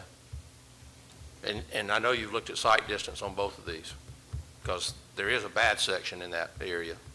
Well, the other thing, when you go down that hill and come up on top of another one, Ted Lewis Road to the left, then you got 55. You got 206 cars are going to be in there with all the other traffic. Somebody's going to get cream coming over that hill. Okay. But, I mean, they might be able to do something. I just want more word about water. Well, that's why they did the traffic study, so we've got that addressed, and okay? Anybody else that didn't sign up that wished to speak on this item? You guys have anything else to add? Nothing to add. Anybody else have any questions? I'm going to close the public hearing. Anybody have any questions or comments for staff? If you don't, I'd entertain a motion. Mr. Chairman, I make a motion to approve with staff conditions from the report. All right, Mr. Bice made a motion to approve with conditions. Any second? Seconded. Mr. Seibert seconded the motion. Any question or comments on the motion? All in favor say aye. Aye. Any opposed? Okay. Thank you. All right. Open the public hearing now for case number STP 23-02, Tillwood Estates. Does anybody need to declare any prior communication on this item? Ms. Mitchell? All right, this is for phases 1 through 7, 636 lot subdivision. Now, if the name is familiar, Tillwood Estates was approved back in August of '22. That original version has been withdrawn and replaced with tonight's version. So this is in Plan District 14, where zoning has not been implemented.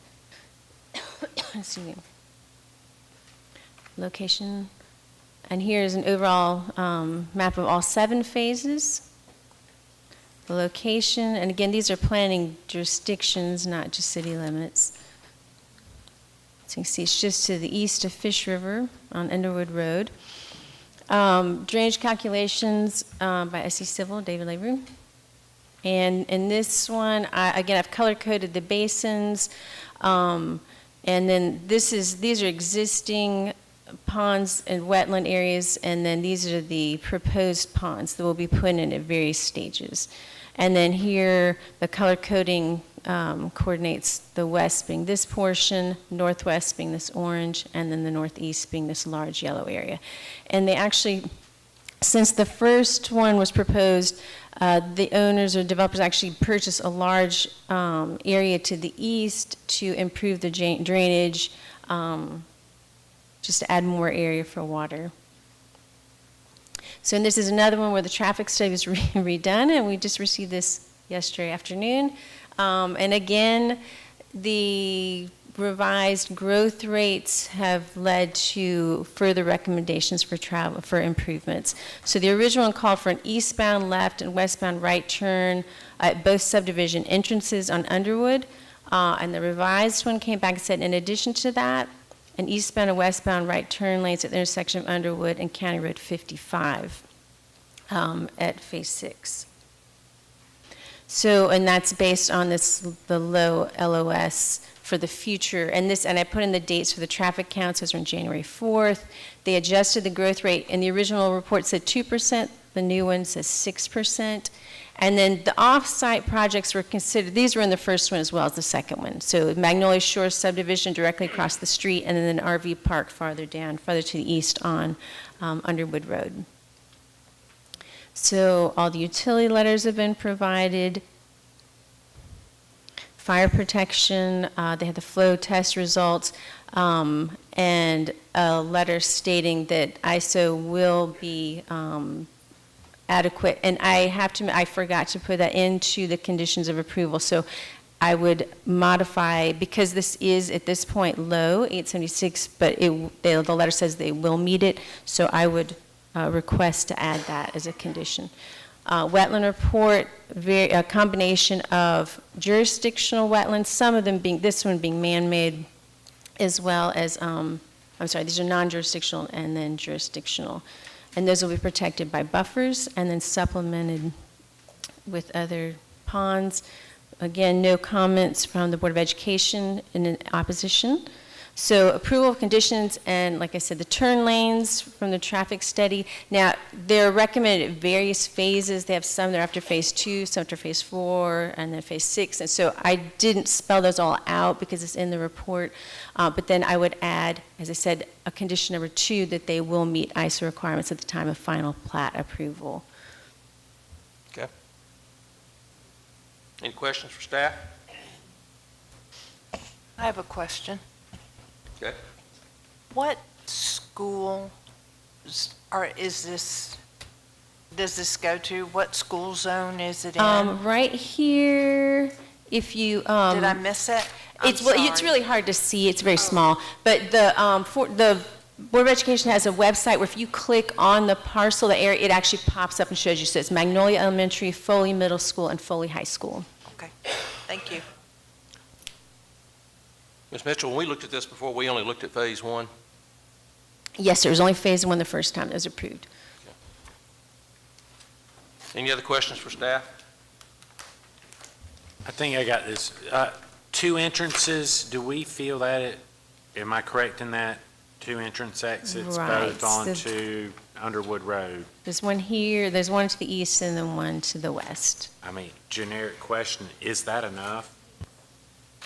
I defer to the highway department for that one. I mean, if I, as a parent going out at school hour, you know, depending on what the other traffic is, you might wait in line there for a while. I mean, that's a good question, but as far as the frontage they've got on 24 there, I don't think there's room for another one.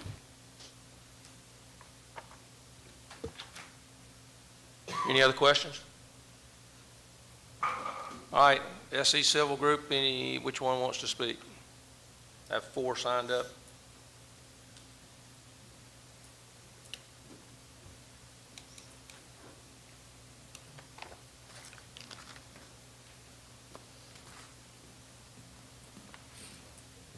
David Deal with SE Civil. Just answer any questions you might have. David, I have a question. The change is they acquired additional property. It looks like the majority of that property is unusable or not planned on being used, but do I take it there were some increases, even though we only looked at phase 1 before, now we're looking at 7 phases. Are there more lots planned now versus what you were future planning in the previous? Well, we weren't the engineers on that first one, where they did the phase 1. I believe the lot count's similar. If you look up in the northwest corner where we have that large undeveloped area, they had lots platted there. So we actually, if you look where that line had been before they acquired that other property, it's not that many lots. Okay. You see what I mean? Roads extended a little bit, so it's probably a wash. All right. But we encourage them to acquire that other property to make certain that all the drainage is going where it was supposed to go, in the directions that it's supposed to go, and that it goes now. So I asked this question in our work session. I'll ask it of you. We're approving 7 phases. You get 2 years plus another 2 years. Is the plan to construct 7 phases in 4 years? Not sure, depending on how it goes. There has been talk of doing phase 1 and 2 to create the, both connections up front. But we'll see how it goes. Obviously, if we get to the end of the 2 years and ask for an extension, and then we get to the end of that 2 years, we understand the ramifications. But as you know, a lot of these developers have to get these approved at a certain point to get their financing. Yeah, but I also know, having met with the school board, that was exactly the issue that they were troubled with. A 7-phase development that might typically take, say, 10 years to build out. And I'm going to use the one they use, Jubilee Farms, that you and I know well, was planned for like 10 years, was built out in 5. That crushed the school board's plans. And the reason I ask on this is one of those to me that would be difficult for them if in fact you were building it out in 4 years or something, that many lots. I'm sure Sure. they would not be able to plan for that type. I feel like we'll be back here with our hat in our hand asking for extensions. This is more a function of the developer financing. And I will say that the traffic study has 2030 as the build-out year to be finished with the last phase. But again, that's just a projection. All right, any questions for Mr. Deal? Yeah, I got a question. If this is in zoning area 14, which is going to have an election on the 1st. On June 6th, I think. June 6th. So, if we approve this and they don't meet their build-out date, are they still approved to do what they originally said? And I defer. If the approval expires and they're not zoned for what's needed, Right. Either way, if it expires, they're going to have to come back, and then they'll have to meet the minimum lot sizes for the underlying zoning at that time. Okay. If the district approves. That's right, assuming the public votes for zoning in this area. And folks here tonight that may be in opposition to this or whatever, you need to understand, District 14 election is June 6th. That's right. Which this project is in, and others. So this has been one of the problems we've had in the past for developments like this. It's in unzoned areas, and we, quite honestly, and I'll just say it frankly, we don't have a lot of control. We can obviously make sure they met all the criteria that our staff has. We always call it the checklist, and they meet that checklist. We pretty much are locked in to approve it, because we've tried otherwise and have been to court over them, and we usually lose. So this is just one of those difficult things. That's why districts are rushing now to try to get things where they get zoning in place. I want to say I have a question. I mean, it's not necessarily pertinent to this case, but maybe it's a question for staff. How many of these lots have we already approved in these developments that are undeveloped now? And, how much of a backlog of these things do we need? I mean, it seems like with the rapidity of how fast we're going, and, we got a couple more of these things tonight, and I mean, how many of these do we need in the queue at one time? Because it sure seems like, and these are big ones. It's 636 homes. We're watching some of this go on in our communities, and, maybe to set some kind of pace of, and it's a question, how many lots are out there unbuilt, unsold at this time that we have already approved? I think the important thing to remember is that the expiration governs how many they can stack in the queue. And remember, it's a 2 years plus one potential 2-year extension, which is at y'all's discretion. And so, I assume they're making good business decisions about not putting too much in the queue if they can't develop. Okay, any other questions for Mr. Deal? Thank you, sir. All right, I have a couple of people signed up in opposition. William Metzger.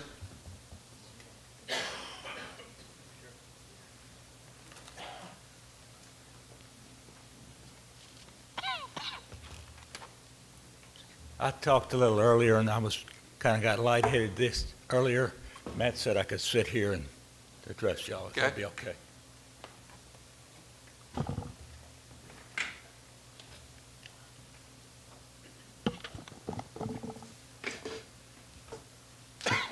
I'm going to try and basically read what I have here so it actually be shorter.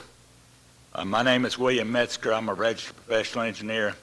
My expertise is in traffic. I have over 40 years experience, registered professional engineer.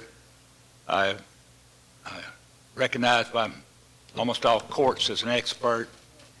I planned to talk at the last meeting and y'all tabled it.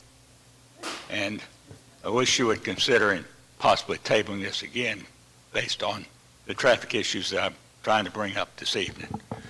But I reviewed the traffic impact study of Tillwood Estates. And although I don't agree with the details of the study, and I don't have any real changes I would make based on that impact much, but I did have a major problem with the scope of the report based on what the county required. The percentage traffic study shows very little traffic going towards County Road 9. I live on 14651 Ridge Road, which is just on the opposite side of 24 from this development. I'm very familiar with the traffic in this area, and I probably can give you a better report than anybody else that, did this traffic study. Somebody was not local that did the study. And there's just so much traffic right now with all the development that's going in Fairhope and like new public stores and the access. If you build a large subdivision here, these people are going to go work someplace. They're going to go to shopping and everything else. And this development has, the way they projected the traffic, they got 70% of the traffic going towards 59. I just, from my driving this area on a regular basis, I just don't see that. It's just not true. This traffic is, so much of it's headed towards 9, and even when they did the reports on County Road 9, they took a high percentage of that traffic and put it going towards 98. And in reality, you go to that intersection and watch it, a very high percentage of it is going towards 9 and 32. An intersection of 9 and 32 right now, if you go that intersection in the morning and evening peaks, it backs up big time. I mean, it's a four-way stop, but you're sitting there with very long queues in that intersection. And it needs to be, in my opinion, that should have been part of the county's requirements for that intersection to be studied also because of the growth. But if you consider nobody's going this way, I can understand their opinion, but I just totally don't agree with that part of it. But, you know, there's just so many intersections in this area. You know, County Road 32 and County Road 9, County Road 32 and County Road 55, County Road 55 and County Road 24, County Road 9 and 98, County Road 55 and 98. So many of these intersections are already close to warranting traffic signals or roundabouts and that sort of thing. And you're allowing, if you approve this as is, you're allowing this development to come in here and build 636 homes and just dump them on this, and you're kind of not knowing exactly where they're going. And it's already borderline improvements needed at all these locations. I mean, just the county is growing so fast. You know, they need to go not just in this area, but the whole county needs corridor studies to update, you know, funding sources, you know, especially county roads. And, you know, it's just, the state roads are being covered somewhat, but the county roads are not. They're just, you know, they're just being addressed as needed maybe. But, you know, if you continue to allow these developments to grow at this rate, you know, and just asking for minimal mitigations of the problems, we're going to have major delays all over the county. We're going to be in to the point of emergency evacuation problems. And, you know, especially with now they're trying to make everything electric vehicles, and you can imagine trying to get out of this area in an electric vehicle and just parking that sucker. And anyway, but Baldwin County in 1970 had approximately 70,000 people in it, and the 2020 estimate was over 240,000 people. And now we're even faster growth rate than we were then. But, you know, I'm not trying to put all the blame on the county engineer that decided how to do the study. It's just he may not have had much experience in doing this, and sometimes the review person that's making the recommendations on the scoping is not familiar enough with it, or doesn't have enough time in and that sort of thing, you know. And I'm not positive of this, but when I was city transportation engineer in Mobile, I had the authority to, the traffic study may have come in and recommended this or this or this, and I felt very strongly that they needed to put a traffic signal here or do this here. I could say, okay, I'm okay with your study to a point, but you need to add this, this, and this, even after y'all approve it. Hopefully the county engineer will have the authority to say, well, you need to go to the intersection of at 9 and 32 and build a roundabout, you know, or something like that. I'm not positive what the county's rules are on that, but, you know, hopefully they would allow that, you know, just something along that line. But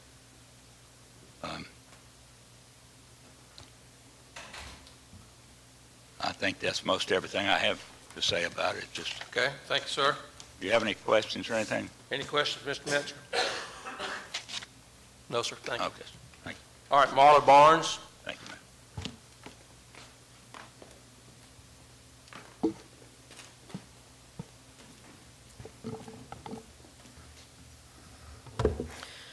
Good afternoon, Commissioners. Evening now. Thank you. I sincerely appreciate each one of you for giving your time and your energy to the plans of Baldwin County. Thank you for allowing me to speak to this matter before you now.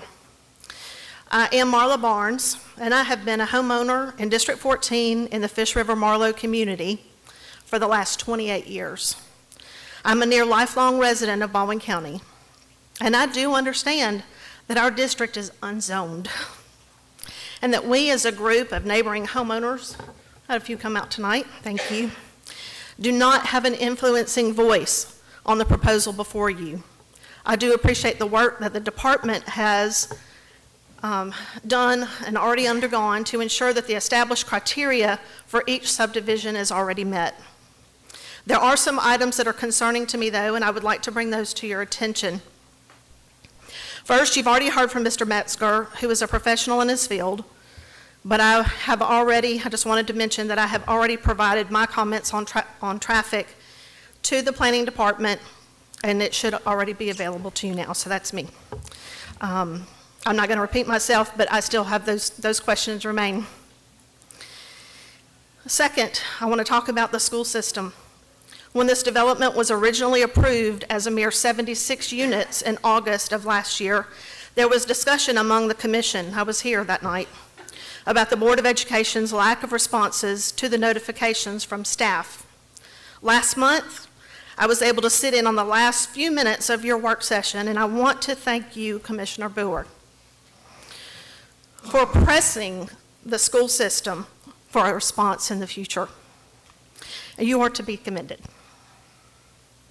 I believe that improved communication between the Planning and Zoning Department and the school system is imperative to providing for the safe and suitable education of our children.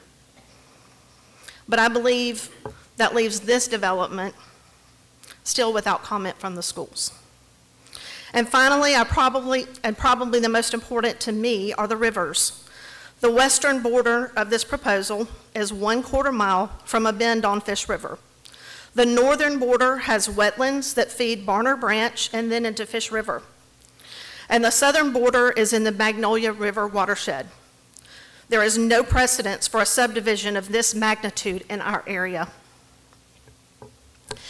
Those who live near and know Fish River already complain of other developments upstream, discharging sewage, silt, and other particles into the river, vastly changing the water quality over the years. I have pored over documents and spoken with staff, but I am not an expert. So I have to ask, has everything possible been done to ensure this massive development does not negatively impact our waterways even more? While there are more concerns to us as a community, ultimately we know that you have to follow the ordinances and laws set forth for unzoned subdivisions. Hopefully members of our district will also be made aware, just as I was surprised to learn last year, that zoning is our only tool to help protect our unique area and to have a voice in the process. Someone recently publicly said that they have a vision for our county. Instead of a vision by those who wish to use our beautiful area for profit, may we as a community become the voice of defining our vision for our own community. Thank you again for allowing me to speak. Thank you. Cindy Sidwell.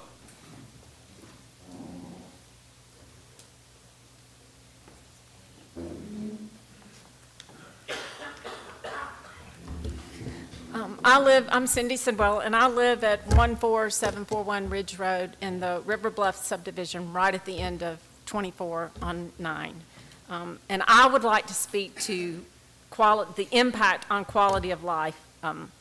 I am originally from Mobile County, moved to Atlanta after college, moved to Gwinnett County in 1986, and at that time, Gwinnett County was the fastest growing county in the state of Georgia. The parallels to Baldwin County are uncanny. It was beautiful, rural, great quality of life, good schools. People moved there specifically for the school system. Away from Atlanta traffic, so it wasn't an issue. Access to Lake Lanier, a great place to raise a family. Fast forward 10 years later, 1996, the south end of Gwinnett County was a war zone. Gwinnett Place Mall, which I used to work at, was overrun with gangs. Property values dropped, empty buildings, traffic was horrific, Schools were overcrowded and people were leaving in droves to move further out. When we left Georgia in 2001 and came back home, we chose Baldwin County because it was a rural county. The schools were considered excellent. They were better than Mobile County. Traffic was non-existent. You could walk into and get your driver's license and renew your car tag without taking the entire day off, okay? It was a great quality of life. Now that quality of life is being challenged. Have you driven down 59 lately? It took me 15 minutes to get out of Walmart onto 59. This morning, traffic was backed up going south to Hobby Lobby. Besides traffic, what about the schools? Our schools are overcrowded and we have a shortage of teachers. And unlike 2001, Mobile County schools are ranked higher than Baldwin County schools. Okay? All right, where are our new feeder schools? What about our sewage facilities? My daughter lives in the Primland subdivision off of Wolf Bay Drive, and at certain times of the day, you go over there and you smell the sewage because the systems cannot keep up with the amount of homes that are being built. And now they're putting another subdivision at Beach Express and County Road 12.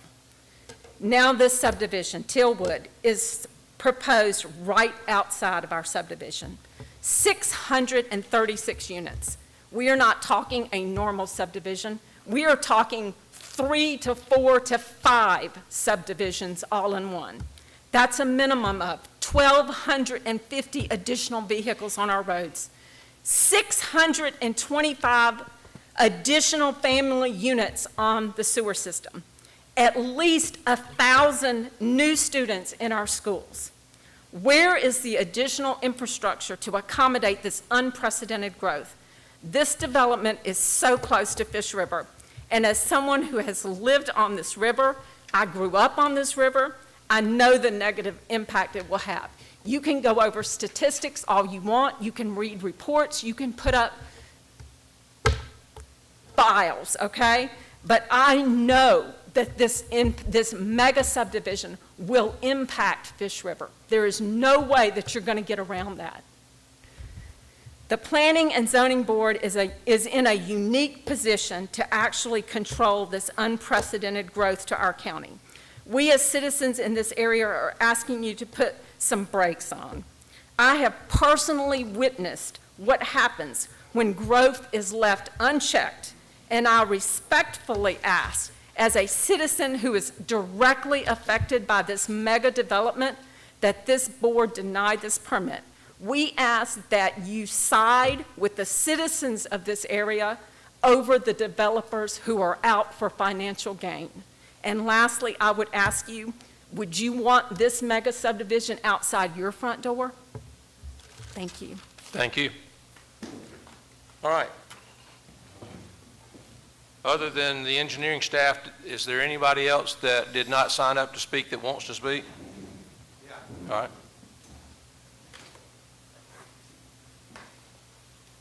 I do think at this point, we do need to be conscious of the fact that we do need to avoid repeating things and specifically target comments regarding the technical compliance with the subdivision regulation. Okay. My name is Mike Floyd. I live on Underwood Road, directly across from this proposed development. I am a builder and developer from the state of Georgia for 52 years. I know what developments like this can do as far as growth is concerned. I lived in a county which was the second fastest growing county in the state of Georgia, which was Henry County. I have moved here for a reason, better quality of life. Rural area, unprecedented, but now living in an unzoned area, there are no control whatsoever as far as growth is concerned. Developers can basically come in, take advantage of this, and that's exactly what's happening now. Land speculators buying up property, developing this property, and there's no stopping. The only place to stop this is here. I realize that the state of Alabama has rules and regulations that you're required to conform to, but yet you also have a voice. You have the voice of the citizens here behind you.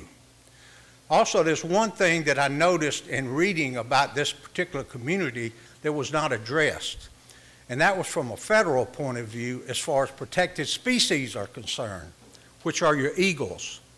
We know for a fact that there are 4 mature eagles on this property there now and 5 juveniles. According to the federal wildlife biologist who I spoke to in the office in Daphne, if in fact these nests are disturbed, they will come in and they will stop the development. That was a fact that she quoted to me on the phone in my conversation with her. I'm waiting for 2 more phone calls back now in reference to the red-tailed hawks and the eagles and the ospreys all. I just would like to address the board and let you know there are concerned citizens here. There are concerned residents in this county that would like to see more controlled growth, because I have experienced what it's like. I have been there as a builder and developer in the good times, but I've also been there in the bad times. And by you approving a 7-phase subdivision, okay, there's going to be a recession hit. There's no doubt about it. And it's going to impact this community. There's no way that a builder can carry that much for that long of a period of time. Their pockets may be deep, but they're not deep enough. So, board, I appreciate your time tonight. Thank you so much. Thank you. Okay.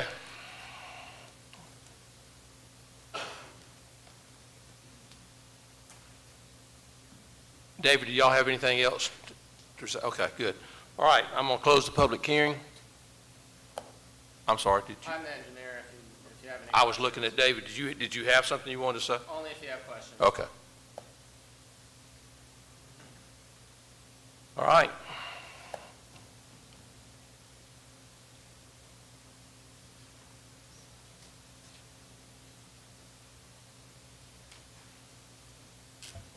I don't even know where to start. I understand the outcry opposed. I do. I've just been down this road too many times, and with this planning commission where we have tried to fight this by denying, and it doesn't seem to go well when it gets into court, unless you folks find something that that we can. But I'm just as much opposed to. I mean, I used to be in the business, and Mr. Deal sitting back here, he and I used to work together. But I'm as much opposed to these size lots as anybody. I used to design a lot of them, but I don't like them now. I wished I could stop every one of them. But the unzoned areas are the hardest areas to fight. So this is a massive subdivision. So what's your pleasure? What were our grounds on the traffic, you know, are we all good with, I mean, the results of the traffic, no legitimate questions there? I want to defer to our engineering department. I mean, they've submitted a traffic study and they've looked at it, which is a requirement that we do, so. I mean, we've pretty much approved it. Okay. We went through this on another similar project where we had folks questioning the traffic. The engineering department looked at. We had even endangered species on another project that we were told was there. It was looked at, and it turns out they weren't. I know you folks have issues, but we have staff that also looks at these same issues to determine if they're, and we're left with putting most of our weight because our staff has to do that work for us and tell us whether or not these conditions are being met. But this is a reminder for the Planning Commission. Our standard of approval with a subdivision in an unzoned area is not whether or not this will impact the roadways or impact the wetlands or impact the river or impact the schools. Our standard of approval is have they met the technical requirements of the regulations, and that's the only thing we're allowed to look at in an unzoned area. Yep. In this case, the answer to that question is a yes. Right, after staff review, we recommend approval with those conditions because we believe they've met those technical standards.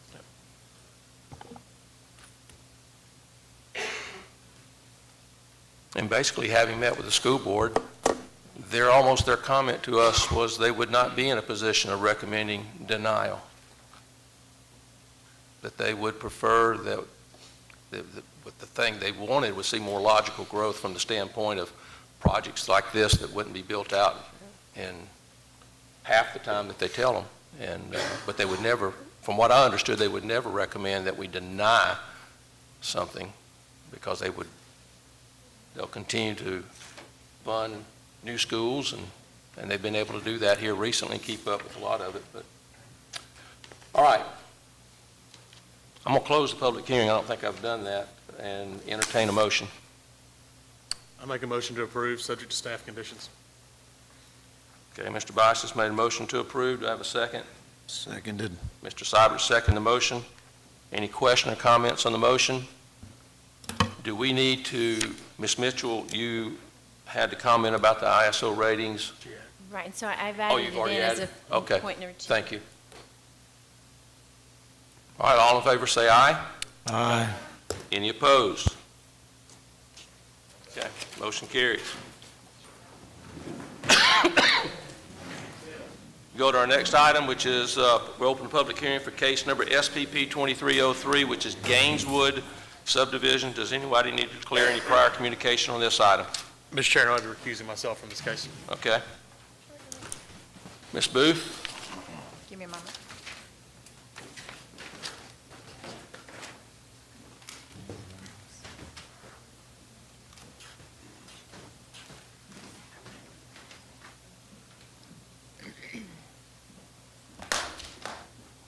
I'm sorry. So just a preamble, Gaineswood subdivision Phase 2 was scheduled for the April 6, 2023 meeting and was, staff discovered some discrepancies within the traffic study and drainage report that needed further analyzation, and thus the case was tabled until the present meeting tonight. The engineer has provided a revised traffic study with the requested comments by staff being addressed. There were no additional changes to the recommendations for improvements, which included a southbound right turn lane at both entrances of this development along 181.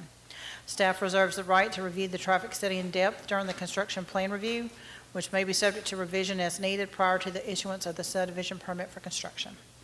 The engineer has provided a revised drainage report that has been updated to address staff comments. The drainage document is being accepted for preliminary plat approval and will be further analyzed in depth during the construction plan review.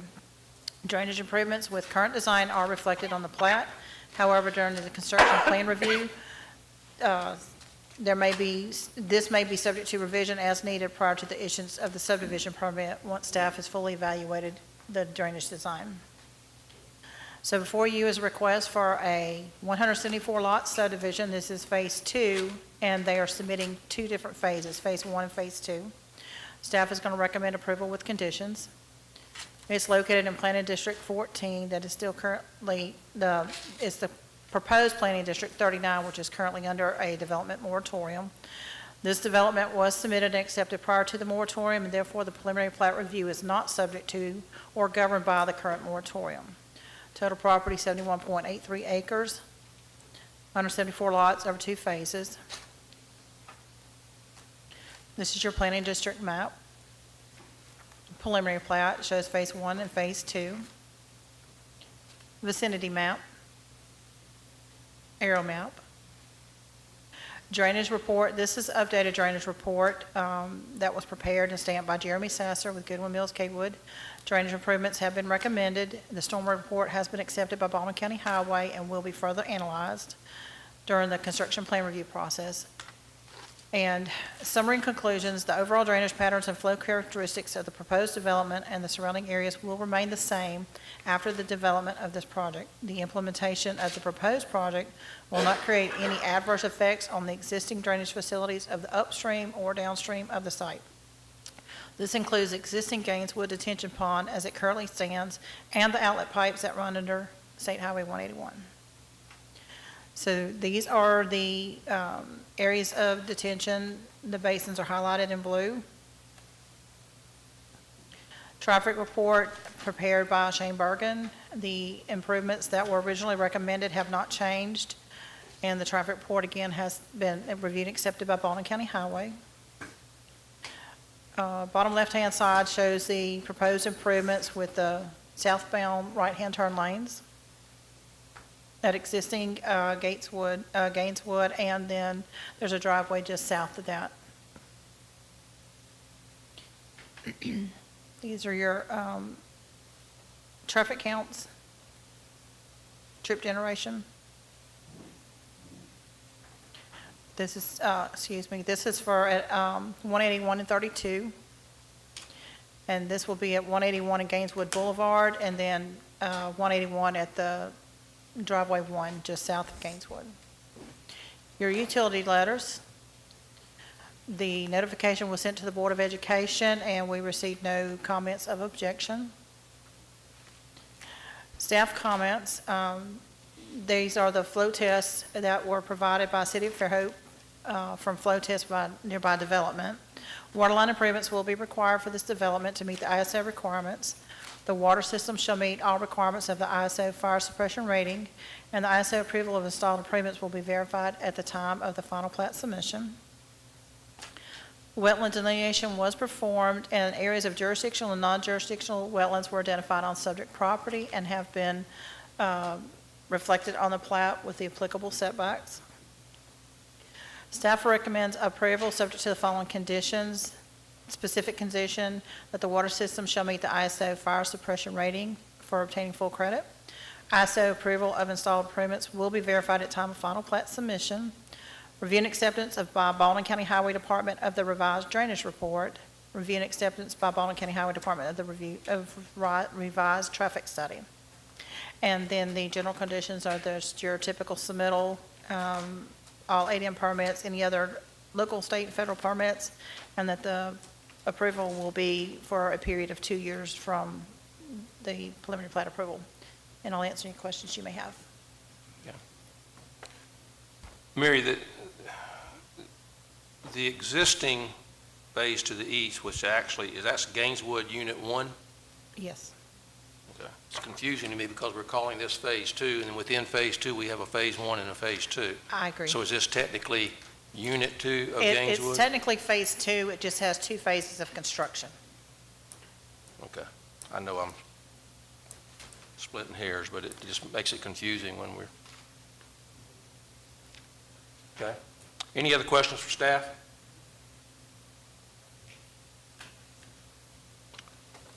Okay. Ms. Curry, you want to come up and speak? And Jeremy, I don't know if you want to, if you've got something else. You're going to let her do it all, huh? Let her do it. Okay. I'll be here if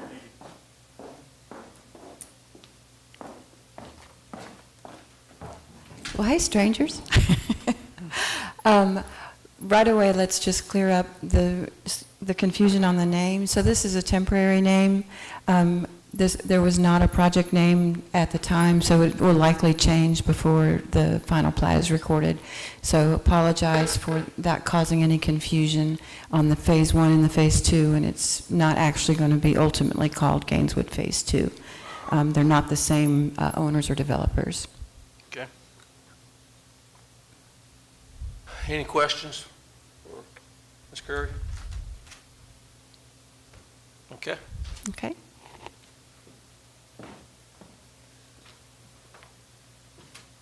All right. Anybody else that didn't sign up to speak that wanted to speak to this item? All right. I'm going to close the public hearing. Entertain a motion, or if you've got a question or comments for staff, you can do that first, but if not, I'll entertain a motion.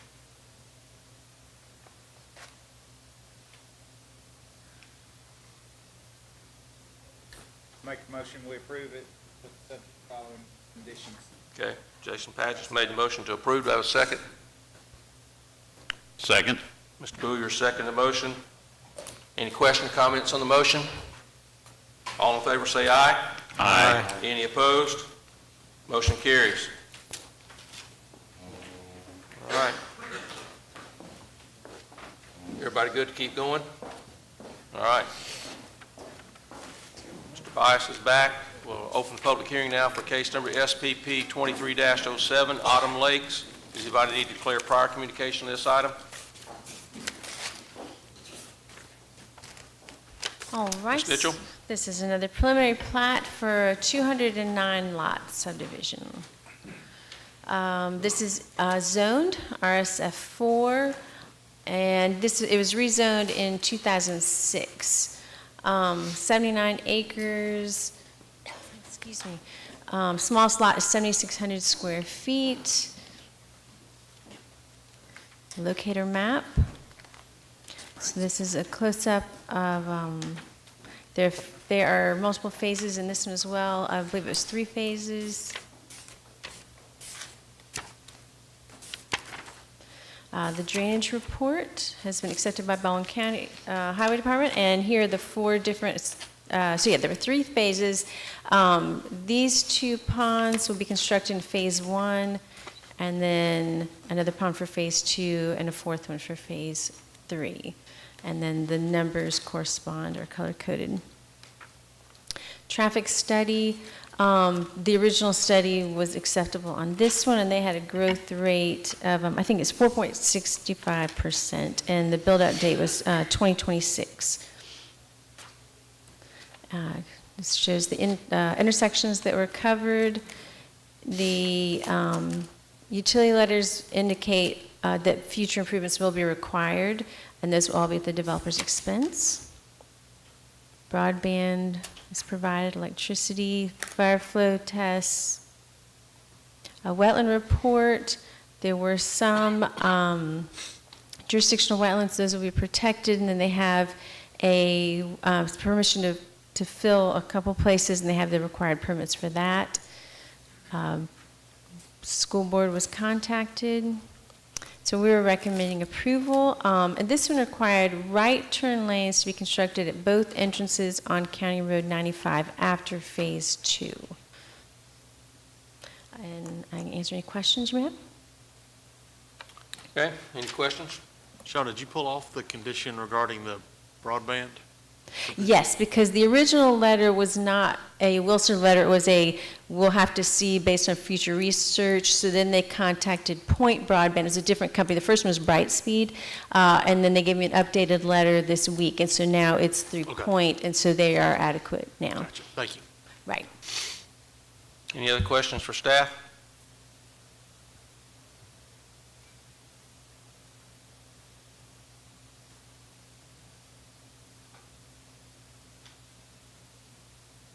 Okay, SE Civil, who wants to speak on this one?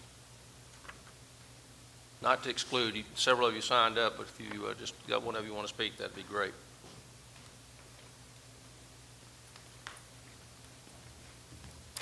Aaron Collins, SE Civil. I'm just here to answer any questions you guys might have about this development. We did have a little bit of trouble getting the broadband service, but we ended up acquiring one through Riviera. And also I have Jackson here with me, the engineer on this project, in case you have any engineering questions on drainage. Okay. Anybody have any questions? I do. Aaron, on ponds 1 and 2, that are those are going to be built in phase 1? I'll let Jackson handle the engineering questions. Okay. Hey, Jackson Burke-Bigler, Are SE you- Civil. Ponds 1 and 2 are going to be developed as part of phase 1? Yes, sir. Where is overflow discharge from those going?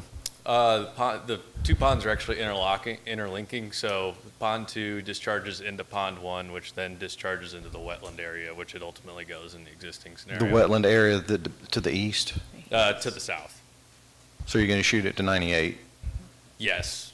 Yes, phase 1 will discharge through a box culvert under 98, ultimately. Has there been any discussion of, ditch improvements on 95?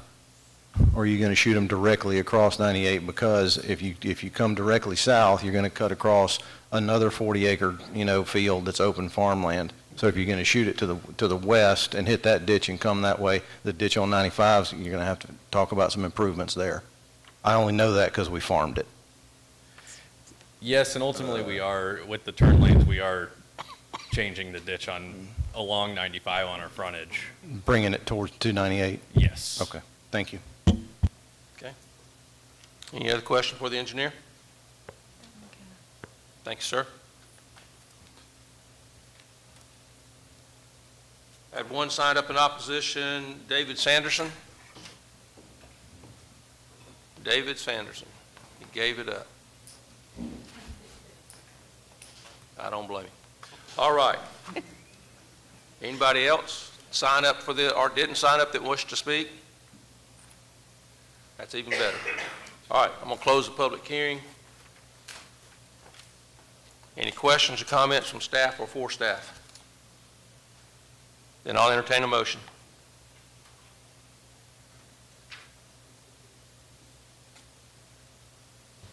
Mr. Chairman, I'll make a motion to approve subject to staff conditions.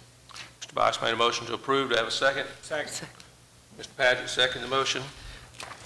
Any question or comments on the motion? All in favor say aye. Aye. Any opposed? All right, hang with me. We're going to go through these next three fairly quick, I hope, because they're all similar in nature, and we've seen these a dozen times or more. Yes. So we'll open public hearing for case number SPP 23-8, which is the VFLC Lawrence Creek subdivision. Anybody need to declare prior communication on this? Okay. Right, so this one, it's a 4-lot subdivision that we normally would see as a concurrent, but they have to construct common drives, and so that's why it's actually preliminary plat instead of concurrent. This is in Plan District 13, which is unzoned, 4 lots, and I've rotated it, so you have 3 3-acre lots and then 1 large 67-acre. And this one, the reason the outline looks different, they had an exempt subdivision, so they split out this western half, and it's been recorded, but it hasn't been mapped yet. And that's why I had this dashed line just to show this is the lot that we're discussing tonight, and this is the part that was split up by exemption. Drainage will remain the same because at this point there's no development proposed. Large flow exemption. Wetlands, extensive wetlands that are protected by buffers. So we recommend approval. They will have to coordinate with ALDOT because it's on Highway 90 about the common drives, and then we will grant final plat approval after the common drives are installed. And that usually takes longer than 90 days, and that's why it's preliminary plat, so they have a longer time to do that. And then once we get the final plat, then they have 90 days to record it after that. Okay. Any questions for staff?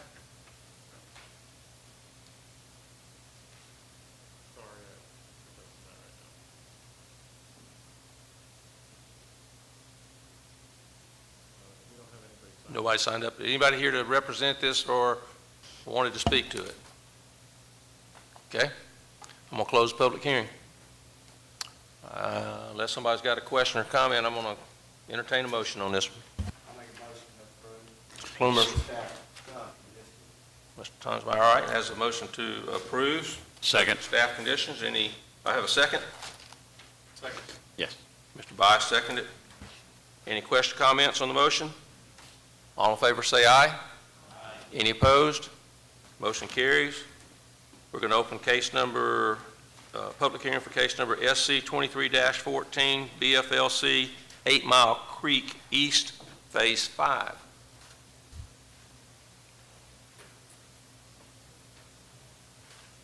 Yeah. Anybody need to declare prior communication on this item? Okay. Ms. Booth? So this is a 5-lot subdivision of BFLC 8 Mile Creek Phase 5.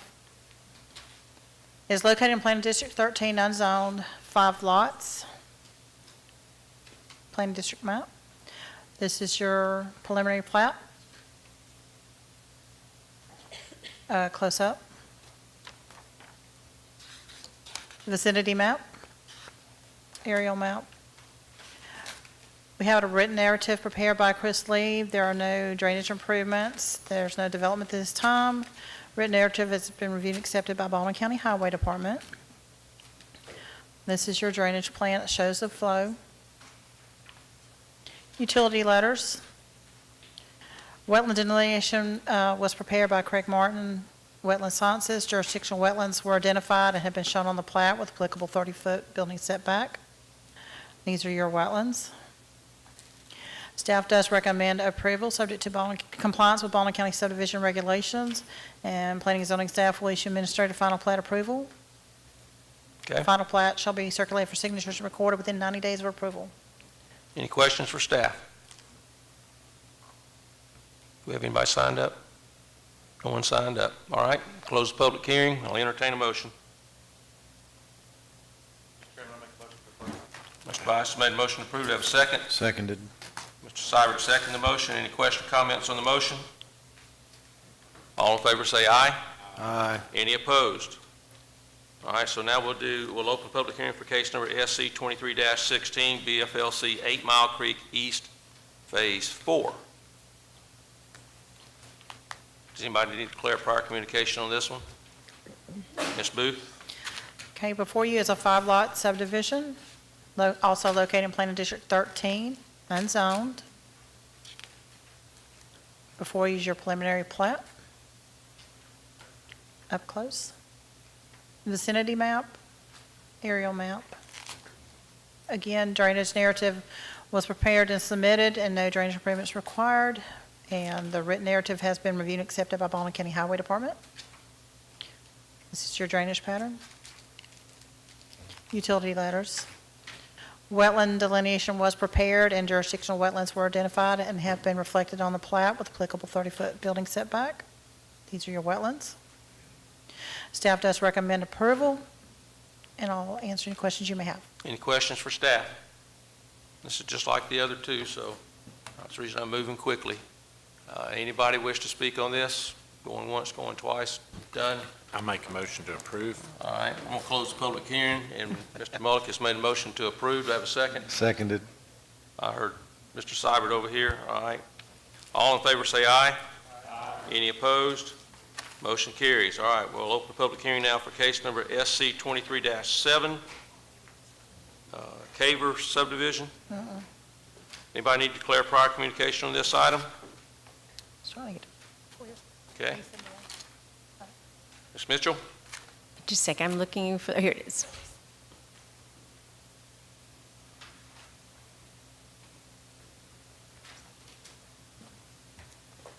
Okay, this is for a 3-lot subdivision. And this is on Bohemian Hall Road, and it's in Plan District 14, where they have not yet approved zoning. I see the lots are all fairly large, almost 4 acres, and the ones over 4 acres. Utility letters. No wetlands appear to be on the property, so they did not have to do a wetland delineation. So we recommend approval with no conditions. Okay. Any questions for staff? All right. Do you have anybody signed up? All right. I'm going to close the public hearing. I'll make a motion that we approve. Second. Mr. Mullick made the motion to approve, and Mr. Tonsmeyer seconded quickly. Any question, comments on the motion? All in favor say aye. Aye. Any opposed? Okay.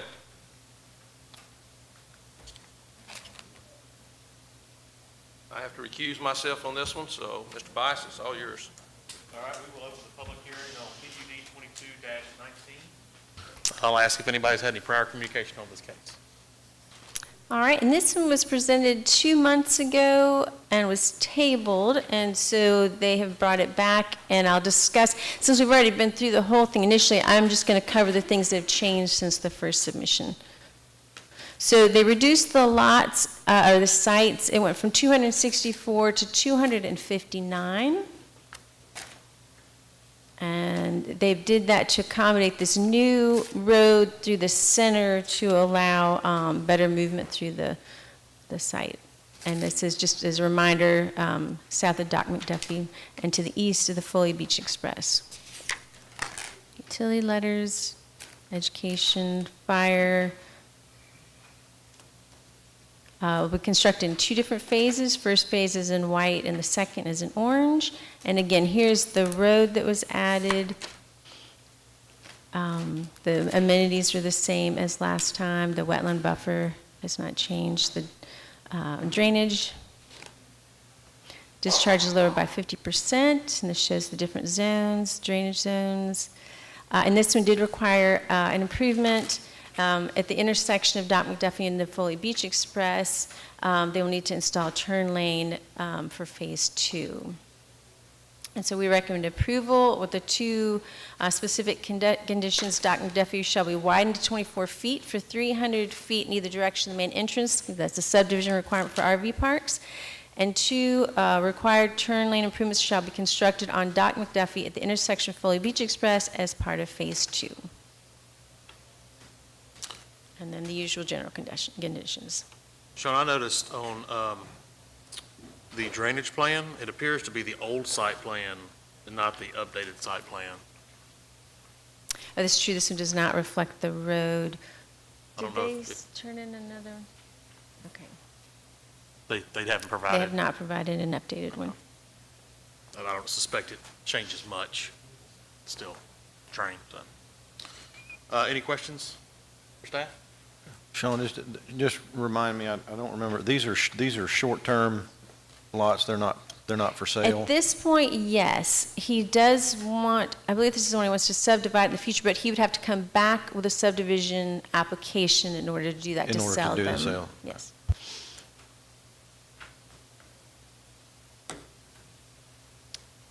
Anybody signed up on this one, Matthew?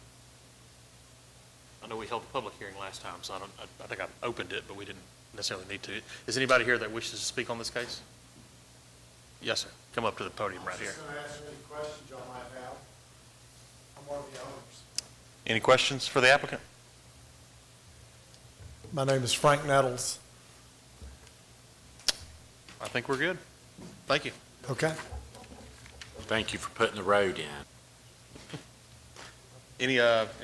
Anybody else wish to speak on this case? All right, we will close the public hearing. Anything else? Sean? No, I don't have anything. I'll make a motion that we recommend approval subject to conditions laid out by staff. We have a motion. Do we have a second? Second. All those in favor say aye. Aye. All opposed? Mr. Chairman, I did just want to say for anybody who may have been watching that and thought, well, hey, they haven't updated the drainage plan, that will get taken care of during this subdivision permit through highway. Okay, guess what? We've made it to the final item, I believe. Okay, we'll open the public hearing now for case number CSP 23-12, Loxley Boat and RV Storage. Does anybody need to declare prior communication on this item? Okay, Ms. Rhodes? All right, so this is CSP approval for Loxley Boat and RV Storage. You can see the location with a little black star on the map. It's located in Planning District 12 and zoned B3. It's located west of Highway 59 and east of Rawls Road in Loxley. And the applicant is Element 3 Engineering. The owner is LBJR LLC. Their request is to construct 8 boat and RV storage buildings as well as 2 dry storage units totaling 56,900 square feet for boat and RV storage. As you can see, the property is surrounded by commercial to the north and south, residential, a portion of the south, and to the east and west. Adjacent land uses are commercial, residential, and agricultural. Here are some property images, the subject property, and then adjacent properties. These are the zoning requirements for B3 zoning and the requirements for mini warehouses and boat and RV storage facilities. Here is the site plan, and I have enlarged the data table showing you that they've met the setbacks for B3 zoning.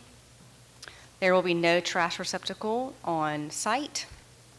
Here is the elevation and floor plans for one of the proposed boat and RV buildings on site, and then the side elevation with that brick facade. The electrical plans, and I've highlighted the lighting notes, and then they've provided additional electrical information showing the inside and exterior lighting for each building. The parking and the fencing plan, so they'll have an 8-foot security fence with a sliding and locking gate that will surround the perimeter of the property. And then they've met the parking requirements of section 15.2.6 in regards to mini warehouses, their grading, drainage, and erosion control plans, their ADEM permit, their drainage narrative, their landscaping plan. This was updated slightly since the staff report was printed. They're increasing the amount of landscaping along the residential areas. There's the landscape legend and the tree types. Baldwin County Highway Department did note that there has been no turnout permit onto Rawls Road that's been applied for, so that's going to be another condition upon approval. And then AlDOT did note they had an application for a turnout permit, and they will continue to process that. All right, so the proposed storage facilities do conform to the zoning ordinance requirements, and the setbacks have been met with B3 zoning. The master plan indicates a land use designation of commercial. The proposed use is consistent with the master plan and all the requirements of Baldwin County ordinances. Many warehouses are allowed in B3, and we would see this type of development along County Road 59. So staff recommends approval with the following conditions. So I've added the condition regarding needing a turnout permit onto Rawls Road from the Baldwin County Highway Department, the acquisition of the turnout permit onto 59 from AlDOT, which is in progress, and then our standard memorialization statements saying that this is just for mini warehouses for boat and RV storage and not for a planned unit development. And then also the closeout requirements will need to be met before a certificate of occupancy can be obtained. And I'd be happy to answer any questions you may have. Anybody have any questions for staff? I have one question, if I might. The lack of a trash receptacle, can you explain that? I mean, it would seem like in a place where there would be boats or RVs coming in that somebody would need to be clean out or something, and just to have it there, not for massive trash, but just accidental trash. Yeah, this will be something that the applicant can address. I was given no explanation as to why it was just no trash receptacle will be provided. Are we permitted to suggest that they might add that as a condition? You can add that as a condition. Okay, thank you. Any other questions for staff?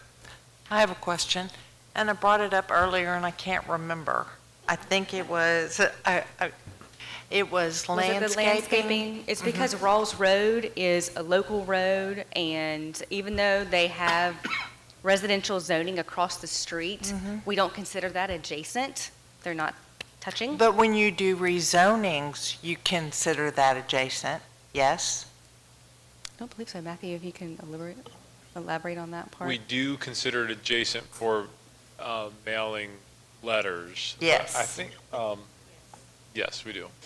But not for buffers. But not for buffers. And there is a public policy explanation for that, because if you had a property that's already zoned commercial and you happen to have some type of residential zone across the street, you could end up requiring a massive buffer along the street line, especially on a property like this that's arguably very properly zoned commercial. However, in the commission site plan process, one of the specific elements that you can ask of an applicant and even require of an applicant could be some additional landscaping along that road. I would like to do that. Okay, any other questions? I had a question.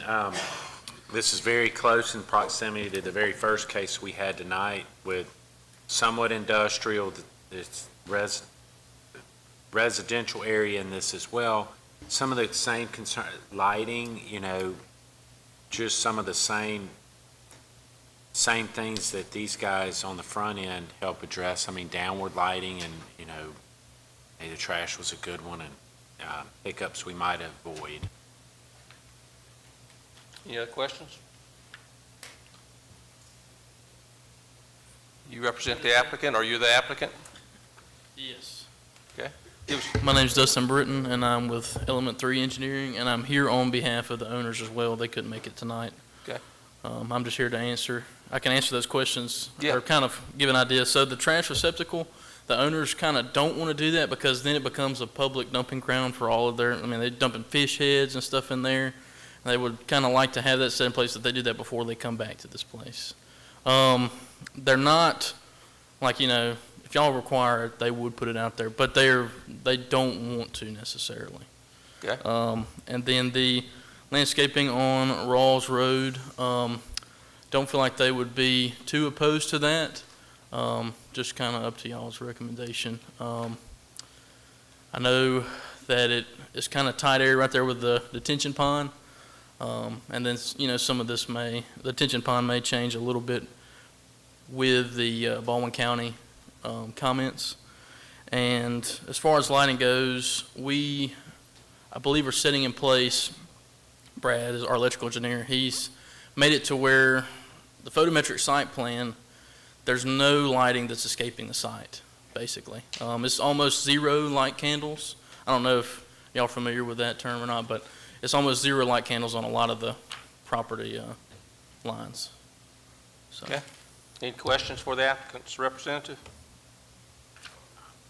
I would second what Ms. Burnett says about, you know, it would be nice to, a little screening along that road. I mean, we are talking about, what, some 60,000 feet of just roof space, and, you know, they've got a brand-new development just down Rawls Road on one side and right on the other side, and it would be a courtesy to the neighborhood. Okay. Thank you. Any other questions? Thank you, sir. I don't see anybody else here, so I know the rest of the folks, so we'll close the public hearing. Entertain a motion. Mr. Chairman? If you're going to add, be sure and clearly state what you're adding. Mr. Chairman, I would move that we approve this application with the conditions outlined by staff, plus additional requirements for trash receptacle, and also for additional border landscaping to accommodate the neighbors in that area. You want to specify along Rawls Road? Along Rawls Road, yes. Okay. Is that good enough for you guys to be able to, you know, all right, good. All right, so Mr. Boogers made the motion. Do I have a second? Seconded. So Mr. Seibert seconded the motion. Any questions on the motion? All in favor say aye. Aye. Any opposed? Motion carries. That was the end of our items, so any new business that I'm not aware of? Public comments? I don't see any public here other than people I know that they better not say anything. Staff reports, Matthew? All I want to say is thank you all for your service to Baldwin County, and we'll try to hopefully not have any more meetings quite this long for a couple months. So thank you. Mr. Chairman, I hate to drag this out 1 minute longer than it has to, but could we ask staff to do a counting of the number of lots that we have approved in the county since January 1 that are greater than 3 building lots in the county? So we're actually hiring an intern. I don't know when his start date is, but he's going to have a couple tasks, but one of those over the summer is going to try to set up a mapped analysis of our area to be able to view that as a glance. Yeah, we did. I think the gentleman who was here that says, you know, tonight we approved, just in 3 items, we approved over 1,000 lots. And I think it would be a handy thing to have to know how much we are approving and what the likelihood is it's going to be needed. Sure. Thank you. Legal counsel? Just thank everyone for their patience and their decorum. All right, our next meeting is June 1st, 2023. Thank you, staff. We were here for about a few hours. You folks have been working on this stuff for weeks and weeks. Thank you for your putting this package together. We are now adjourned.